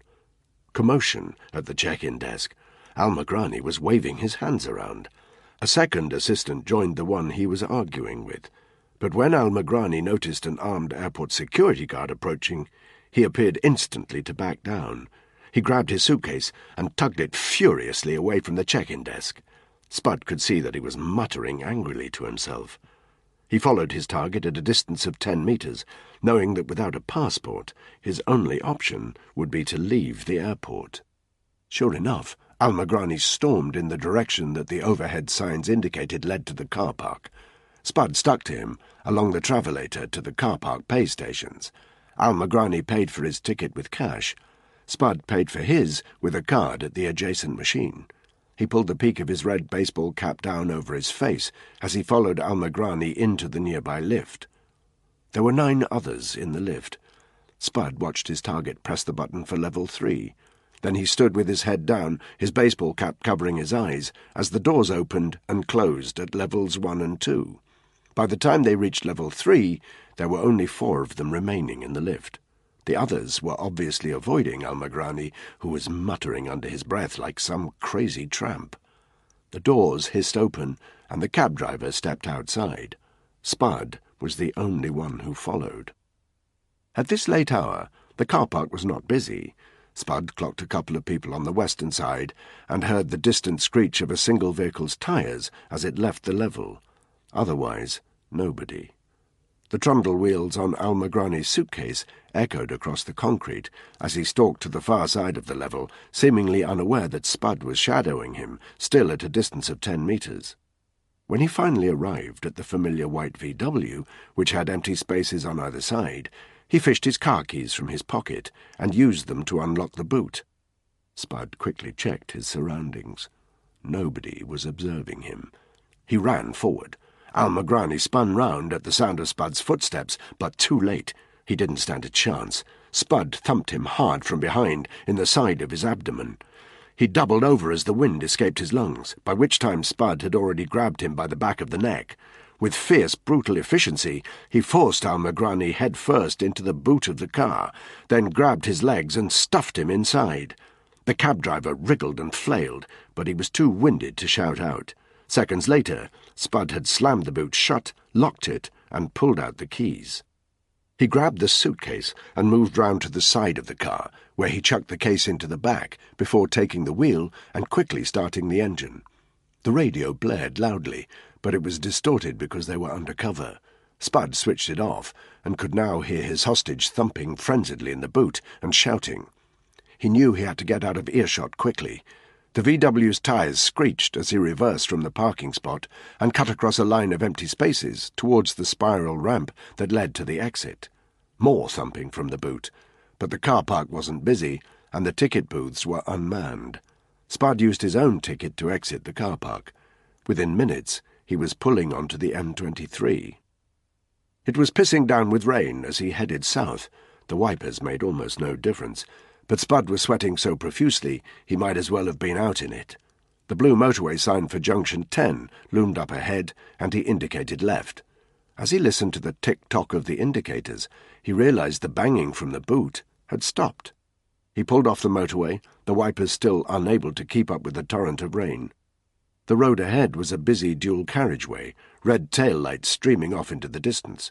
Spud knew he needed to get away from the brightly lit tarmac to take Al-Magrani somewhere deserted and covert, where he could question him properly. When, after about 3 minutes, a road sign loomed towards him indicating a slip road a mile in the distance, he manoeuvred himself into the outside lane. A minute later, they were curving off the main road. Spud didn't slow down for the roundabout up ahead, and ignored the angry horns as he muscled his way onto it, then off at the second exit. He felt his back tyres skidding slightly on the wet tarmac as they joined a much narrower road, hedges on either side that grew thicker after about 750 metres. There were no vehicles up ahead. In the rearview mirror, Spud saw a single set of headlamps at a distance of, he estimated, 100 metres. Suddenly, 20 metres away, he saw a cutaway section in the grass verge for parking. There were no other vehicles there, so he slammed the brakes hard. They squealed in the wet, and Spud surged forward as the vehicle skidded through the rain. Spud skillfully kept control of the vehicle, steering into the skid and coming to a halt neatly in the verge. He switched off the engine. The headlamps and the light on the dashboard faded. The car coming up behind them passed and disappeared. Darkness. Spud stepped outside into the rain. By the time he reached the boot, he was already soaked. He put the key in the lock, turned it, and opened up. He was ready for Al-Magrani's pathetic attempt. As the cab driver lashed out from the boot, Spud grabbed his wrists and yanked him out. In a matter of seconds he had pulled off his gloves. The skin of his prisoner's hands were just as he'd seen in the picture, peppered and shrapnel-scarred. "Who are you?" Al-Magrani breathed, rain streaming down his terrified face. His Brummie accent wasn't quite so pronounced as it had been in the car with Eleanor. "What do you want with me? I haven't done anything wrong." "Except carry a Claymore bag, fuck your hands up with dodgy explosives, and—" Spud plunged one hand into his own jacket pocket and pulled out the passport. The cab driver feebly attempted to grab it back. For his trouble, he received a brutal thump in the pit of his stomach, which made him bend double, half gasping, half spluttering. Spud flicked through the passport until he reached the photo ID page. He checked the name, Khaled Al-Magrani, not Khalifa, and the picture, though a very good likeness, was not a perfect one. "Who is he?" Spud asked. "Your brother?" Al-Magrani made no reply. He was too busy trying to suck in air, but it didn't really matter. Spud ripped the photo ID page out of the soggy passport to render it useless, then threw the remnants into the boot. The cab driver struggled again and tried to escape. It was totally in vain. Spud simply grabbed a clump of Al-Magrani's sopping hair, then forcefully tugged his head towards him. "Where were you headed, sunshine?" he breathed, his voice almost drowned out by the pouring rain. "Athens first, then Turkey, then on to Syria, maybe. Let me tell you something. I've been the guest of the Syrian Mukhabarat. They did things to me that would make you piss your pants just to hear about. I've had African warlords threaten to feed me to the fucking dogs. If you spend enough time with people like that, you pick up a thing or two.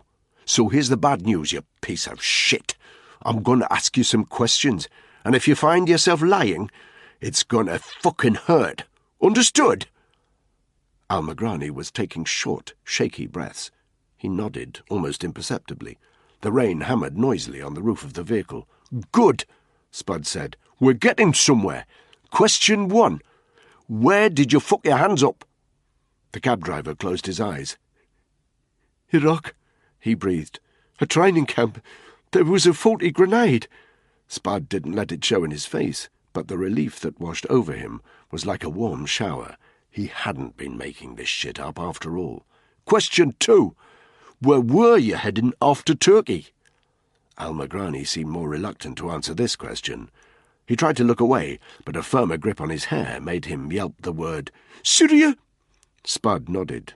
"Question 3, he said. He twisted the cab driver's head closer, so they were just inches away from each other.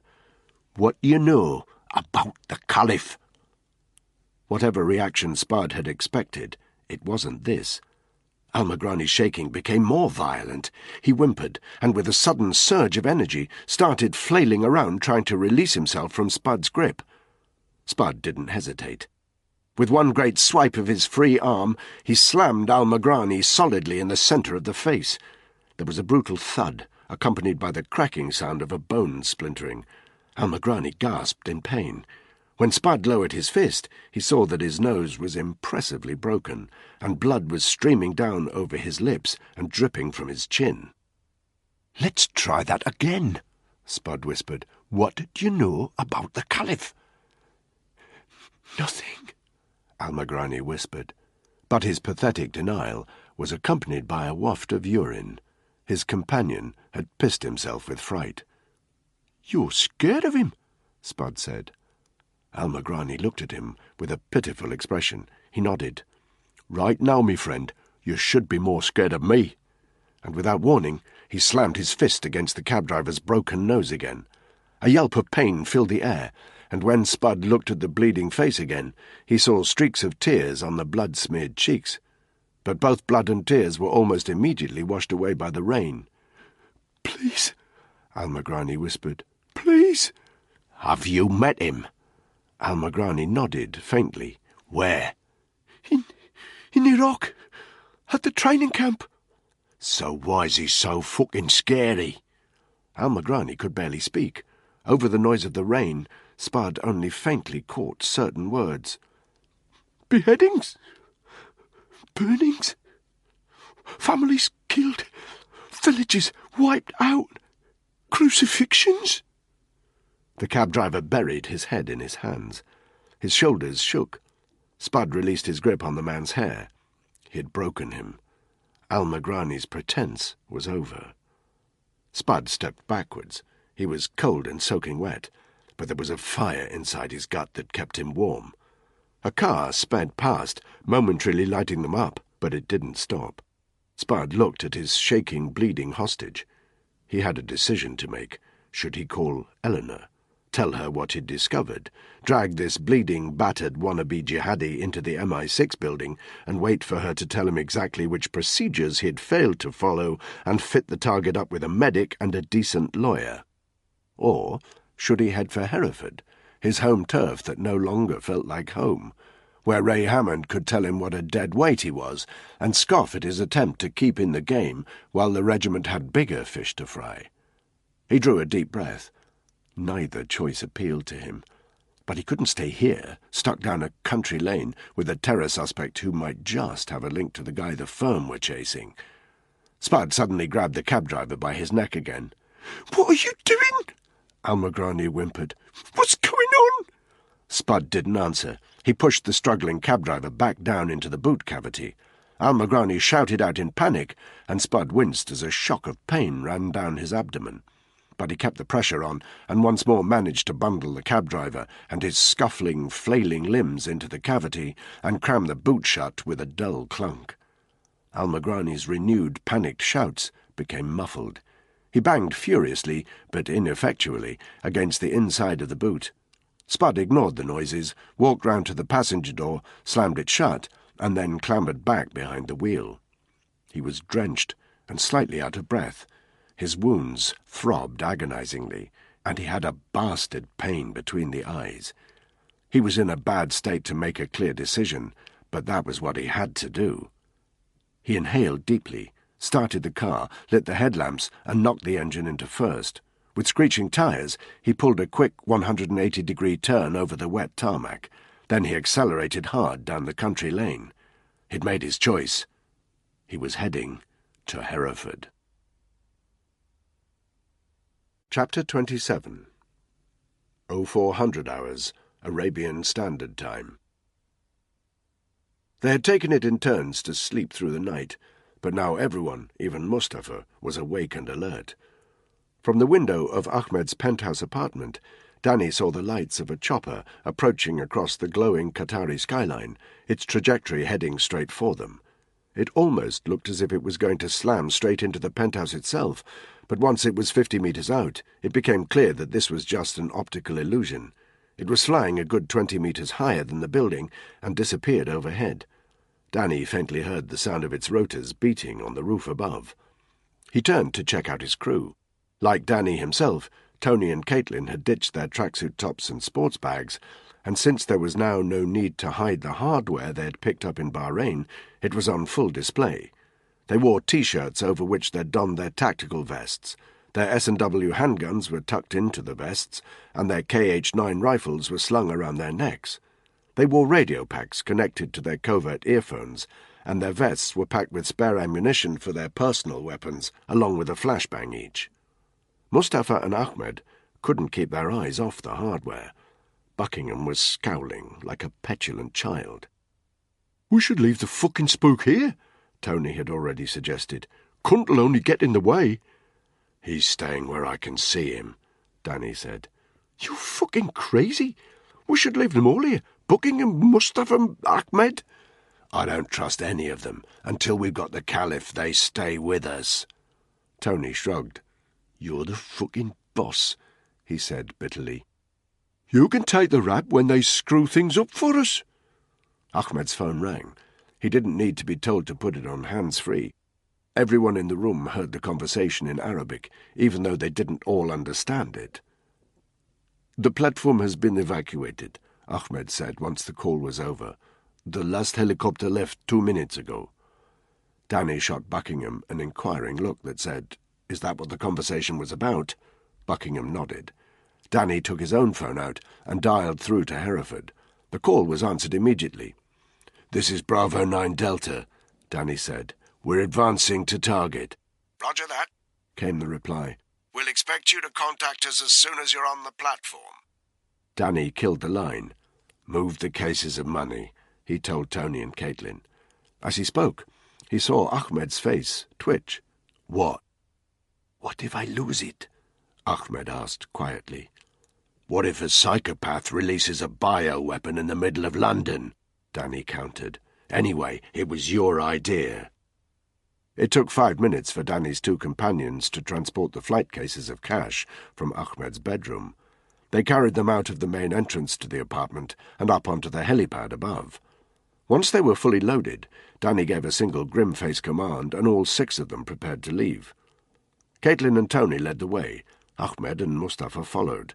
Their shoulders sloped, like men walking to their death. Then Buckingham and Danny.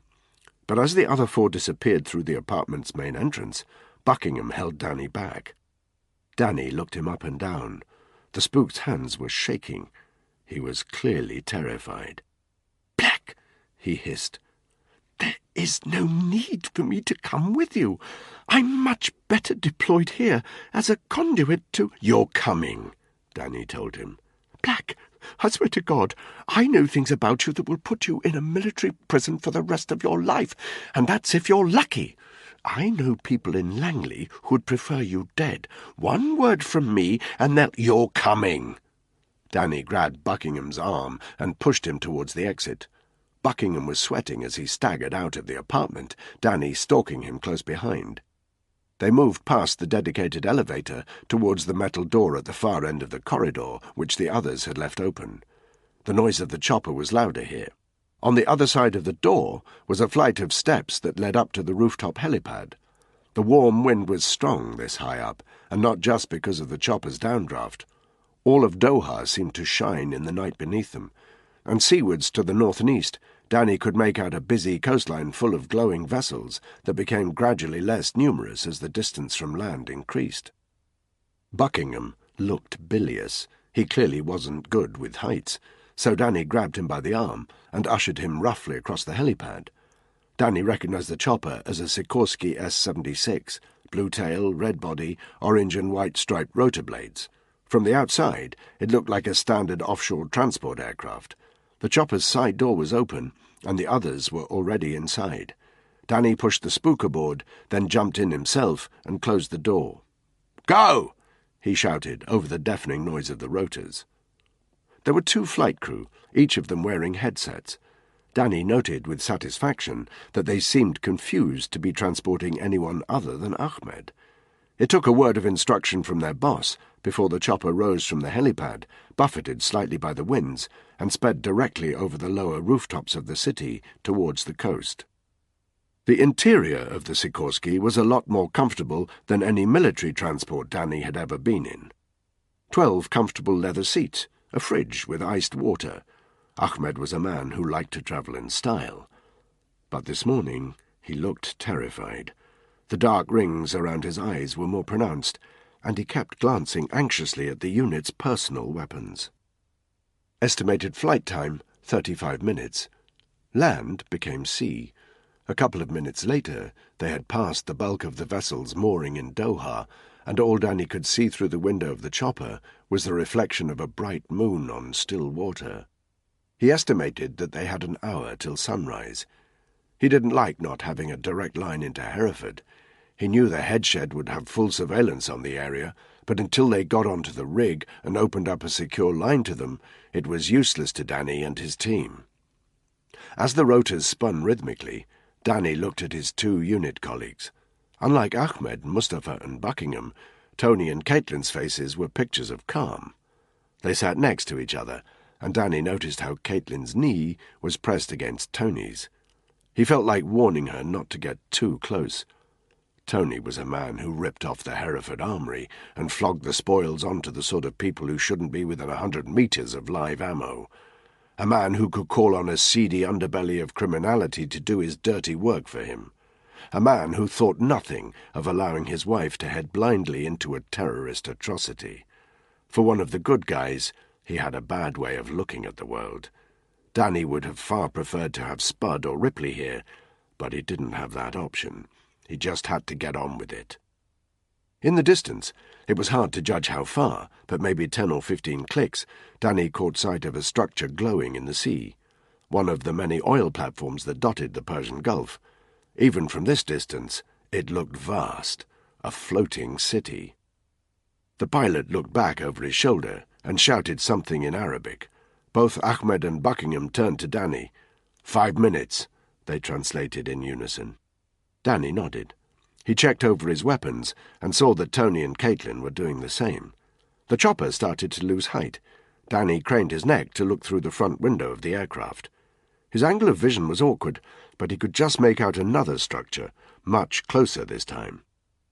You would never know from up here that Qatar Drilling Rig 17 was abandoned. The vast rectangle glowed brightly in the dark sea. An enormous scaffolding column protruded upwards from the centre of the platform, and Danny counted 2 vast orange and white cranes hanging outwards from the rig over the sea. The platform itself was surrounded by suicide nets, and it seemed from this angle to hover above the surface of the sea because its vast supporting legs were shrouded in darkness, although he could just make out white horses on the water's surface where the sea broke against them.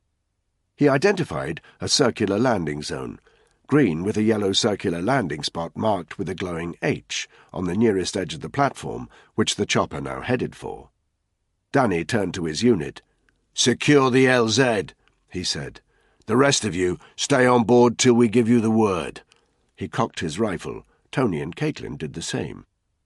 30 seconds later, the chopper touched down, its nose facing inward towards the platform, its tail pointing back out to sea. Danny, Tony and Caitlin exited quickly and congregated about the chopper's nose, Danny positioned centrally, Tony to his left, Caitlin to his right. Danny could hear the chopper's rotors start to slow, but the downdraft was still strong. He scanned the scene ahead of him. The platform was huge, about the size of 2 football pitches, and was covered with a network of scaffolding frames, metal staircases, and storage containers. 20 metres below the LZ, Danny could make out a line of rib lifeboats and a vast salt water pump to deal with the constant threat of fire on board the platform.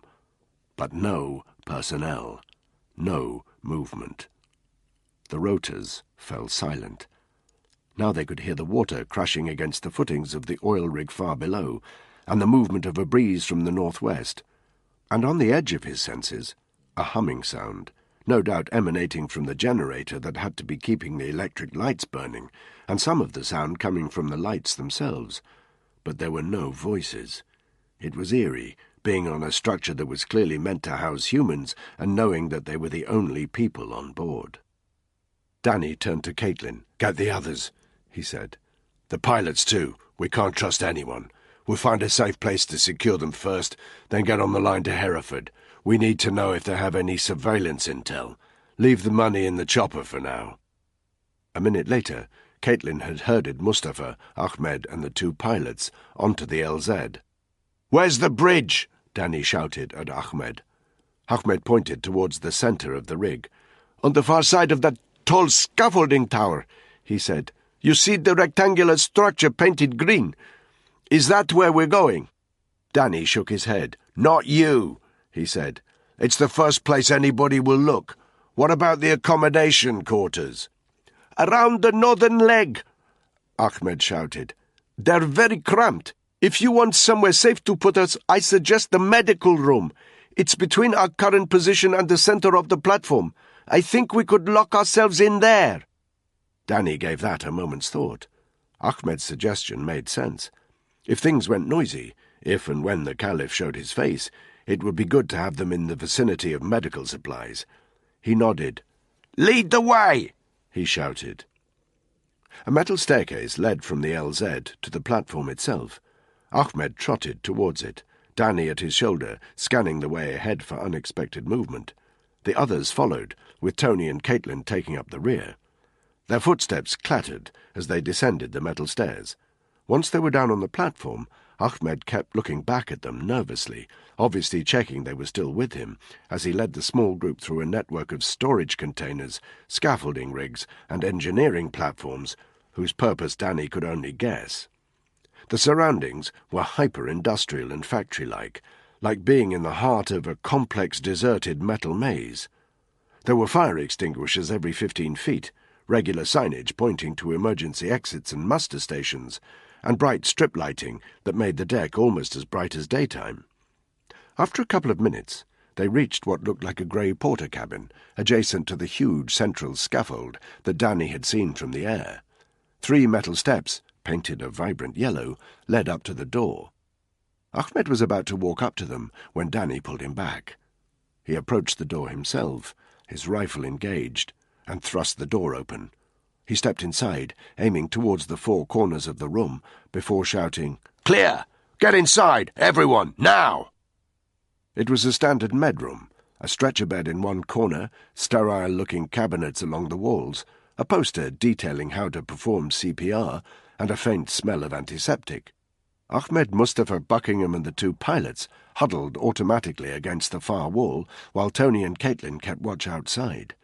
Danny looked round for a key. He found it within seconds, hanging on a hook by the door. Buckingham stepped forward to take the key, but Danny gave him a sharp look and closed his fingers around it. "For God's sake, man!" Buckingham breathed. Danny ignored him and looked at the others. "I'm going to lock you in from the outside. We'll be back in 10 minutes. Don't make any noise. When and if the Caliph and his people arrive, it's best they can't locate you. You'll be safe here." He didn't wait for any response, but left the medroom and locked the door behind him. Tony gave him an inquiring look. "They're scared," Danny explained. "I don't trust them not to split up if they get spooked, and I don't want to be searching this whole platform for them." "You don't trust the pilots?" "Right now I don't trust anyone." He checked his watch. 04:45 hours. 2 hours and 15 till the Caliph's RV time.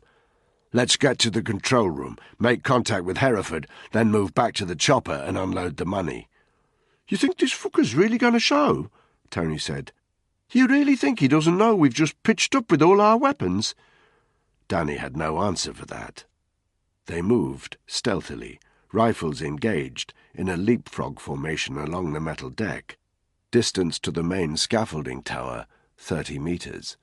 There were storage containers on either side, mostly blocking their view, but with narrow, shadowy corridors between them. They'd covered 15 meters. Danny had his back against one of the storage containers covering Tony and Caitlin as they moved silently past. Something flickered on the edge of his vision, down one of the shadowy corridors. "Movement!" he hissed. Tony and Caitlin stopped stock still. Tony set his weapon in the direction of the scaffolding tower. Caitlin set hers back towards the medroom. The platform wasn't deserted. Danny aimed down the narrow corridor between the storage boxes. His finger rested lightly on the trigger. His eyes narrowed. There was a sudden flap of wings as a seabird flew out of the corridor. Danny felt his body relaxing. He turned to the others and gave them a nod that meant go. They continued to leapfrog towards the scaffolding tower, which Danny now saw housed the immense drill at the centre of the platform, surrounded by clusters of huge vertical metal pipes. He figured that ordinarily this would be the noisiest, busiest part of the rig, but now it was deserted and quiet. The green walls of the control room unit were just visible through the far side of the scaffolding. They needed to get there, open up a line to Hereford, and then set up offensive positions for when the Caliph arrived. They edged clockwise round it, weapons still engaged. Once they were on its far side, they were just another 15 metres from the bridge. They moved forward and approached. The metal box that housed the control room was 4 times the size of the med unit, and the 5 metal steps leading up to it were 3 times as broad. A couple of metres to its right was a signalling aerial, pointing west at a steep azimuth.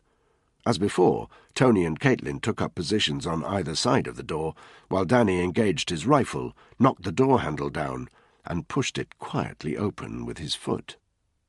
Silence. A quick check to the 4 corners of the control room told Danny the room was empty. He scanned round the bridge. There was a bank of computer screens against the far wall.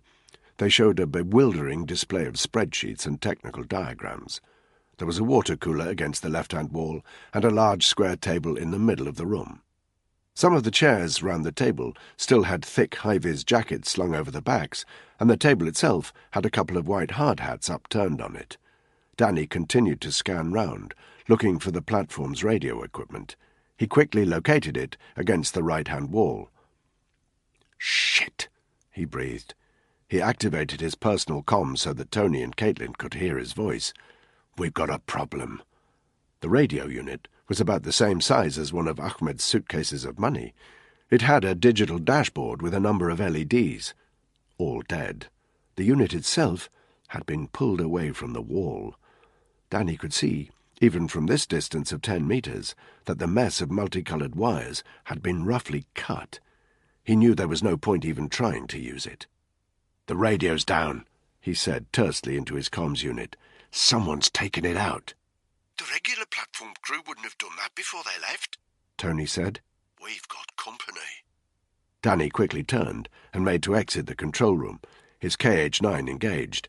As he stepped through the door, he saw Tony and Caitlin down on one knee in the firing position, a 90-degree angle between the trajectories of their 2 weapons.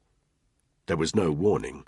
Like the last groan of a dying man, the background hum of the electrical generator on the platform slurred and died. All the lights on the platform faded with it. Danny hit the ground as his vision suddenly blackened. He heard Tony hiss, "What the hell's going on?" It was totally dark. Danny reckoned they had another 25 minutes until sunrise. He clenched his eyes closed to force his pupils to relax more quickly. When he opened his eyes, the oil platform looked totally different, an impenetrable jumble of dark shapes and shadows, lit only by the light of the moon. He issued a sharp instruction. "We need to get back to the others," but his words were cut short by an unmistakable sound. Gunfire! 3 shots! They echoed across the rig, but there was no doubt from which direction they came. "The medroom," Danny stated. "Get there now!" They ran with weapons engaged, retracing their footsteps back towards and past the centre of the rig. With every step, Danny's eyes panned left and right, searching for threats, or even the faintest movement in the dark. There was none. But as they approached the medroom, and from a distance of 20 metres, he could just make out that the door was swinging open. "Shit!" he breathed. With his weapon fully engaged, he approached, aware that Tony and Caitlin had his back. 5 metres out from the open door of the medroom, he paused. He could make out no sign of forced entry on the door, which meant that whoever had opened it up had a key. There could easily be shooters still inside there. And although there was no light inside the porter cabin or out, anyone inside would have the advantage, because if he approached, the moon would light Danny up, and the door opening would frame him. He reached into his ops vest and pulled out his flashbang. He silently held it up to Tony and Caitlin to indicate what he had in mind. Caitlin got down in the firing position, pointing away from the medroom and at an angle. Tony ran quietly to the far side of the steps, continued for 5 metres, and did the same. Only when they were in place did Danny approach the steps. He knelt 2 metres from the bottom step and looked up through the door. Just blackness, no sound. He pulled the pin from his grenade and quickly lobbed it into the medroom. 3 seconds.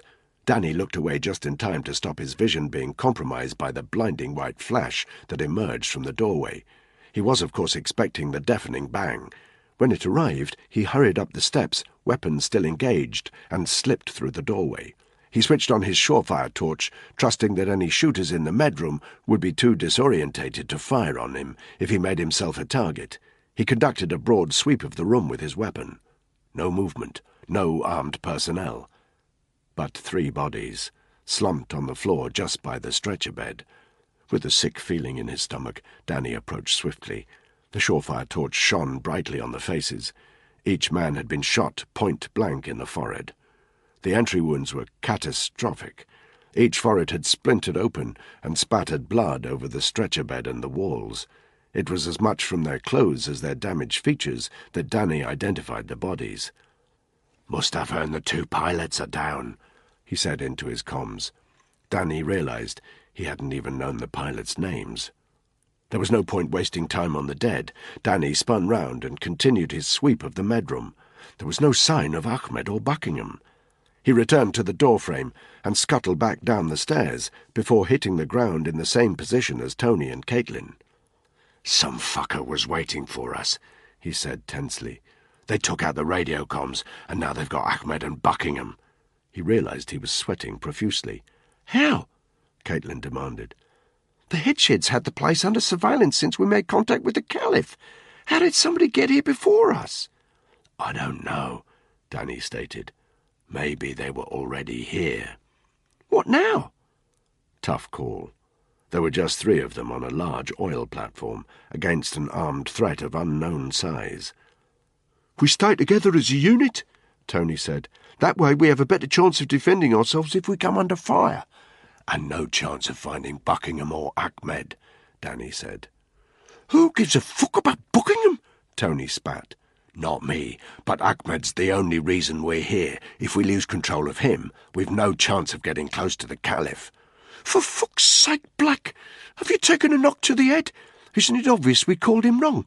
He's sprung a trap, and I'll bet he's not within 100 miles of this place." "I say we get back to the chopper," Caitlin hissed. "Use the aircraft's VHF to get a mayday signal out." It was a good call, but even as Caitlin was making the suggestion, "What the fuck?" Tony shouted. A massive explosion had just ripped the skies from the direction of the chopper. They didn't have a direct line of sight, but they could see the top of a huge cloud of orange flame licking towards the sky, which glowed for a full 10 seconds before the explosion subsided. A stench of acrid burning hit their senses. Nobody needed to say it. Someone had taken the chopper and the money out. "What the hell do we do?" Tony hissed, an edge of panic in his voice. He and Caitlin were both looking at Danny. "This was your fucking idea, Black. What now?" Danny kept his breathing steady. Things had turned to shit, but losing your head wasn't going to help. "We split up, and we find Ahmed," he said tersely. "Any enemy targets, we shoot to wound. We still need that information. We'll start on the west side of the platform and sweep east. Caitlin, take the north end. Tony, take the south. I'll take the middle. Keep in contact." They nodded. Then each of them melted into the darkness. Hereford, 0327 GMT. The noise coming from the boot of Spud's car, a frenzied beating, had subsided halfway round the M25. Now, as Spud pulled up in front of the barrier at RAF Credenhill, there was total silence from the back. The MOD policeman at the barrier walked up to Spud's open window. Spud didn't know his name, but they recognized each other. As the policeman leant down to Spud's height, he frowned. "Fuck me, buddy, you okay? You look like shit." "You going to let me in?" Spud said, "or are we going to shoot the shit for another 10 minutes? The policeman shrugged, walked back to his post, and opened the barrier. Spud pulled into camp, but immediately parked up outside the guardroom next to the barrier. He killed the engine, walked round to the boot, and under the watchful eye of the MOD policeman, prepared himself for an onslaught, physical or verbal, from Al-Magrani. It didn't come. He opened the boot on a broken man. His split nose was a mess. His face was smeared with dried blood. He stank of stale urine. But it was the look in his face that told Spud he'd get no trouble from this man. Spud had seen it before, on the battlefield, the 1,000-yard stare of a terrified, traumatized soldier. "What the hell's going on?" the MOD guy demanded. Spud ignored him. Almagrani's body was almost limp as he yanked him from the boot and dragged him into the guardroom. It was a bland room with a couple of desks, a TV blaring in one corner, and a door that led to the camp's holding cells, which served to isolate anyone who caused trouble on sight. Spud himself had even spent a few nights acting as duty sergeant in the guardroom. It was a total pain in the arse and the short straw for anyone in camp, but he was relieved to see that tonight the short straw had been drawn by Bob Pickford, a mate of his from A Squadron, sitting behind a desk with a bored look as he stared at the telly. The bored look fell away as he saw Spud and the state of his bruised, beaten companion. "Spud, what the—" "Do me a favour, Bob," Spud interrupted. "Put this cunt in the holding cell." Bob nodded, grabbed the glazed Almagrani by one arm, and dragged him roughly through the door into the cell. When he returned a minute later, Spud said, "Is he secure?" "Roger that." Spud pointed in the direction of the main regiment building. "Who's in charge?" he said. "Hammond? Something's going down. I don't know what. Give me the phone, mucker. I need to speak to him." The look on Bob's face made it clear he didn't think this was a good idea, but he passed Spud the cordless handset. Spud consulted a sheet of numbers pinned to the wall. When he found Hammond's internal line, he dialed it. 3 rings. 4. Hammond. The ops officer's voice was taut and stressed. "Boss, it's me, Spud." A momentary silence that spoke volumes. Glover, I'm right in the middle of a "Listen to me, boss. Just listen to me, okay? You need to come to the guardroom. There's someone you have to see." Glover, I'm on my way to the ops room, and you're on your way out of camp. If I see you— "It's about someone called the Caliph." Silence. "Seriously, boss, come by the guardroom on your way to the ops office. It'll take 1 minute, then I'll be off your back." The phone clicked, silent. Spud's palms were sweating. He laid the handset on the table and felt Bob's eyes boring into him. He was grateful to his friend for not asking any questions. They stood there in silence. Spud didn't know if he'd persuaded Hammond to come, and wondered if he could somehow drag Almagrani directly over to the ops room. Impossible. Security was too high. They'd never let him in. The door suddenly burst open. Hammond was there, dark rings around his eyes. He slammed the door shut behind him, but seemed almost too angry to speak. He had a thick manila folder under his arms. Spud turned to Bob. "Give me the keys to the holding cell," he said. Bob handed them over. "This way, boss," Spud said. The holding cell had a steel door with thick rivets. Spud opened it up and led Hammond inside. Almagrani was crouching in the corner, hugging his knees. "The firm are putting all their resources into finding this geezer called the Caliph," Spud said. "They won't listen to me, you won't listen to me, but I'm telling you, this guy has met him face to—" There was a sudden flurry of movement from the corner of the cell. Almagrani had pushed himself to his feet and hurled himself towards the 2 regiment men in an attempt to get through the open cell door. It was the act of an optimist or an idiot. He slammed hard into Hammond himself, who dropped his manila folder but barely moved from the impact. Almagrani staggered back as the contents of the folder scattered all over the floor. Spud was about to speak again, to explain his investigations to Hammond, when something stopped him.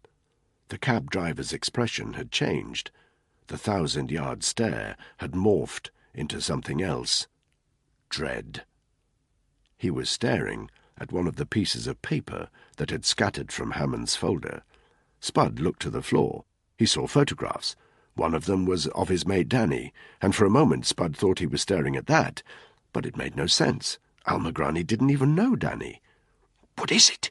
he hissed. "What have you seen?" He suddenly realized that there was another photograph, lying face up on the ground, just inches from the one of Danny. A Middle Eastern face. Reading upside down, Spud saw a name printed at the bottom of the photograph. Ahmed bin Ali al-Essa. "What?" Spud said, and when his prisoner didn't reply, he pulled him to his feet and raised one fist as if he was about to crush it down on his hostage's already broken nose. "Fucking what?" Almagrani flinched backwards. There was a deep silence in the cell. "That's him," Almagrani whispered. That's the Caliph! Chapter 28. Hammond blinked. "What did you say?" he breathed. Al-Magrani was in no state to repeat himself. His whole body was shaking. It didn't matter. Spud threw his prisoner back into the corner of the room as the regiment ops officer turned to him. "Follow me." Hammond ran back into the guardroom, shouted at Bob to secure the prisoner again, and burst out of the door. It was an effort for Spud to keep up with him as he sprinted towards the main regiment building, along stark corridors and past surprised-looking regiment guards as they headed deeper into the Kremlin, the centre of the camp where the ops room was situated. The ops room itself was guarded by 2 armed regiment guys. Hammond burst past them and into the room, Spud following close behind. Whatever was going down, it was something big. There were 15 personnel inside the ops room, all in camouflage gear, many of them wearing headsets and studying laptop screens. A larger screen on the far wall showed a map of the Persian Gulf, where a flashing triangle indicated a location halfway between the Qatari and Iranian coasts. "Get the support units onto the oil platform!" Hammond bellowed. "Black and the others are walking into a fucking ambush! Give the order, now!" Danny's heart pumped 2 beats to every step. He had reached the western side of the platform and had his back against a storage container facing out to sea. The perimeter of the platform, delineated by a solid yellow railing a head height shorter than Danny himself, was a scant 5 meters from his position. The night sky was beginning to lighten, just faintly. A quiet voice in his earpiece. Caitlin. "In position?" "Tony." "In position." "Keep the lines open. Remember, the enemy might have NV. Check in every 60 seconds. He was about to order them to commence their sweep of the platform when something stopped him. Through the mesh perimeter fencing, he could just make out some dark shapes moving across the ocean towards the platform. "Wait out!" he breathed. He checked left and right. No movement in the darkness, so he moved closer to the perimeter and looked out to sea. Ribs. 8 of them. They were approximately 75 meters out, and had positioned themselves in a straight line, perhaps 20 meters apart from each other. From this distance, and in this light, Danny couldn't see how many personnel were in each boat, but he knew one thing for sure. They were in formation. "Shit!" he breathed. There was something else. More movement, but not in the water this time. To Danny, they were just shadows in the almost night sky, but he knew what they were. Choppers, and only SF pilots were skillful enough to fly that low over the water with their lights out. It had to be their air support units. It was impossible to judge distances with any accuracy, but he estimated they were 500 meters out, perhaps a little more, but moving towards the platform at high speed. Why the hell were they approaching? Danny hadn't requested air support. His eyes flickered towards the ribs in formation, and one word rang in his head. Ambush. The ribs knew the choppers were coming. "No!" he hissed. "No!" He wanted to scream at them, to get a message to their flight crew that they were flying straight into a trap, but he was impotent. He had no radio, no flares, no means of communication. There was nothing he could do except watch the horror that unfolded. The surface-to-air missiles that erupted from the ribs glowed like tracer fire in the dark sky. There were 8, 1 from each boat. Danny didn't know what type they were, but they were heat-seeking and deadly accurate. They made a screaming sound as they cut through the air. The SAS and SBS choppers didn't stand a chance. It took no more than 5 seconds for the impact to occur. Danny saw it before he heard it. 2 colossal fireballs filled the sky as the choppers combusted instantly and exploded. A second later, the sound hit his ears. 2 deep sonic booms that brought with them a sinister wave of heat. Like the after-effects of a crackling firework, there were several lesser explosions as the remaining missiles detonated among the fireballs, which hung, seemingly weightless in the air, before fading to a dark, ugly cloud of debris that fell heavily towards the ocean. The ribs peeled away and started heading back towards the platform. "Boss, we've lost contact," What? What do you mean? Hammond shouted. Comms are down with both aircraft. I can't get a fix on either of them. It's like they've disappeared. What the hell's going on out there? Hammond roared. Why haven't we heard from Black? Where are those fucking choppers? Nobody had an answer. Boss, Spud said. Hammond looked like he was about to rip Spud a new arsehole, but then he seemed to remember himself, and his expression became slightly less dangerous. What? Is Danny out there? If he's still alive. Boss, I owe him one. Don't make me sit this out. Spud, Jesus, some fucker's about to release a bioweapon at the London Marathon. I haven't got time. Put me there, Spud said. Hammond blinked. What do you mean? Boss, I'm not a fucking pencil pusher. The regiment's short of men. Put me in London. They locked gazes. Something passed between them. Finally, Hammond gave a curt nod. Standby squadron is deploying to the capital by chopper in 10 minutes. Join them. It was all Spud needed to hear. He turned his back on the ops room and left as Hammond shouted to the room in general, Someone confirm GCHQ are monitoring all available frequencies. And as he hurried down the corridor, the full impact of Hammond's words hit him. A bioweapon at the Marathon. He pulled out his phone and dialed Francis's number. It rang out. No voicemail. He cursed under his breath, then continued to run along the corridor. You'll have a 16-man SAS team and 8 SBS guys circling 10 clicks to the north of the platform out of sight, Hammond had said, which meant 24 SF guys plus flight crews had just lost their lives. Danny saw red.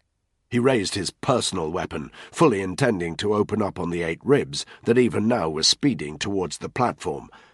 Then he stopped. 2 pieces of a jigsaw had just clicked together in his mind, and not just in Danny's. Tony's whispered, urgent voice came over his headset. The fuckers in those ribs knew the choppers were coming? They knew more than that, Danny breathed. They knew which direction they were coming from, too. He made a quick mental calculation. Who had been party to that information except the 3 of them? Mustafa? He had a bullet in his head. Buckingham. Why would he want to scupper his own support units? Which left Ahmed.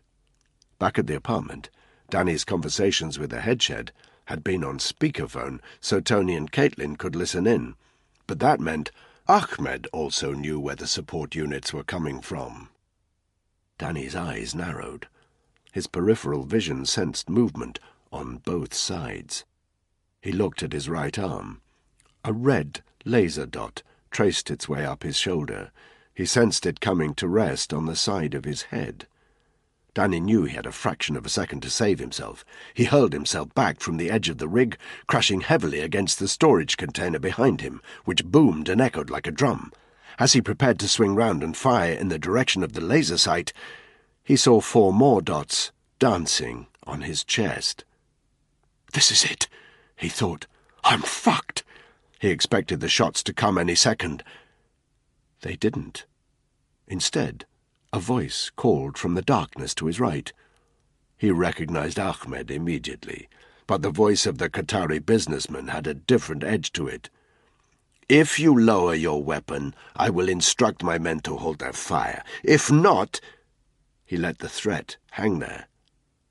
I'm compromised, Danny breathed into his radio.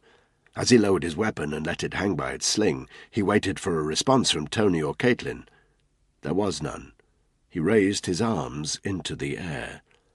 The red laser dots didn't falter from his chest. From both directions along the deck, figures approached out of the darkness. The shooters emerged first, 2 from either side, weapons engaged in a professional manner. 20 meters in. 10 meters. Behind the shooters to the right, Danny saw Ahmed himself. "Remove your weapons," Ahmed said. "Do it very slowly." The shooters were 5 meters out on either side. Black clothes, black balaclavas, black M16s with laser sights. They stopped and kept their weapons trained on Danny. He gave himself a moment to calculate his probability of nailing them. Non-existent. Even if he managed to down 2 of them, their colleagues on the other side would shoot him in a split second. He had no choice. He slowly unclipped his weapon from its strap, then laid it on the floor. "And the handgun," Ahmed instructed. Danny removed his S&W from his ops waistcoat and laid that on the floor too. "Remove your earpiece," Ahmed told him. Danny obeyed, dropping it on the floor with his weapon. He glanced to his left, past the 2 shooters. Where the hell were the others? Had they been compromised, or were they still operational? Danny had no way to tell. He looked towards Ahmed. "I guess I'm talking to the Caliph," he said. "I won't lie," Ahmed said smoothly. "I expected you to join the dots a little sooner." He glanced towards the sky where the 2 choppers had just been taken out. "Those pictures of your parents," Danny said. "You did that?" Ahmed's blank expression didn't change. "They were old," he said, "and more used to me dead than alive. I feared Mr. Buckingham was getting a little close to the truth. Perhaps I mistook his abilities. You are probably wondering about your companions. Please don't imagine that they are in a position to help you. My men have them. You will be kept separate." He addressed the guys holding Danny at gunpoint. "Take him to the driller's cabin," he said. "I will deal with him there." 2 of the guys lowered their weapons and roughly grabbed Danny's arms. He didn't fight it. He knew that one squeeze of the remaining 2 M16s would drop him. As they dragged him past Ahmed, the 2 men exchanged a look. It was almost as though Danny was looking at a different person.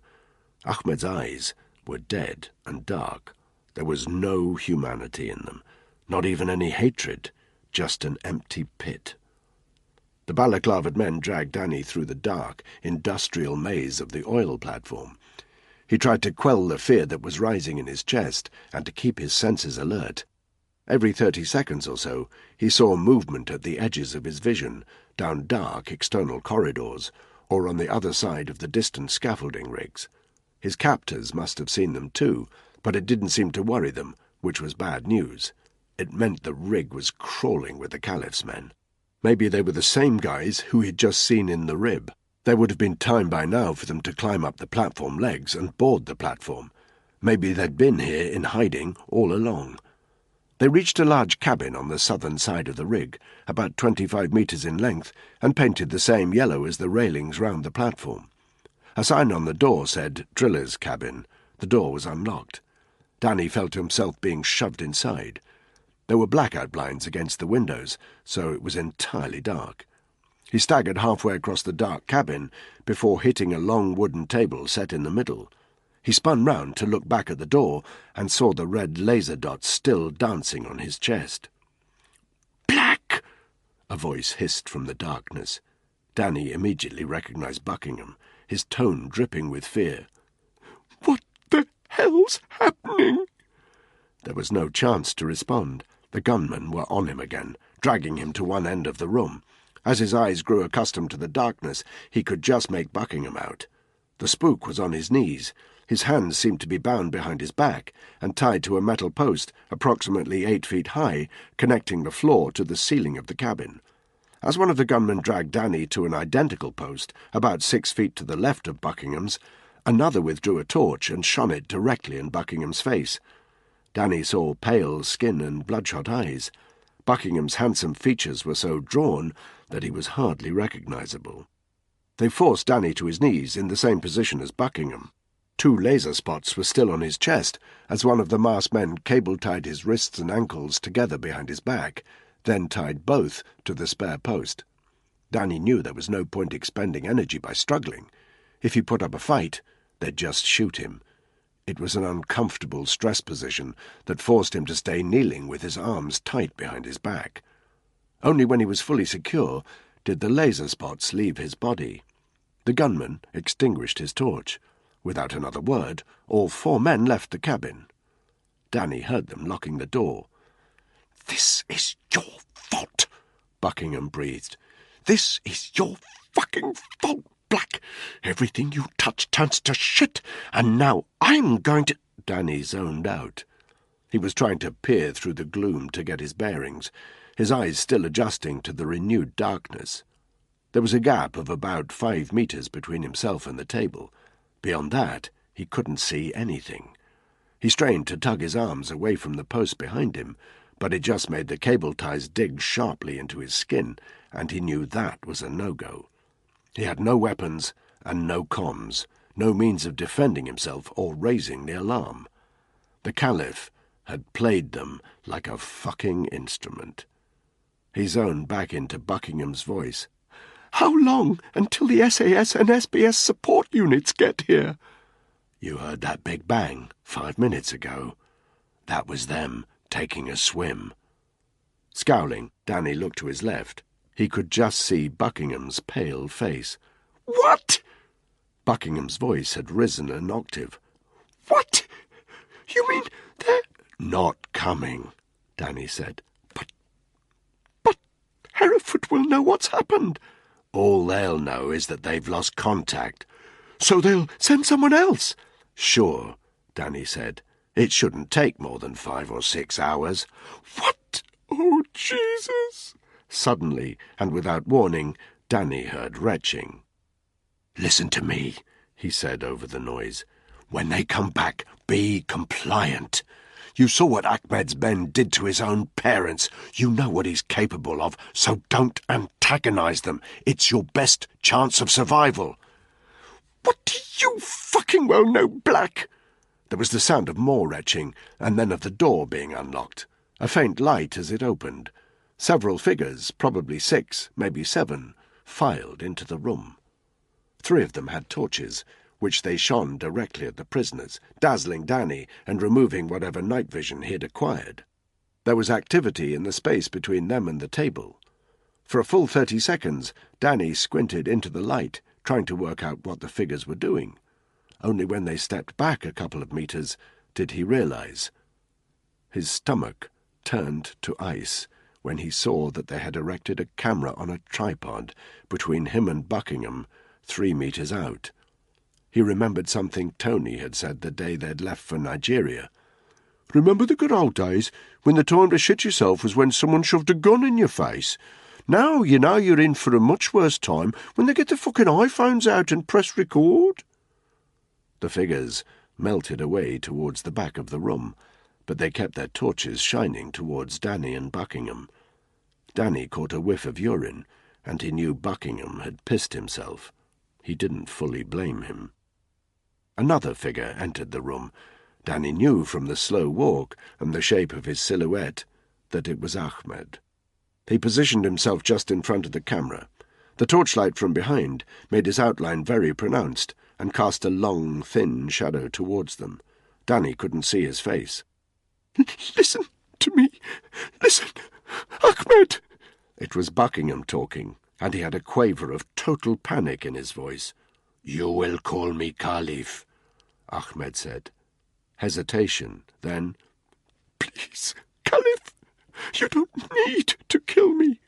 The other 3 are special forces. Imagine the publicity you'll get putting them in front of the camera. But you haven't got the other 2. You've only got him. Let me go, and you can use me to draw the other 2 out." Silence. "For God's sake, man, I'm more used to you alive than dead." His words degenerated into a kind of nervous gasping. There was silence in the room. Danny had the impression that Ahmed was letting Buckingham dig himself a deeper hole. Buckingham clearly didn't realize this, because after a few seconds he continued on the same tack. "Think of it," he whispered. "One of them's a girl, a white girl. You can give her to your men." Danny glanced in disgust towards Buckingham, who gave him a sidelong look, licked his lips nervously, and then continued with a quiet intensity in his voice. "I bet they haven't had a woman for weeks. They'll thank you for it." Silence. Ahmed crouched down so that his head was on a level with Danny's and Buckingham's. He looked from one to the other. Danny could just about discern that he had a grim smile on his face. "You are so weak," he whispered. He stood up again, and this time he spoke more clearly. "For your information, we have secured the other two. Who knows? I might let my men do what they want to the woman, but that is not your concern. I understand you killed one of my most promising young executioners, Danny Black." Danny shook his head. "No," he said, trying to keep his voice level. "It was the Chinese guy." Ahmed almost smiled. "The Chinese," he said. "They'll do almost anything for oil. They have weaponized plague, smallpox, and other weapons you've never even heard of. They don't even want payment for their troubles. Just think how it will benefit them when the caliphate has spread, and the West no longer has access to our natural resources." He held something up in front of Danny's face, a small vial of clear liquid. Danny didn't need to ask what it was. "In London," Ahmed whispered.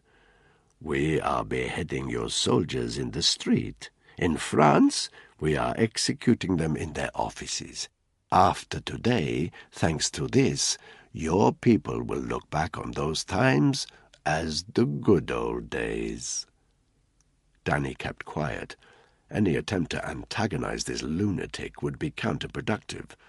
To his left, though, he could hear Buckingham shivering with terror.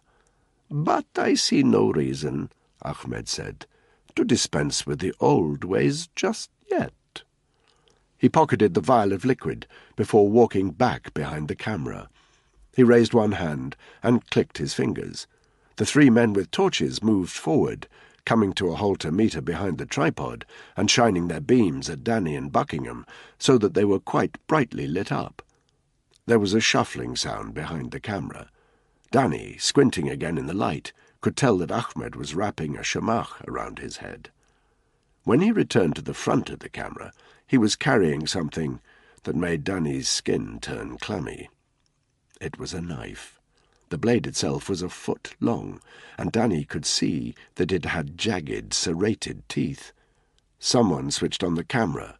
A little red light glowed. Ahmed paced in front of the camera, his long shadow moving erratically in the unstable torchlight. Buckingham was retching again, great heaving sounds from the pit of his stomach. "Ordinarily," Ahmed said, "we would sedate you. It makes things easier. But a British Special Forces soldier and a British intelligence officer demand special treatment. You are not our usual quarry of aid workers and do-gooders. The only question is, who first?" He looked from one to the other. Then he stepped towards Danny. With his free hand, Ahmed grabbed a clump of Danny's hair, then rested the blade on the back of his neck. Danny could feel the individual teeth pricking his skin. The serrations were clearly razor-sharp, because although there was barely any pressure, he felt spots of blood oozing over his skin. "You've learned," Ahmed said, "that people fear me. You have learned that they fear to speak the name of the Caliph. I am going to show you, and everyone who watches this tape, why." Danny closed his eyes. His body was starting to tremble, and he focused on stopping it. He wasn't going to give this bastard the satisfaction of letting the camera see just how scared he was, now, in the seconds before his death. The blade didn't move. 10 seconds passed. He wasn't sure, but he thought that maybe Ahmed was laughing softly. Unwillingly, he opened his eyes. Nothing had changed. The torches were still shining towards them. The light of the camera was still on. Buckingham was still whimpering to his side. But as he stared straight ahead, Ahmed released his hair and lifted the blade. Danny felt a strange surge of relief. Ahmed was walking towards Buckingham. Danny watched grimly as he stood on Buckingham's far side, grabbed his hair, and laid the knife on his neck. girl," Buckingham whispered desperately in a strangled voice. Let me get the girl for you." "Do you remember our excursion in Riyadh, Mr. Buckingham?" Ahmed said. "Do you remember how the crowd pushed you to the front so that the last person the prisoner saw would be an infidel, so that she would burn in the hellfire?" Ahmed forced Buckingham's head to the side so that he was looking directly at Danny. "Look at the infidel, Mr. Buckingham," he said. Then he started speaking in Arabic, a dull monotone chanting that Danny couldn't understand, but it seemed to echo meaningfully around the room. I can be of use to you," Buckingham tried to say over the chanting. He was crying. His voice was broken. "I know things, secrets. Please, Caliph." Ahmed continued chanting above Buckingham's panicked sobs. 20 seconds later, he stopped. There was a pregnant silence, as if everybody in the room was holding his breath. "For pity's sake, Black!" Buckingham suddenly screamed. "Do something!" But there was nothing Danny could do. He could tell that the Caliph had already made his decision. He didn't want to watch, but somehow he had to. It wasn't the first swipe that was the worst. That went with the grain of the hooked blade, and sliced easily into the back of Buckingham's neck. Buckingham took a sharp intake of breath, and Danny sensed that the blade was so sharp he hadn't even felt the first cut yet. The second swipe was a different matter. Ahmed pulled the hooks of the blade towards him. Danny could hear the resistance exerted by the tendons in the back of Buckingham's neck. Ahmed had to yank hard to pull the blade through the sinew.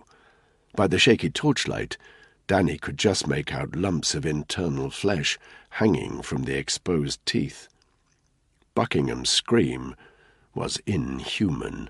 A loud, high-pitched, gurgling wail.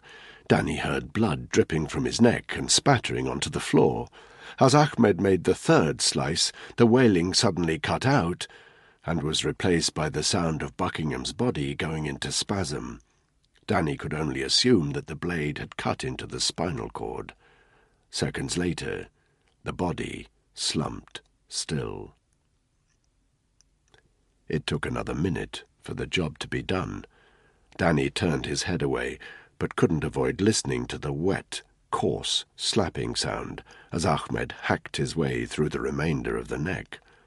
Only when he heard a heavy thudding sound did he know it was over. There was a hushed, church-like silence in the room. Danny glanced to his left. Buckingham, what remained of him, was still kneeling, and the torchlight illuminated the brutal wound. His internal organs looked like they were trying to escape from his neck, and fresh blood was sopping from its remnants. Ahmed bent down and retrieved the head from the floor, then held it up for the benefit of the cameras. Strings of flesh trailed down from the neck as he continued his Arabic chanting for another 30 seconds. Then he dropped the head again and turned to Danny, while one of his men switched off the camera. "Please don't imagine, Danny Black, that anyone is coming to help you," Ahmed said. "I have enough people in the Qatari government to stop any rescue mission or armed response. We could stay here for days and nobody would come. I will make you beg for your life before I kill you. A scared soldier makes better TV than a quiet one. I'll leave you with your friend. We'll see how calm you are when your time comes." Chapter 29. 07:30 GMT. Dawn had already broken over the Thames as Bailey's white transit van pulled up at the vehicle entrance to the London heliport. He had arrived at the Battersea area from St Albans a full hour ago, where he'd pulled up in a side street off Battersea Park and waited. He hadn't wanted to be late, but neither did he want to show up at the helipad too early. It would be suspicious if he and his accomplice took to the skies before sunrise, but now was the perfect time to make his way to the entrance of the heliport. There was a security checkpoint at the vehicular entrance. Bailey approached it slowly.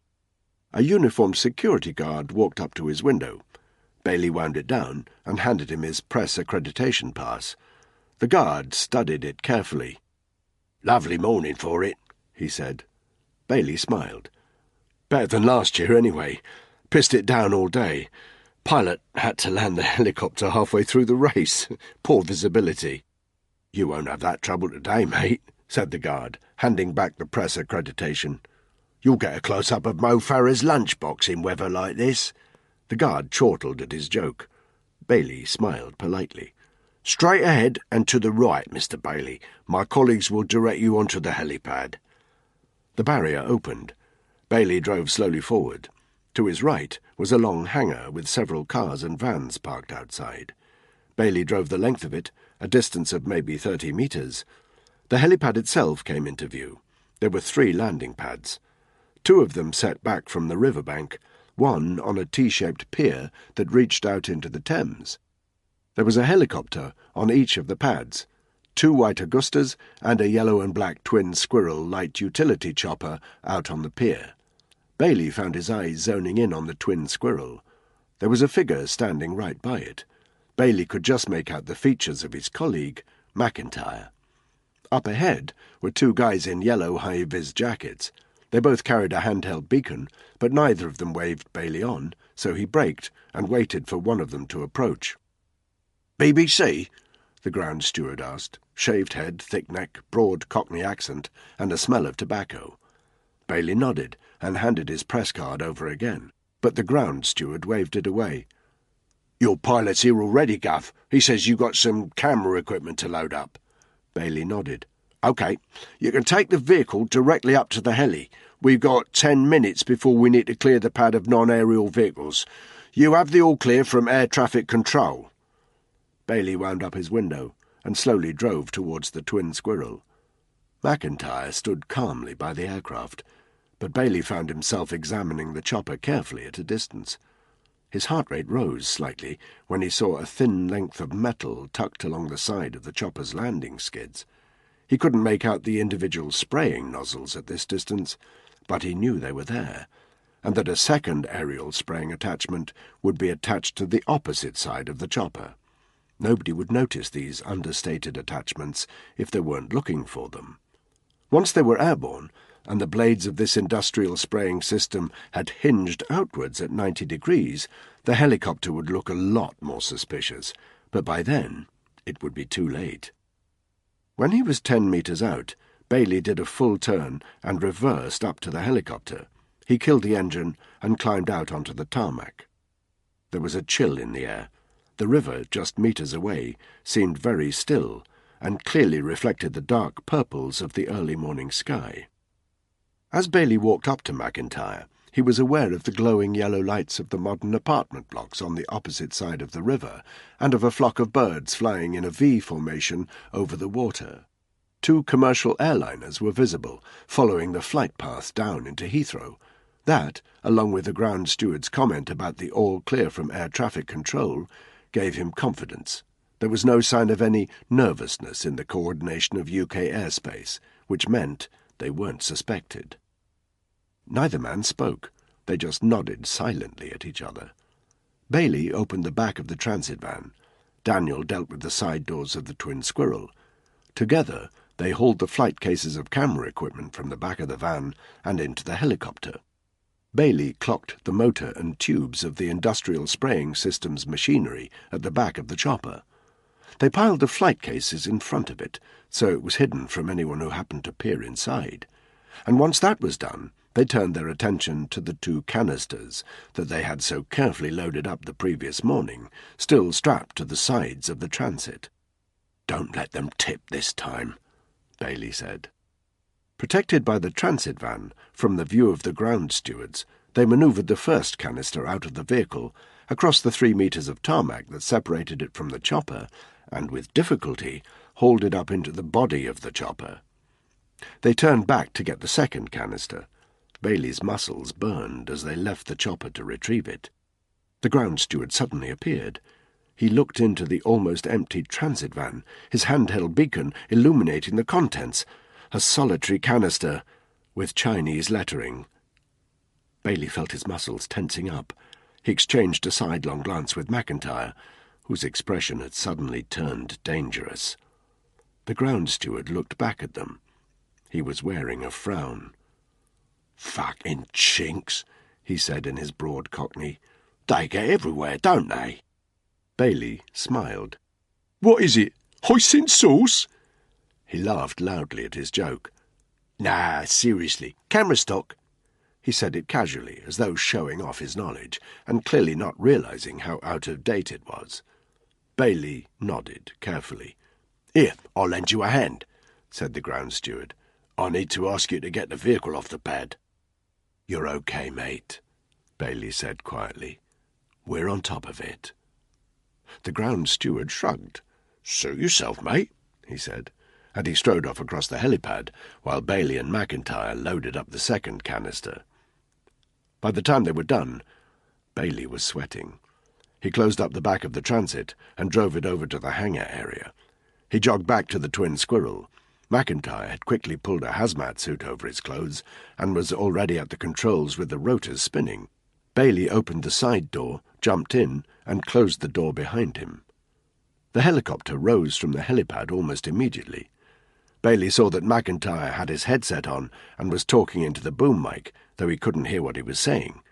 As they rose over the river and the London skyline came into view, its buildings glistening in the early morning sun, he started to unpack one of his boxes. He withdrew his own white hazmat suit, then 2 rebreathing masks. He would hand McIntyre's his when the time came. He turned his attention to the aerial spraying machinery at the back of the chopper. It didn't look like much, and when they had first told him what he was to do, he hadn't believed it would have the desired effect. But then he had researched the subject. It was amazing what information you could find if you just knew where to look. He had read about an American bioweapons simulation, where a harmless substance was sprayed into the atmosphere from a ship out at sea. The substance had reached far inland, in quantities that would have been devastating if it had been a lethal agent. The more he had read, the more he had become convinced that they were right. Spraying a bioweapon from a chopper at a height of 150 feet above the crowds would have precisely the effect they required. McIntyre looked back and shouted at him over the noise of the aircraft. "They want some shots of them all," he shouted. "Then over the Cutty Sark towards Shoot as Hell to see everyone arriving for the race." Bailey nodded. He started to unpack his TV cameras, ready to begin filming the tens of thousands of people who even now were swarming towards the start line. As he put his equipment together, he ran through the morning schedule in his head. Wheelchair race, 8:55 start. Paralympic race, 9 o'clock start. Main race, 10 o'clock start. But by 8 o'clock he knew the crowds would already be enormous, and their TV producer would not yet have requested that they travel further along the race route. That would be the best time to attack. "Remember to stay at 500 feet until I give you the word, then drop down to 150 feet and swoop over the crowd." The helicopter banked. Bailey fitted his TV camera to its secure tripod, then opened the side door. Through the viewfinder, he focused in on Buckingham Palace and the Mall. The broad street had been shut off to traffic, but was already lined with spectators and guarded by a police presence that was, Bailey thought, larger than he expected. The Union flag was flying over the palace itself. Bailey allowed himself a grim smile as he wondered how long it would be before that flag was flying at half-mast. Danny's muscles burned with pain. The stress position, forced onto his knees and with his arms stretched behind him and cable tied to the post, had been agonizing after 30 minutes. But now, after 2 or 3 hours had passed, it was torment. The cable ties that bound his hands together behind his back were digging harshly into his wrists. He could feel wet blood where they were digging into his flesh, and the skin on the back of his neck that had been punctured by Ahmed's knife was angry and sore. Physical pain, however, he knew he could deal with. Psychological suffering was by far his greater enemy. Buckingham's butchered body, limply slumped at a gruesome angle with its wrist still tied to the post, was a sickening warning of what was to come. He was grateful that the spook's head, which lay between them, was facing away from him. A freshly dead body has a unique smell, halfway between a butcher's shop and a public lavatory, and that horrific odour filled Danny's nostrils now. He tried to play tricks on his brain, to remind himself how much he hated Buckingham and how loathsome he had been during his final moments. But it was no good. He couldn't take his mind off what was to come. He was as focused on the camera on its tripod as he was on the severed head by its body. Think. Positive. What would Hereford do, having lost contact with them? Scramble another rescue team? But the nearest suitable SF unit could still be hours out. He hadn't been joking when he'd told Buckingham that... The door opened. Daylight flooded in. Danny squinted towards it and realized his vision was blurred. He felt a surge of adrenaline. "Tony!" He was mistaken. The man that entered had a similar physique, but it wasn't Tony. He had black clothes and a balaclava. Even more ominously, he had a shoulder bag. Danny didn't want to know what was in it, but he found out soon enough. The man walked up to the camera and switched it on. Without a word, he put the shoulder bag onto the ground. Then he stepped towards Danny and pulled a smartphone from his pocket. He swiped the screen, tapped it, and then held it in front of Danny's face. He saw shaky video footage of a dark room. He couldn't make out much detail, but he could see a figure lying on his front on the floor. 2 black-clad men, each had one of their feet pressed into his back and had rifles pointed at the back of his head. The camera panned down to the prisoner's face. It was bruised and bloodied. The nose was broken, the eyes swollen, but Danny recognized it as Tony. Ahmed hadn't been lying. The juddery, dark camera footage panned upwards again. It swiped round the room. More figures, 3 clad in black, plus Caitlin.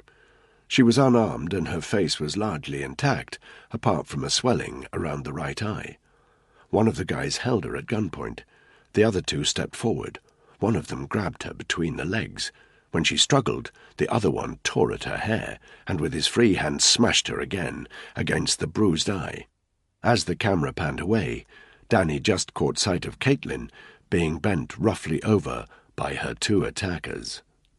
Danny's blood burned in his veins. "Don't show your anger," he told himself. "They're just trying to fuck with your head. Stay calm. Stay compliant." The camera moved back to Tony. It zoomed in on his face. It was still pressed against the floor, and the wound on his cheek had started to weep. But despite his fucked-up features, there was a look of deadly concentration in his eyes. Tony was down, but he wasn't out.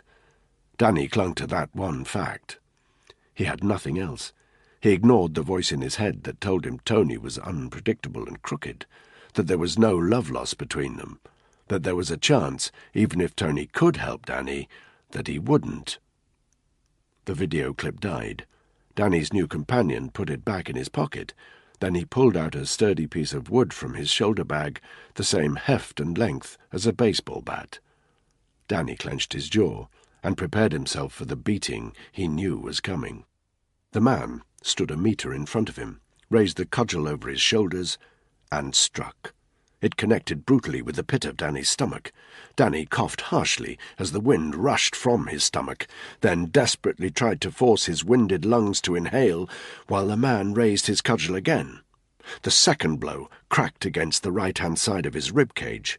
He felt a couple of ribs go instantly. His instinct was to shout out in pain, but he couldn't because there was still no air in his lungs. The man leaned down so their eyes were at the same level. He examined Danny's face carefully, almost like a doctor, holding his chin gently in his free hand. Danny wanted to spit in his face, but he forced himself to remain compliant. That was his only chance of survival. The third blow was to his face. It came from the opposite direction and cracked against Danny's left cheekbone. He felt the bone itself splinter as a spray of blood and mucus showered from his nose. He was breathing again now, and gulped at the air in an effort to handle the pain. He told himself that maybe, just maybe, that third blow had been a fraction softer than the two that preceded it. He allowed himself to believe that this was a good thing. Maybe his attacker had been told to ensure that Danny survived this beating. But survived it for what? Danny glanced down at Buckingham's severed head as his tormentor circled him menacingly. He felt him wipe the bloody cudgel on the sleeve of Danny's right arm. The pain was unspeakable. He could tell that his face was a mess of shattered bone and splintered wood. His broken ribs sent white-hot shards of intense agony through his body. It drained all the strength from him, and it was all he could do to keep his head upright in at least a semblance of dignity. He closed his eyes and told himself that he would withstand whatever else this bastard threw at him. But then he sensed movement again. When he opened his eyes, he saw that his attacker had repositioned himself in front of Danny again, and just to his right. He was holding the broad side of the cudgel just inches from Danny's face. Danny looked up. He could see a ferocious intensity in his attacker's eyes. The bastard's hands were trembling with a barely contained thrill as he prepared to slam the cudgel flat and square into the front of Danny's face. Danny set his jaw. "Protect your eyes," he told himself. He closed them, which meant he didn't fully see what happened next. There was the sound of the door being kicked open. It was followed almost instantly by the harsh bark of a round being discharged from a rifle. Danny opened his eyes, just in time to see his black-clad tormentor tumble towards him as his cudgel dropped to the ground. His body fell heavily against Danny's face, then slumped to the floor, by which time two figures were halfway towards him. Tony facing Danny's way, Caitlin aiming her weapon towards the door. Tony Wiseman was in an even worse state than he had been on the smartphone screen. He looked like his nose had been broken in two places, his face was smeared with blood, and there was a chunk missing from the lobe of his left ear. He had to be in a lot of pain, but there was no sign of it. Whatever had happened, at least some of the Caliph's men had clearly come off even worse. Tony and Caitlin were carrying AK-47s that they must have stolen from Ahmed's men. He saw that Tony also had a knife. Brandishing it, he moved behind Danny. "What's this?" he drawled, his voice dry and gravelly. "He been playing with you? 50 fucking shades of grey?" With one clean cut, he slit the cable ties. Danny lurched forward, almost falling face down on the ground, as he dissolved into a fit of uncontrolled coughing. The very act of coughing was agony, and he knew he'd definitely broken a rib or two. But Tony grabbed the back of his shirt and held him up. "Don't do a spud on me now," he said. "Ahmed, the Caliph," Danny breathed. "Tell us something we don't know." Danny regained control of himself. He pushed himself uneasily to his feet, wincing with the pain in his ribcage, then grabbed the post to which he'd been tied, while Tony kicked the severed head onto its back to see who it was. He snorted. "Couldn't have happened to a nicer bloke," he said, before kicking the head out of the way. He turned to Danny. "Get moving, Black," he said. "Wait," Danny breathed. "What happened? How did you get free?" "One of Ahmed's men wanted to break me arm, so he untied me. Bit of a mistake, that." "How many men did you put down?" Danny asked. They needed to pool their information, and fast. 8, Tony said. "Make that 9, Caitlin cut in, pointing at Danny's dead tormentor. Danny felt weak with pain, but forced himself to stay sharp. "They'll know you've escaped," he stated. "They'll be all over us like flies." "Maybe not," Tony said. "We questioned one of Ahmed's guys before we nailed him. He told us there are 7 more men on the rig plus Ahmed." He pointed at the dead body. "Make that 6. They're all heading for the LZ, waiting for the chopper to arrive and get him to the Saudi coast." "He might have been lying," Danny countered. Tony gave him a look, and for a moment Danny no longer saw the slightly pissed-off soldier who didn't like taking orders from him, or even the dodgy crook with interests in organised crime.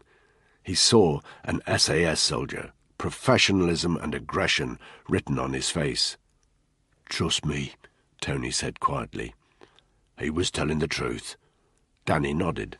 His wooziness was subsiding, even if the pain on his face and abdomen wasn't. He looked over at Caitlin. Her face was also smeared in blood and mud. "Did they hurt you?" he demanded. "Not as much as I hurt them," Caitlin said. He saw that she had a second AK strapped across her back. She brought it over her head and handed it to Danny. He strapped it on and cocked it. "The chopper could arrive any time," Danny said. "We need to get to the LZ before it does." "Remember," Tony said, "we want Ahmed alive." "The radio's out," Caitlin reminded them. "We've got no way of contacting anyone, even if we do get this fucker and squeeze some intel out of him." "We'll cross that bridge when we come to it."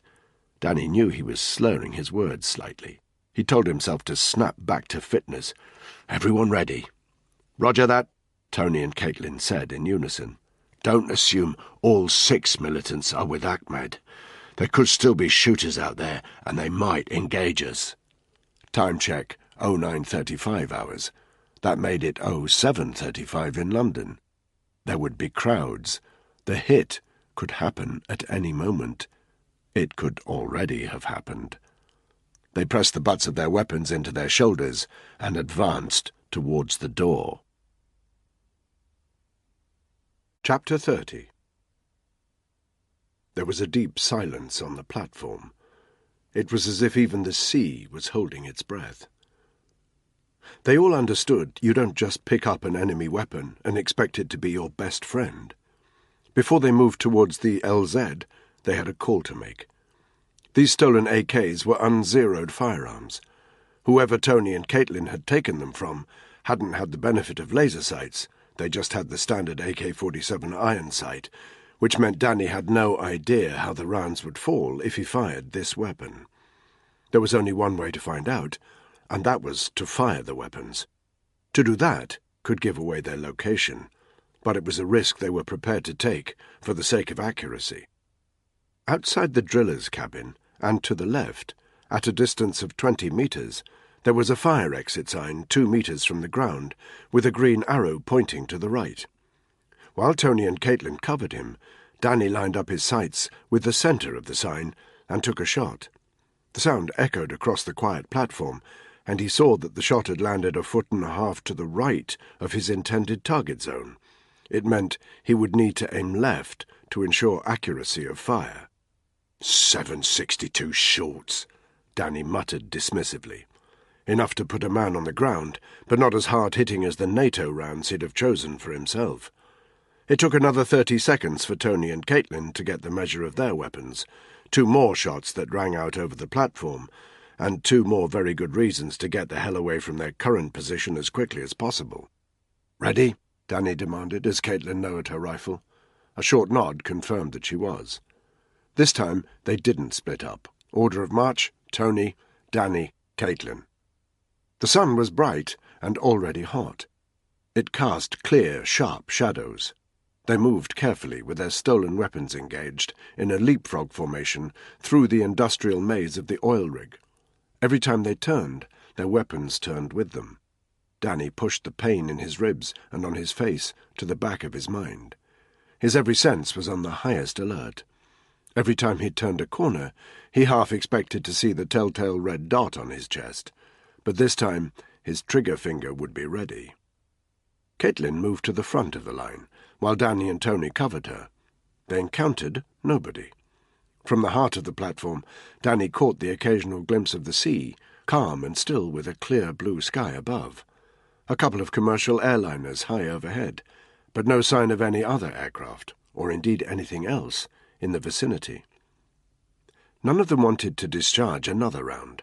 Unsuppressed, the sound of these AK-47s would pinpoint their position very precisely to anybody hunting them, but there seemed to be no personnel remaining on the platform, unless they were lying very fucking low. Danny moved to the front, Tony and Caitlin covering.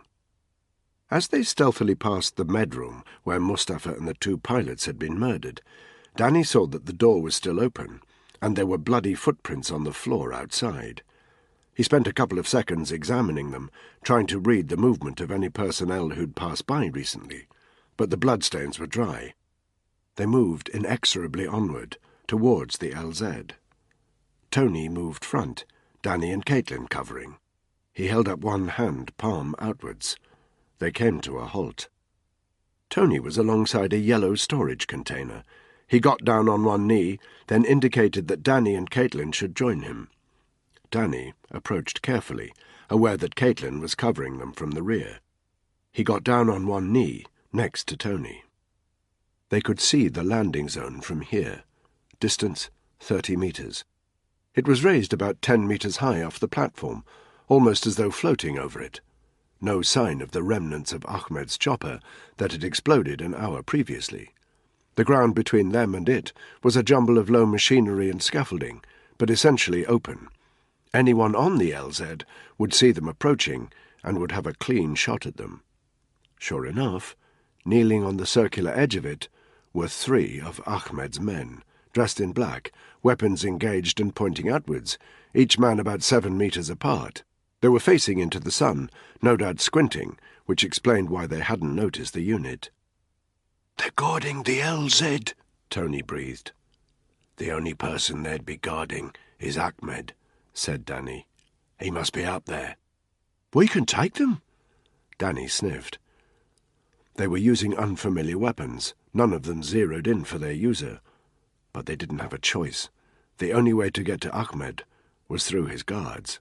They didn't appear to have seen the unit so far, but that would probably change if they tried to move any closer. Danny signalled Caitlin to join them. They knelt in a row, a metre apart from each other, and aimed their rifles upward at a 30-degree angle towards the 10-metre-high raised platform that was the LZ, each of them sighting the black-clad figure that corresponded to their own position. Danny breathed slowly. This was high risk. If one of them missed their mark, they'd come under immediate gunfire. All 3 guys had to be taken out at the same instant. He focused in on his man, very aware that the beating he'd received had left him woozy, maybe slightly concussed. He couldn't let that affect him. His finger rested lightly on the trigger. Very deliberately, he edged his line of fire a couple of inches to the left. "Aim for the body mass," he breathed, and then a second later, "Ready?" "Ready," Tony and Caitlin said in unison. A 5-second pause. "Take the shot." The 3 rounds sounded like a single discharge. Danny kept his position for a second, long enough to see Tony and Caitlin's guys collapse instantly. His own was hit, but not fatally. A shoulder wound, maybe, but enough to make the bastard scream at the top of his head. The unit fell back behind the protection of the storage container. "You missed!" Tony growled. "Thanks for pointing it out," Danny said. "We need to—" "Quiet!" Caitlin hissed. They fell silent. Caitlin had cocked her head, and Danny could tell why. There was a distant sound of a helicopter approaching. "Ahmed's transport," Danny breathed. "We haven't got more than a minute. We need to advance to contact." "They know our position," Caitlin said. "We should advance from a different direction." "We haven't got time," Danny overruled her. "Give me cover." "Forget it, Black," Tony said.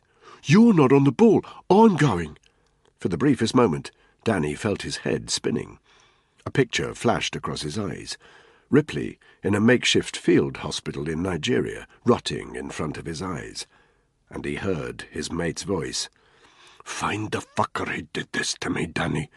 Just find the fucker who did this." The fucker who did it was 30 meters away, about to get into a helicopter. He was Danny's, no one else's. Danny's head cleared. "You're staying there," he said, and before anyone could argue any further, "In 3, 2, 1, go!" Danny stepped out from the protection of the storage container. He could still see his wounded target writhing in agony on the edge of the raised LZ, and in the clear sky beyond he could see a dot approaching, Ahmed's helicopter, arriving to ferry him to the safety of Saudi Arabia. Gunfire behind him, 2 rounds in quick succession from Tony and Caitlin, a warning to any militants remaining on the LZ of what they could expect if they approached its edge. Danny sprinted forward, skirting round the machinery and the scaffolding units as he made the most direct approach possible towards the LZ. He closed the distance to 20 metres, then to 15. The closer he grew, the steeper the angle between him and the LZ, the higher he had to raise his weapon, and the less he could see who was approaching the edge. It meant he was totally reliant on his unit colleagues. Another 2 rounds, fresh screams from above. Tony or Caitlin had hit at least 1 more enemy target. That meant he could expect 2 more guys on the LZ, plus Ahmed. He surged forward. 10 metres. 5. His ribs were agony. He ignored it. The sound of the chopper was much louder now. It couldn't be more than 30 seconds out. He hit the metal staircase leading up to the LZ, before raising his head and his weapon up at an angle and wincing at a shock of pain from his broken ribs. He didn't allow it to hinder him. 3/4 of the way up the steps, there was a bundled, bleeding body, one of the original 3 guards they'd taken out. Danny, hyper-aware that his head was about to rise above the level of the LZ, was going to need him. He hurried up to the corpse, then steeled himself. With shattered ribs, this was going to hurt. He bent over and ripped off its balaclava, so that, at a distance, the enemy wouldn't realize they were shooting one of their own. Then he took the strain and hauled the body up off the ground. His ribs cried out, but he shot off the pain, gritted his teeth, and, holding the body by the scruff of the neck, took its full weight in his left hand. It took massive effort and self-control to lift the corpse even higher, so that just a few inches of its head rose above the edge of the LZ. Danny thought he could feel his own broken ribs moving inside him. Almost immediately, 3 shots rang out from the far side of the LZ. 2 of them flew over Danny's head, but 1 slammed straight into the skull of the corpse, sending a chunk of brain and bone flying over the steps. Danny let the corpse's head drop out of sight below the edge of the LZ. The noise of the chopper was very loud now. It had to be on the point of touching down. 4 more rounds flew over his head from Tony and Caitlin's position. Danny raised the corpse's head again. No shots fell from the LZ. He took that as an opportunity to show himself. He dropped the corpse, which clattered heavily onto the metal staircase. Weapon engaged once more, he thundered up the staircase, swinging round towards the LZ itself, his AK-47 directly following his line of fire. He took in the scene in a fraction of a second. A chopper had set itself down on the far side of the landing pad, 20 metres from Danny's position, its nose facing him directly. The sun reflected brightly off the cockpit glass, dazzling him. But even with his suddenly compromised vision, he could tell that the side door was open, and there was no sign of Ahmed. Danny assumed he had already climbed inside. He could, however, see 2 more men, both dressed in black, with their back to him. They were a metre out from the right-hand side of the chopper, and were obviously about to board. Danny's aim was true this time. They both collapsed as 7.62s slammed into them. Danny was already advancing as they crumpled to the ground. Distance to the chopper, 15 metres. He still didn't have eyes on Ahmed, and the chopper was rising. He directed his fire towards the cockpit, squinting to protect his eyes from the reflective glare. Danny could see very little inside the chopper as he released a 2-second burst of rounds. The cockpit glass shattered and fell away. Danny could tell that it hit the pilot even before he saw him slumped over the controls by the way the chopper, already a metre in the air, started to wobble precariously. It rotated 90 degrees clockwise as it collapsed back down to the LZ, its left-hand landing skid settling awkwardly on the body of one of the guys Danny had taken out and presenting him with the open doors of the helicopter. He advanced. The downdraft from the rotors, still spinning, was a barrier he had to force himself through. 10 metres out, he could see movement in the interior. He fired a warning shot just to the left of the area of movement, fully aware that if it was Ahmed, he had to be taken alive. 7 metres out, the chopper shifted 20 degrees clockwise. Danny realised it was only a couple of metres from the edge of the LZ. With the rotors still spinning, there was a high chance of it toppling. He upped his pace, and in 2 seconds was alongside the chopper. He breathed deeply, suddenly very aware of the sweat pouring down his grimy, bloody, broken face. Then, the butt of his AK-47 pressed deeply into his shoulder, his finger resting carefully on the trigger, he swung round and faced the entrance. Ahmed was armed and ready. His back was pressed against the far side of the chopper, both arms were outstretched, and he had a handgun pointing directly in Danny's direction. But he wasn't fast enough. Distance to target, 2 meters. It was barely necessary to adjust for the rifle's skew. Danny fired first, discharging a round accurately into Ahmed's left shoulder. He juddered hard against the back wall of the chopper, a flash of blood spraying across the interior. As he fell, Danny turned his body and his weapon towards the cockpit. There were 2 flight crew, both dead. He jumped into the chopper, just as it shifted another few degrees clockwise. There was a frantic juddering as the skids below shifted off the corpse that was propping them up. Danny hurled himself towards Ahmed, who had dropped his handgun and was now gripping his wounded shoulder. He'd never seen such hate in a man's face before, but that was okay. It was mutual. He grabbed Ahmed's weapon from the floor of the chopper. Then, with his free hand, he punched Ahmed's wound as hard as he could, knowing that the pain would put him out of action completely for a few precious seconds. Ahmed gasped, and Danny took his chance to hurl himself towards the shattered cockpit. He hauled the slumped pilot off the cyclic. The chopper shifted again, a full 35 degrees this time, so now it was facing directly out to sea. Danny twisted the throttle closed. Instantly, he heard the loud beating sound of the rotors above diminish. He turned back to Ahmed, a dark frown creasing his face and a familiar sense of hot anger rising in his chest. He surged forward, grabbed his captive from the floor of the chopper, and threw him out onto the LZ. As Ahmed landed with a heavy thud, Danny saw that Tony and Caitlin were at the edge of the landing pad, down on their knees in the firing position, protecting their location in case they hadn't eliminated all the enemy on the rig. Good thing, too. It meant Danny could focus all his attention on the man who called himself the Caliph. Ahmed was on his back, still clutching his wounded shoulder, his face a mixture of fire and pain. Danny collapsed down onto him, pressing one knee so heavily against his sternum that he started to cough and choke noisily. "You are going to tell me," he breathed, "the name of the person or people who are about to release the bioweapon in London. You might reckon at the moment that you won't, but trust me, you will." Ahmed spat in his face. "Here's what you're thinking," Danny continued relentlessly. "You're thinking I'm going to threaten to kill you. You're thinking I'm just like you, and that the worst I can do is put a bullet in your skull or cut your fucking head off. But you want to know the truth? That Caliph bullshit means nothing to me, and I'm 100 times worse than you can possibly imagine." Ahmed's eyes narrowed. "I'm not afraid of dying," he spat. Danny gave him a grim smile. "Oh, I know that," he said. "I know you're looking forward to your 72 fucking virgins. That's why I'm not going to kill you. Not even when you ask me to do it, which you will. When I've finished with you, you'll be begging me to put you out of your misery, like the dog that you are. But I won't. Not until I know every single thing about the attack."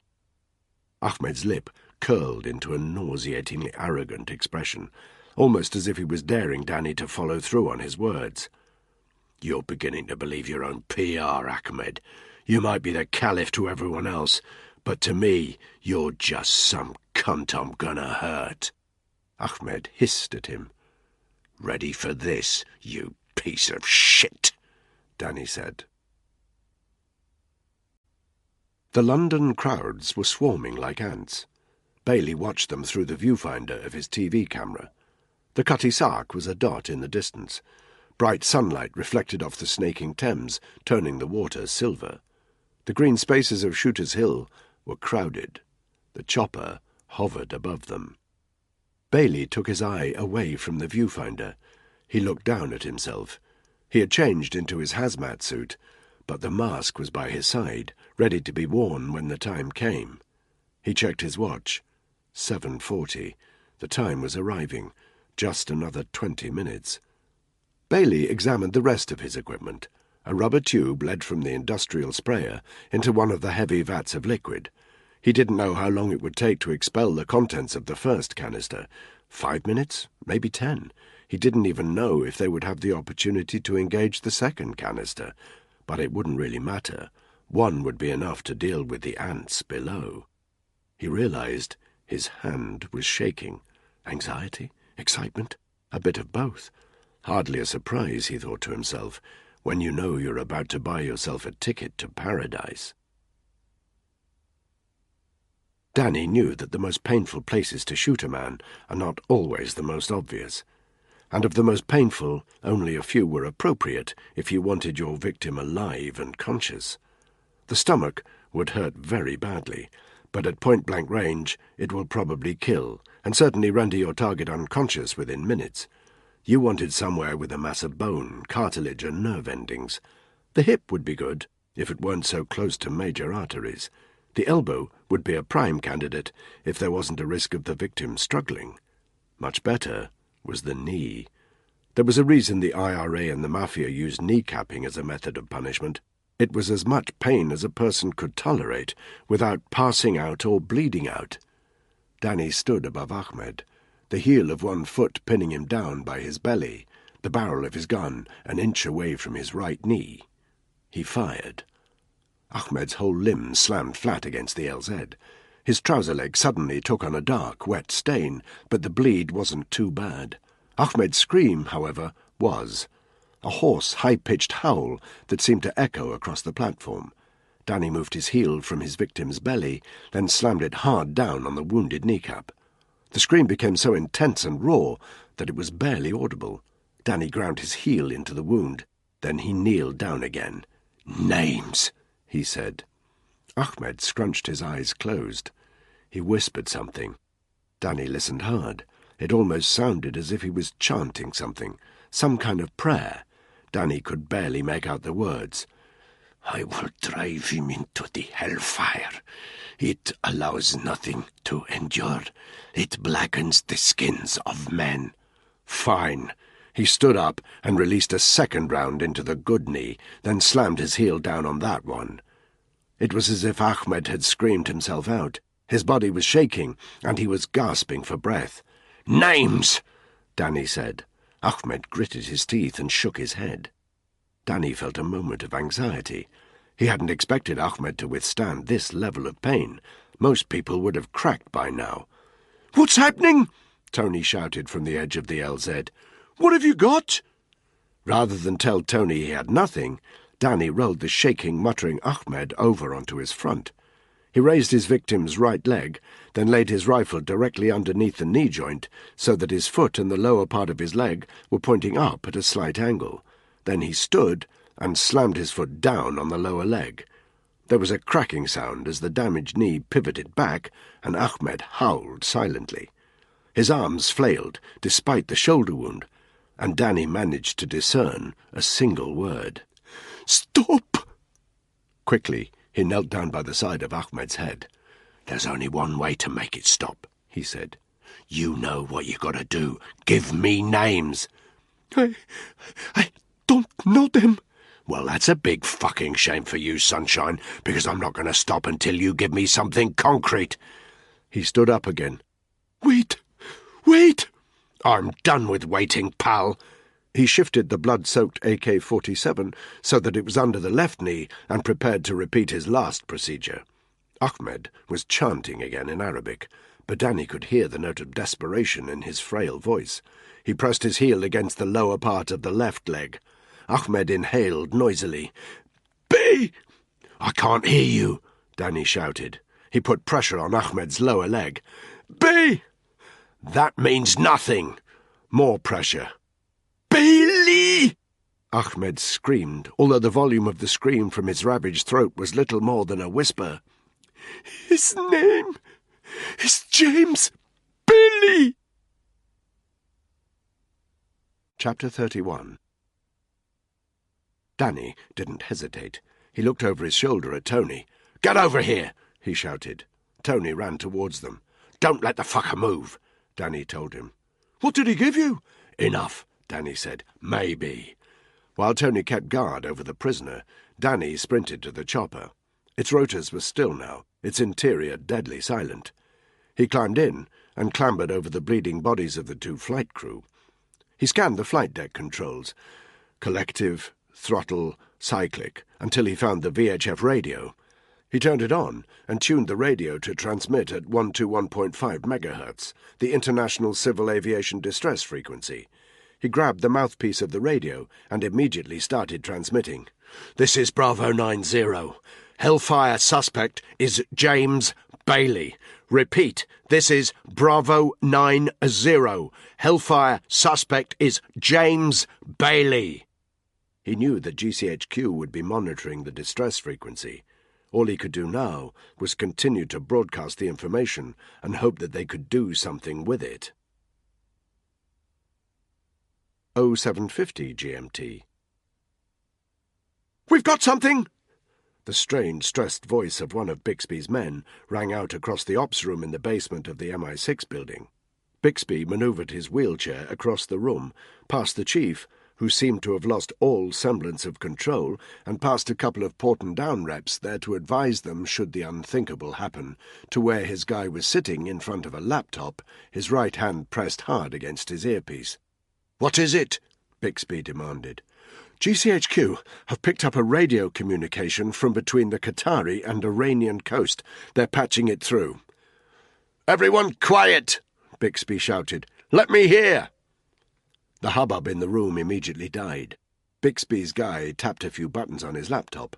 A hissing sound from speakers set around the ops center filled the room. It was nothing, just feedback and white noise. "Wait out!" Bixby's guy said. "There's some—" A male voice, very faint, almost drowned out by the radio crackle. "Bravo 9. Suspect. Repeat. 90. The loudspeaker reverted to white noise. Bixby felt a dead, dread weight in his limbs. "Patch it through to Hereford," he said quietly. More tapping at the laptop while the white noise filled the air. Then suddenly, "This is Bravo 90. Hellfire suspect." white noise. Bixby cursed. He felt the eyes of everyone in the ops room boring into him. He glanced up at a screen on the wall. It showed aerial footage, a crowd of thousands congregating at the marathon starting area. For a full minute, there was nothing. "I think we've lost it," Bixby's guy said weakly. "Keep the channel open," he said. And as soon as he had finished speaking, the loudspeaker burst into life again. The voice was suddenly very loud, very clear. Bixby recognized it. Danny Black. "This is Bravo 90. Hellfire suspect is James Bailey. Repeat, this is Bravo 90. Hellfire suspect is James Bailey." "Find out who he is!" Bixby shouted. "Now!" 0755 GMT. The regiment's Augusta Westland flew low over northwest London. Aside from the flight crew, there were 5 men in the chopper, a 4-man unit plucked from the standby squadron, plus Spud. They'd seemed surprised when Spud had presented himself to them. It was no secret that he had been out of the game for a while, but respectful. Spud was the senior guy, and the younger regiment soldiers had automatically deferred to him. He sat a little bit apart from them, his body armour pressing painfully against his scarred abdomen, his Kevlar helmet and earpiece strangely uncomfortable, as he hadn't worn them for so long. Even the assault rifle slung across his chest felt weird. They were each plugged into the helicopter's comms system, but neither the pilot nor Hereford had spoken for 20 minutes. There was nothing to say. They were on high alert, but they didn't know what for. They simply needed to be ready to respond when the time came. Spud looked through the window. In the distance, shimmering in the early morning sunlight, he could make out the London Eye and Big Ben. In his mind, he pictured the massive crowds that would soon be snaking through London. He thought of Francis. He didn't know what he'd be able to do in the event of an attack, but he'd rather be here, in the thick of things, than sitting behind a desk at a safe distance while his mates were putting their asses on the line. 0756 GMT. A voice rang out across the MI6 ops room. "We have a James Bailey, a freelance cameraman working for the BBC." "What do we know about him?" Bixby demanded. "Is he a person of interest?" "Negative, sir. British Caucasian, no criminal record, not previously known to any of the security agencies." "Shit," Bixby hissed. A single name, barely heard over a crackly radio line from thousands of miles away, was hardly proof of terrorist intent. "Where is he now?" "We're on the line to the BBC control room. Give me 30 seconds. "We haven't got 30 seconds. Where is he?" There was a short pause, and then a slightly sick-sounding voice. "Shooter's Hill, sir.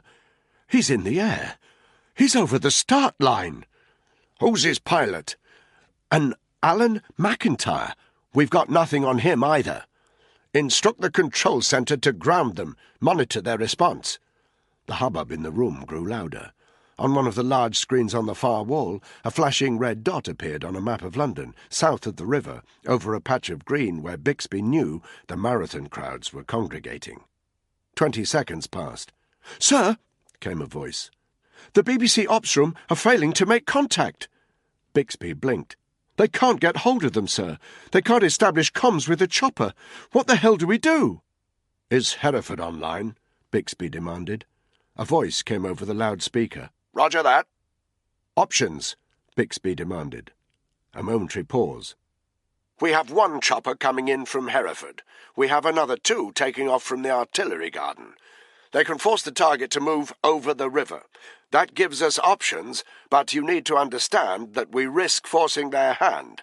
As soon as they see 3 choppers coming their way, it might force them to release the bioweapon or even crash land." Bixby's eyes flickered towards the chief. He was clutching his hair, unable to speak, and seemingly incapable of making the call. Bixby breathed deeply. "Can you neutralize this threat without civilian casualties?" The reply, when it came, was tinged with contempt. "You bring the regiment in if you want to fight violence with violence. It's your call." Bixby closed his eyes. He breathed deeply. "Do it! Do it now!"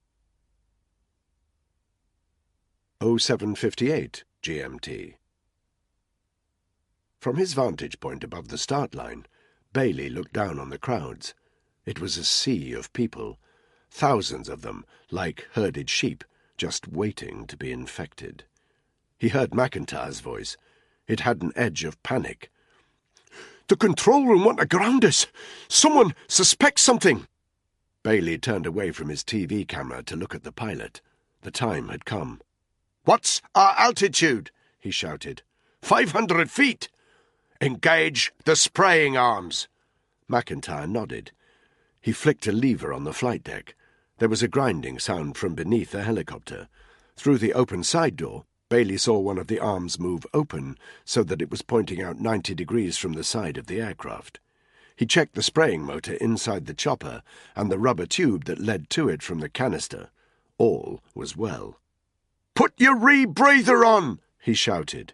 McIntyre clumsily pulled the rebreathing hood over his head with one hand. Bailey did the same. He reached out and clutched the red lever that would engage the spraying system. Then he looked over to his pilot again. "Get down to 150 feet! Do it! Go!" Bailey's stomach lurched as they immediately lost altitude. He clutched the side of the chopper with his free hand as he felt the helicopter bank sharply, its nose dipping. The crowd came momentarily into view through the open side door, then disappeared as the chopper straightened up again. "We've got a problem!" McIntyre shouted. His voice was very muffled, but Bailey could hear a high-pitched tone to it. "We've got 2 helicopters on our tail, coming from the south. They're going to crash into us." "No, they're not!" Bailey shouted, and when he realized his voice was too muffled, he ripped off his rebreather. "No, they're not! They won't hit us, especially when we're over these crowds. What's our height?" 275 feet. That's too high to spray. It won't be as effective. Get lower. 150 feet. Get to 150 feet. His hand left the lever. He looked through the windows. Sure enough, 2 hulking helicopters were on their tail. They were no more than 25 meters distant, and they were moving towards them, slowly but implacably. "Lower!" Bailey screamed again. But as he shouted, something else caught his eye. It was a 3rd helicopter, speeding towards them from the direction of the river. Distance 100 meters, but rapidly closing. Bailey had the uncanny sensation that the helicopter's nose was heading straight for him.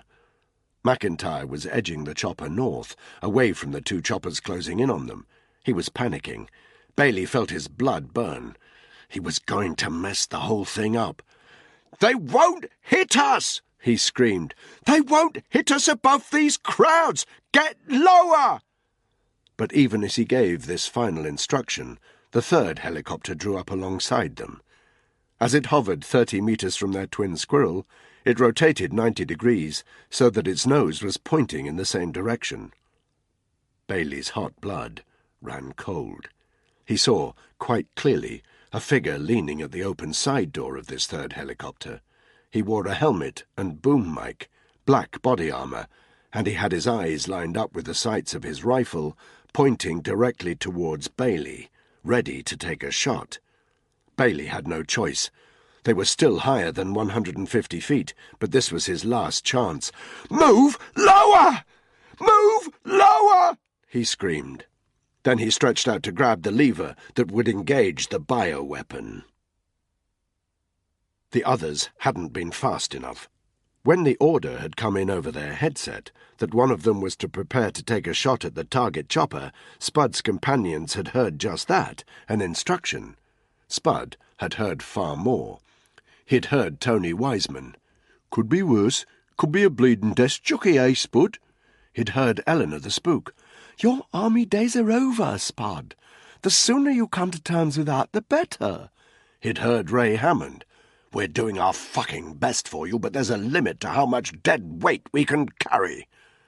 Before any of the others could move, he'd installed himself at the open side door of the chopper, one knee down in the firing position, weapon cocked and switched to semi-automatic, butt pressed into his shoulder, one eye closed, the other looking directly down the sights. As the Augusta rotated 90 degrees, the camera chopper came into sight. Spud immediately recognized it as a twin squirrel. Distance 30 meters, but through the sight of the weapon, it looked right next door. The thunder of the 2 choppers, 275 feet above the ground, roared in his ears, and a strong backdraft blasted towards him. Spud kept firm. His crosshairs panned across the interior. He immediately settled on the coarse, blurry image of the figure of a man. He was wearing a white all-in-one. "Target in sight!" Spud spoke into his microphone, even as the vibrations of the Augusta knocked his sights off target. The crosshairs settled on a tall canister. Spud thought he could make out Chinese lettering on the side. He yanked the sights back to target, but the twin squirrel was moving too, and a second later he had to re-aim again. "He's wearing a hazmat suit. No mask. I can see a TV camera and 2 canisters, possibly Chinese lettering." A voice in his ear. "Can you take the shot without downing the chopper?" From one moving, vibrating platform to another, it would be the most difficult shot he'd ever taken. If a round went loose and hit the body of the twin squirrel, there was a very real possibility it would plummet to the ground, where it would take out hundreds, maybe thousands of people. "Yes," he said. "Wait for the order."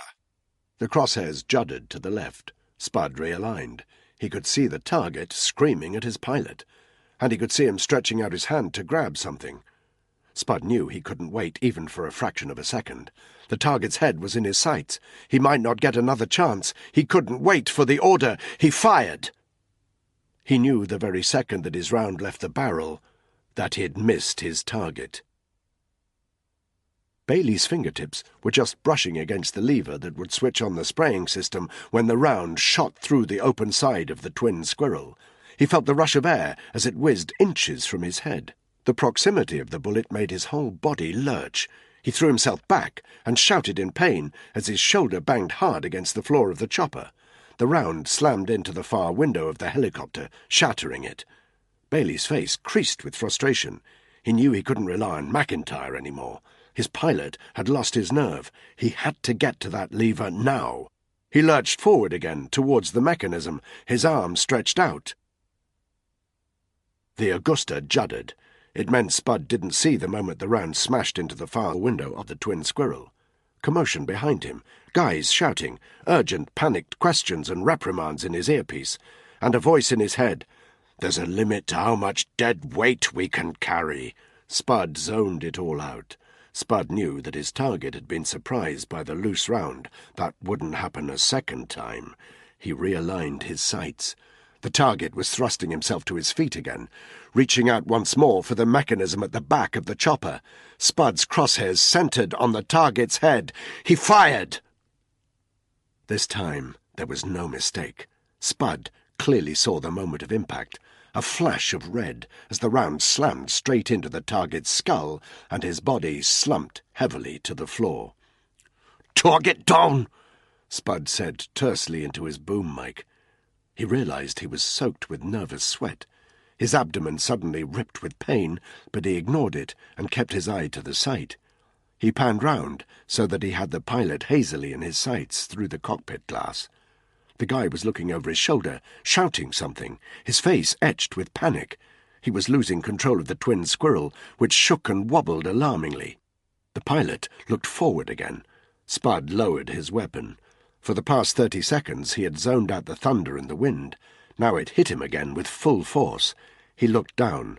275 feet below them he saw the swarm of marathon runners. He could see that they were trying to vacate that patch of park directly below the 4 low-flying choppers, but they were too many and too crushed. There was a small, open patch of green like an impact crater. Spud couldn't hear the screams of the crowd above the thunder of the choppers, but he knew they were there. "I have the pilot in me sights!" Spud shouted. "He's panicking!" "Hold your fire!" instructed the voice in his earpiece. "Hold your fire!" Major Ray Hammond's voice rang across the MI6 ops room. "We have one target down. The pilot's still in control of the aircraft. We think we can force him over the river." "What then?" Bixby said. "Evacuate Battersea helipad. We'll force him along the river and try to ground him down there." "What if he doesn't play ball?" "Then we'll take him out of the sky. He'll hit the river." Bixby wheeled his chair round to face his Porton-Down advisor. "Implications?" "Unpredictable, but if the bioweapon leaks into the Thames, it will probably become sufficiently dilute—" "Clear Battersea helipad," Bixby instructed. "Let's get this bastard to land." Spud watched as the 2 choppers behind the Twin Squirrel edged forward, closing the gap between them and the enemy chopper to 15 meters. It was a high-risk strategy. An unexpected surge of wind would mean disaster. Not to mention that there was a good chance, in a moment of panic or martyrdom, that the pilot would just let the chopper fall. The Augusta edged a further 10 meters away from it, but the Twin Squirrel, bullied into motion by the 2 choppers following, headed north towards the river. Spud didn't move from his kneeling-down firing position, thunder in his ears and wind in his face. From the corner of his eye he could see Canary Wharf in the distance, but he kept his attention on the chopper.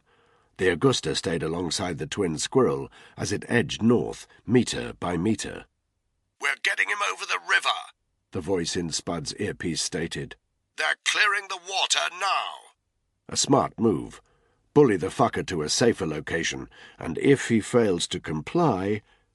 It took a good 90 seconds to move clear of the marathon crowds below. They hovered over a road and then a grid of residential housing. Distance to the river, 50 meters. Spud raised his weapon again. He panned his sights towards the pilot. The guy was clearly a mess. He kept looking over his shoulder, then forward again, back, then forward. His eyes were pictures of fear and alarm. A voice crackled in Spud's earpiece. "On my order, down the aircraft. Rounds to the engine and transmission. If necessary, hit the rotor mast. Do not hit the tail rotor or boom, and do not take out the pilot. If he loses control, the chopper could hit land. Roger that, Spud stated. Do not lay down fire until you have the order. Repeat, do not lay down fire until you have the order. There's still a chance we can land him safely. They continued to move over the water. Spud flicked the safety catch of his weapon to fully automatic and kept his sights on the area to the left of the tail boom, where the engine and transmission was kept. They were 10 metres from the southern shore. 20 metres. A flash of reflected sunlight glinted off the water, momentarily blinding Spud, but he kept his aim true. 50 metres. 100 metres from both shores. They were bang in the centre of the river. The two choppers following the twin squirrels eased back about 20 metres. They started to circle round to the far eastern side of the chopper. The Augusta changed position too, edging round to the south so that it could fly alongside the twin squirrel as they bullied it west along the river. As the chopper moved, the shard, glinting in the sun, flashed across Spud's sights. He could see the low, broad dome of the O2, then the higher one of St. Paul's Cathedral in the distance, and the BT Tower off to the north. As the chopper continued to turn, he could see the river snaking away, and the familiar sight of Tower Bridge and London Bridge beyond. He refocused on the engine and transmission area of the enemy aircraft. And even as he did that, everything changed. The twin squirrel suddenly gained height. Spud tracked it with his rifle, but as he did so, the enemy chopper twisted 180 degrees in the air so that it was facing back towards Greenwich Park, where the marathon runners had congregated. It was 50 feet higher than the Augusta and the two regiment choppers following it, and its nose was down. Spud heard a voice behind him. "The fucker's gonna crash land!" And, in his earpiece, "Take the shot! Take the shot!" He realigned his rifle once more, tracking the crosshairs directly over the twin squirrel's engine and transmission. "Take the shot!" He fired. A full burst from Spud's rifle ripped into the metal body of the twin squirrel. Everything seemed to slow down. Through his sights, Spud saw scraps of shrapnel splintering away from the chopper. His rifle clicked empty, but now there was a different sound, an alarming, high-pitched, clunking, grinding noise from the enemy chopper. Spud lowered his rifle in time to see, from below, its rotors sputtering and slowing. The twin squirrel twisted in the air. A lurch from the Augusta as it surged forward 30 metres to a safer patch of airspace, but as it moved, it shuddered from a rush of displaced air as the twin squirrel dropped like a stone towards the water. It thundered past the Augusta with a terminal screaming sound. 5 seconds later, it smashed into the water below. Spud sucked in lungfuls of much-needed air. He hurled himself forward to the cockpit of the Augusta, even as a barrage of urgent shouting filled his ears. "The bird is down. Repeat, the bird is down. Seal the area. Seal the area." But these were instructions for someone other than Spud. Through the windows of the Augusta, he zoned in on the impact site 200 feet below. There was no sign of the chopper. It had either broken up or sunk. Peeling in, from both directions along the river, were the white trails of ribs speeding towards the impact site. Spud could just about make out their occupants in white hazmat suits. He winced. The pain in his abdomen was worse than ever. Guys were talking to him, but he barely heard them. His mind was elsewhere, as it churned over the whirlwind of the past few days. Al-Magrani, the Caliph, and Danny. What the hell was happening with Danny? The threat to London might have been neutralized, but somewhere, thousands of miles from here, his mate was in the shit. Spud realized he didn't even know if Danny was dead or alive. Chapter 32. Danny Black stared at the VHF receiver. A message was coming through, distorted and indistinctly, but he could just make it out. "Bravo 90, this is Alpha. Your message has been received and acted upon. Wait out in current location for pickup.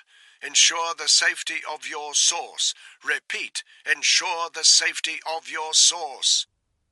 Danny waited for the cascade of relief to wash over him. It didn't. He breathed deeply, then turned to look out of the stationary chopper across the landing pad to where Tony had Ahmed at gunpoint. Tony, his face beaten, swollen and dirty, was standing 2 meters from the man who called himself the Caliph, rifle aimed directly at his head. On the far side of the LZ, Caitlin was down on one knee in the firing position, aiming towards the platform itself, her back to Danny and Tony. A strange sensation fell over Danny's body as he exited the chopper and walked towards their captive. It was like hatred, only deeper and more piercing. As he closed the gap between them, he tried to identify its source. Was it the moment he had witnessed Ahmed executing Hugo Buckingham in the most brutal way imaginable? Buckingham had it coming to him, but nobody deserved that, not even him. But no, it wasn't that which filled Danny with such loathing. Was it the images he'd seen of Ahmed's parents? The sheer revulsion that a man could do that to anyone, let alone his own mother and father? No, it wasn't that. It wasn't even a plane full of infected innocents, or 2 choppers full of SF soldiers downed in the Persian Gulf, or a cynical, loathsome attack on London. It was Ripley, bravely dying, rotting before his very eyes, begging Danny to avenge him.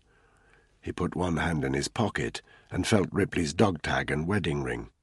Ensure the safety of your source. Repeat, ensure the safety of your source. He was standing over Ahmed now.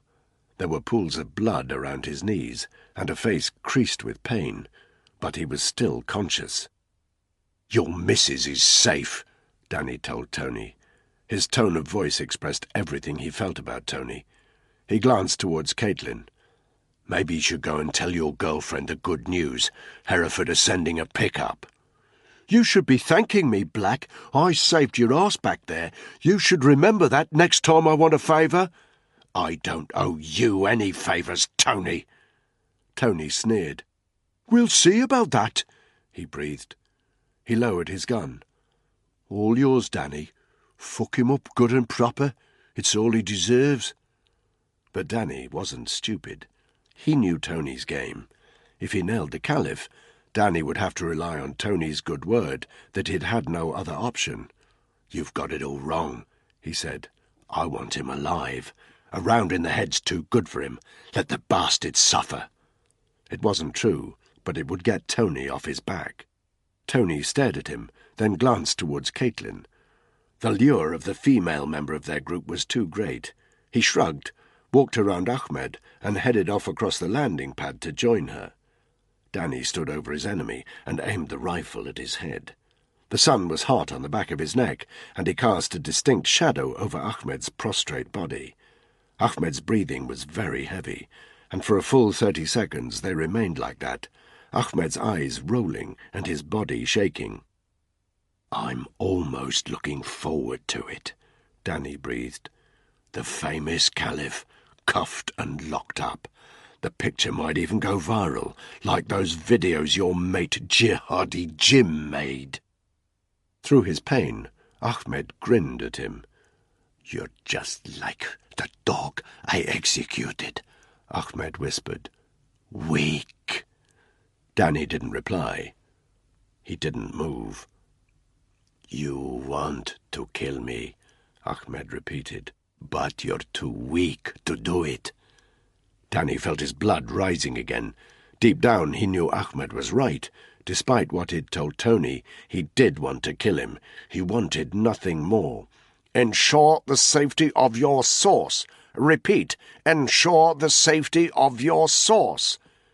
He lowered his gun and met the Caliph's gaze full on. Your attack on London has failed, you piece of shit. You failed. Ahmed grinned again, a sinister grin that told Danny maybe he was missing something. It happened so quickly. Ahmed suddenly raised his left arm. For a fraction of a second, Danny didn't understand why. Then he saw it, clutched in his hand was the small glass vial of clear liquid that he had waved in front of Danny's face back in the driller's cabin. It would take nothing for Ahmed to smash that vial on the floor of the helipad. Danny knew instinctively that this was what he intended to do. "No!" he roared. And before Ahmed could release the vial, he raised his weapon again and fired 3 rounds. They thudded hard into the Caliph's chest. His whole body juddered with each impact. His raised arm slammed back down on the helipad floor, and the glass vial rolled harmlessly out of Ahmed's hand. "What the fuck?" Tony's voice exploded from across the LZ. He came running towards Danny, who, having lowered his weapon, was stepping back from his target, his eyes fixed on the catastrophic, fatal wound he had just inflicted to the man's chest. The vial had come to rest 2 meters from Ahmed's body. Tony stopped just next to it, then bent down to pick it up. "He was going to smash it," Danny said. There was a stressed edge to his voice. "He was going to infect us!" Tony held the vial between 2 fingers, then lifted it up to the sunlight. His lip curled at Danny. Then he jogged over to the edge of the LZ. He hesitated for a moment, then hurled the vial over the side of the platform, far out to sea. He walked slowly back to Danny, a superior look on his face. "Our little secret," he said. He looked down at the Caliph's dead body, then kicked it nonchalantly. "Course, I'll definitely tell them you couldn't have done anything else, and I'm sure you'll repay the favour one of these days." The surge of anger rose in Danny's chest again. He raised his rifle, and this time pointed it straight at Tony. His companion simply jutted out his chin. "Even you're not that stupid," he said. Neither man moved. Danny was aware of blood seeping from the Caliph's body, but he kept his eyes firmly on Tony. Then slowly he lowered his weapon. "Attaboy, Danny Black," Tony said. With a bleak smile, he turned his back on Danny and walked back towards Caitlin. She was waiting and watching at the edge of the LZ, her face bruised and beaten. When Tony put an arm round her waist, she didn't object. They stared back towards him, a team of 2, from which Danny was obviously excluded. Danny's hands were shaking, his body aching, his mind spinning. He looked out across the Persian Gulf, squinting in the sunlight, waiting for their pickup to come. 3,000 miles to the west, an aircraft lay in the rough sand of the African desert. Its seats were full of corpses. Cabin crew lay dead in the aisle. Their skin was covered in welts and patches of black. Insects swarmed around the cabin, crawling and feeding off the dead human flesh. The interior of the aircraft stank, a revolting mixture of flesh rotting in the oven-like heat of the desert and petrol. The bodies, the whole interior of the aircraft, were soused in fuel. There were 2 Chinook helicopters on the ground 200 meters to the west. A white field hospital tent had been erected between them, and 30 men in hazmat suits had congregated outside it. They were looking towards the plane. Empty fuel canisters were stacked close to the fuselage of the aircraft. Staking out from them was a length of wire. It trailed 100 meters from the plane and ended with a small remote-controlled detonator. One of the white-suited men held a black box in his hand. He flicked a switch. There was a loud crack. It was instantly followed by an enormous surging sound as the fuel ignited. In the bright desert daylight, the flames were barely visible, but the heat certainly reached the guys in hazmat suits, and they edged backwards from it as they watched the fuselage turning from silver to black. Inside the cabin, a furnace raged. Hair and clothes blazed. Blackened skin peeled and blistered from the bodies. Tissue smouldered and revealed the bone beneath, which soon withered and crumbled as the corpses burned into nothingness. Several small explosions blasted from different parts of the plane. It collapsed noisily, dropping down onto one wing. The guys in hazmat suits turned away. They'd seen enough. They wanted to disinfect themselves and get the hell out of there. They knew that when they got back home, everybody would be talking about the missing flight, and they knew that they were obliged never to mention to anyone what they had seen in this desolate patch of desert. But that was okay. There are some things you never want to talk about. The grisly fate of these unfortunate passengers was one.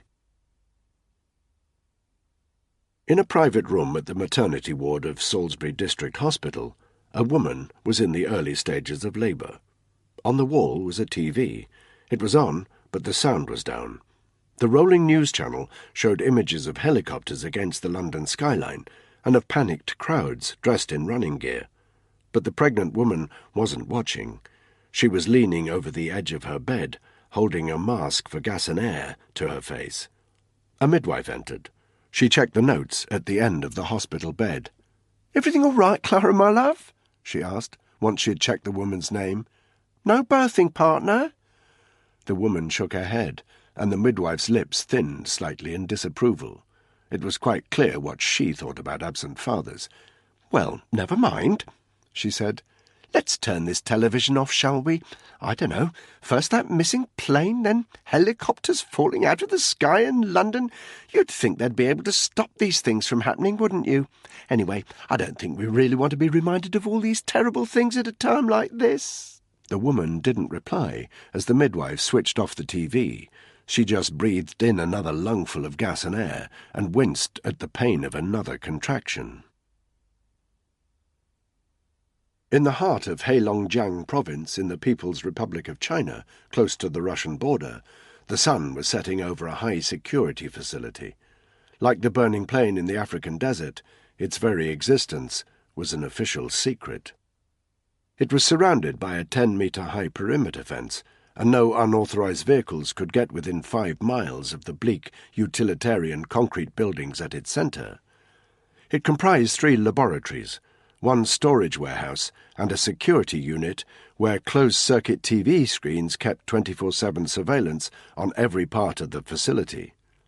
In Laboratory 1 was a lone Chinese scientist. He was clad head to foot in white protective gear, and his breathing was heavy through his mask. He leaned down over a worktop and picked up a test tube holder containing 5 tubes carefully sealed. He walked, rather gingerly, to the other side of the sterile lab. Here there was a refrigerator, slightly taller than him, with a glass door. Inside were rack upon rack of test tube holders, just like the one he was carrying. They were divided into 4 shelves. On the top shelf was some Chinese lettering. Its translation was a single word: smallpox. Each shelf below that had a different label: anthrax, cholera, Ebola, viral equine encephalitis, pneumonic tularemia, and on the bottom shelf, plague. He opened the fridge, knelt down, and carefully slid the test tube holder onto the bottom shelf. Then he closed the fridge and stepped back to look at it. He wasn't a rich man, but he knew wealth when he saw it. The contents of that fridge, and of the nearby storage facility, were valuable products. There would always be a buyer for them, somewhere in the world. He turned his back on the fridge and left the laboratory. He was tired. He wanted to disinfect himself, change back into his normal clothes, then go home and spend the evening with his family.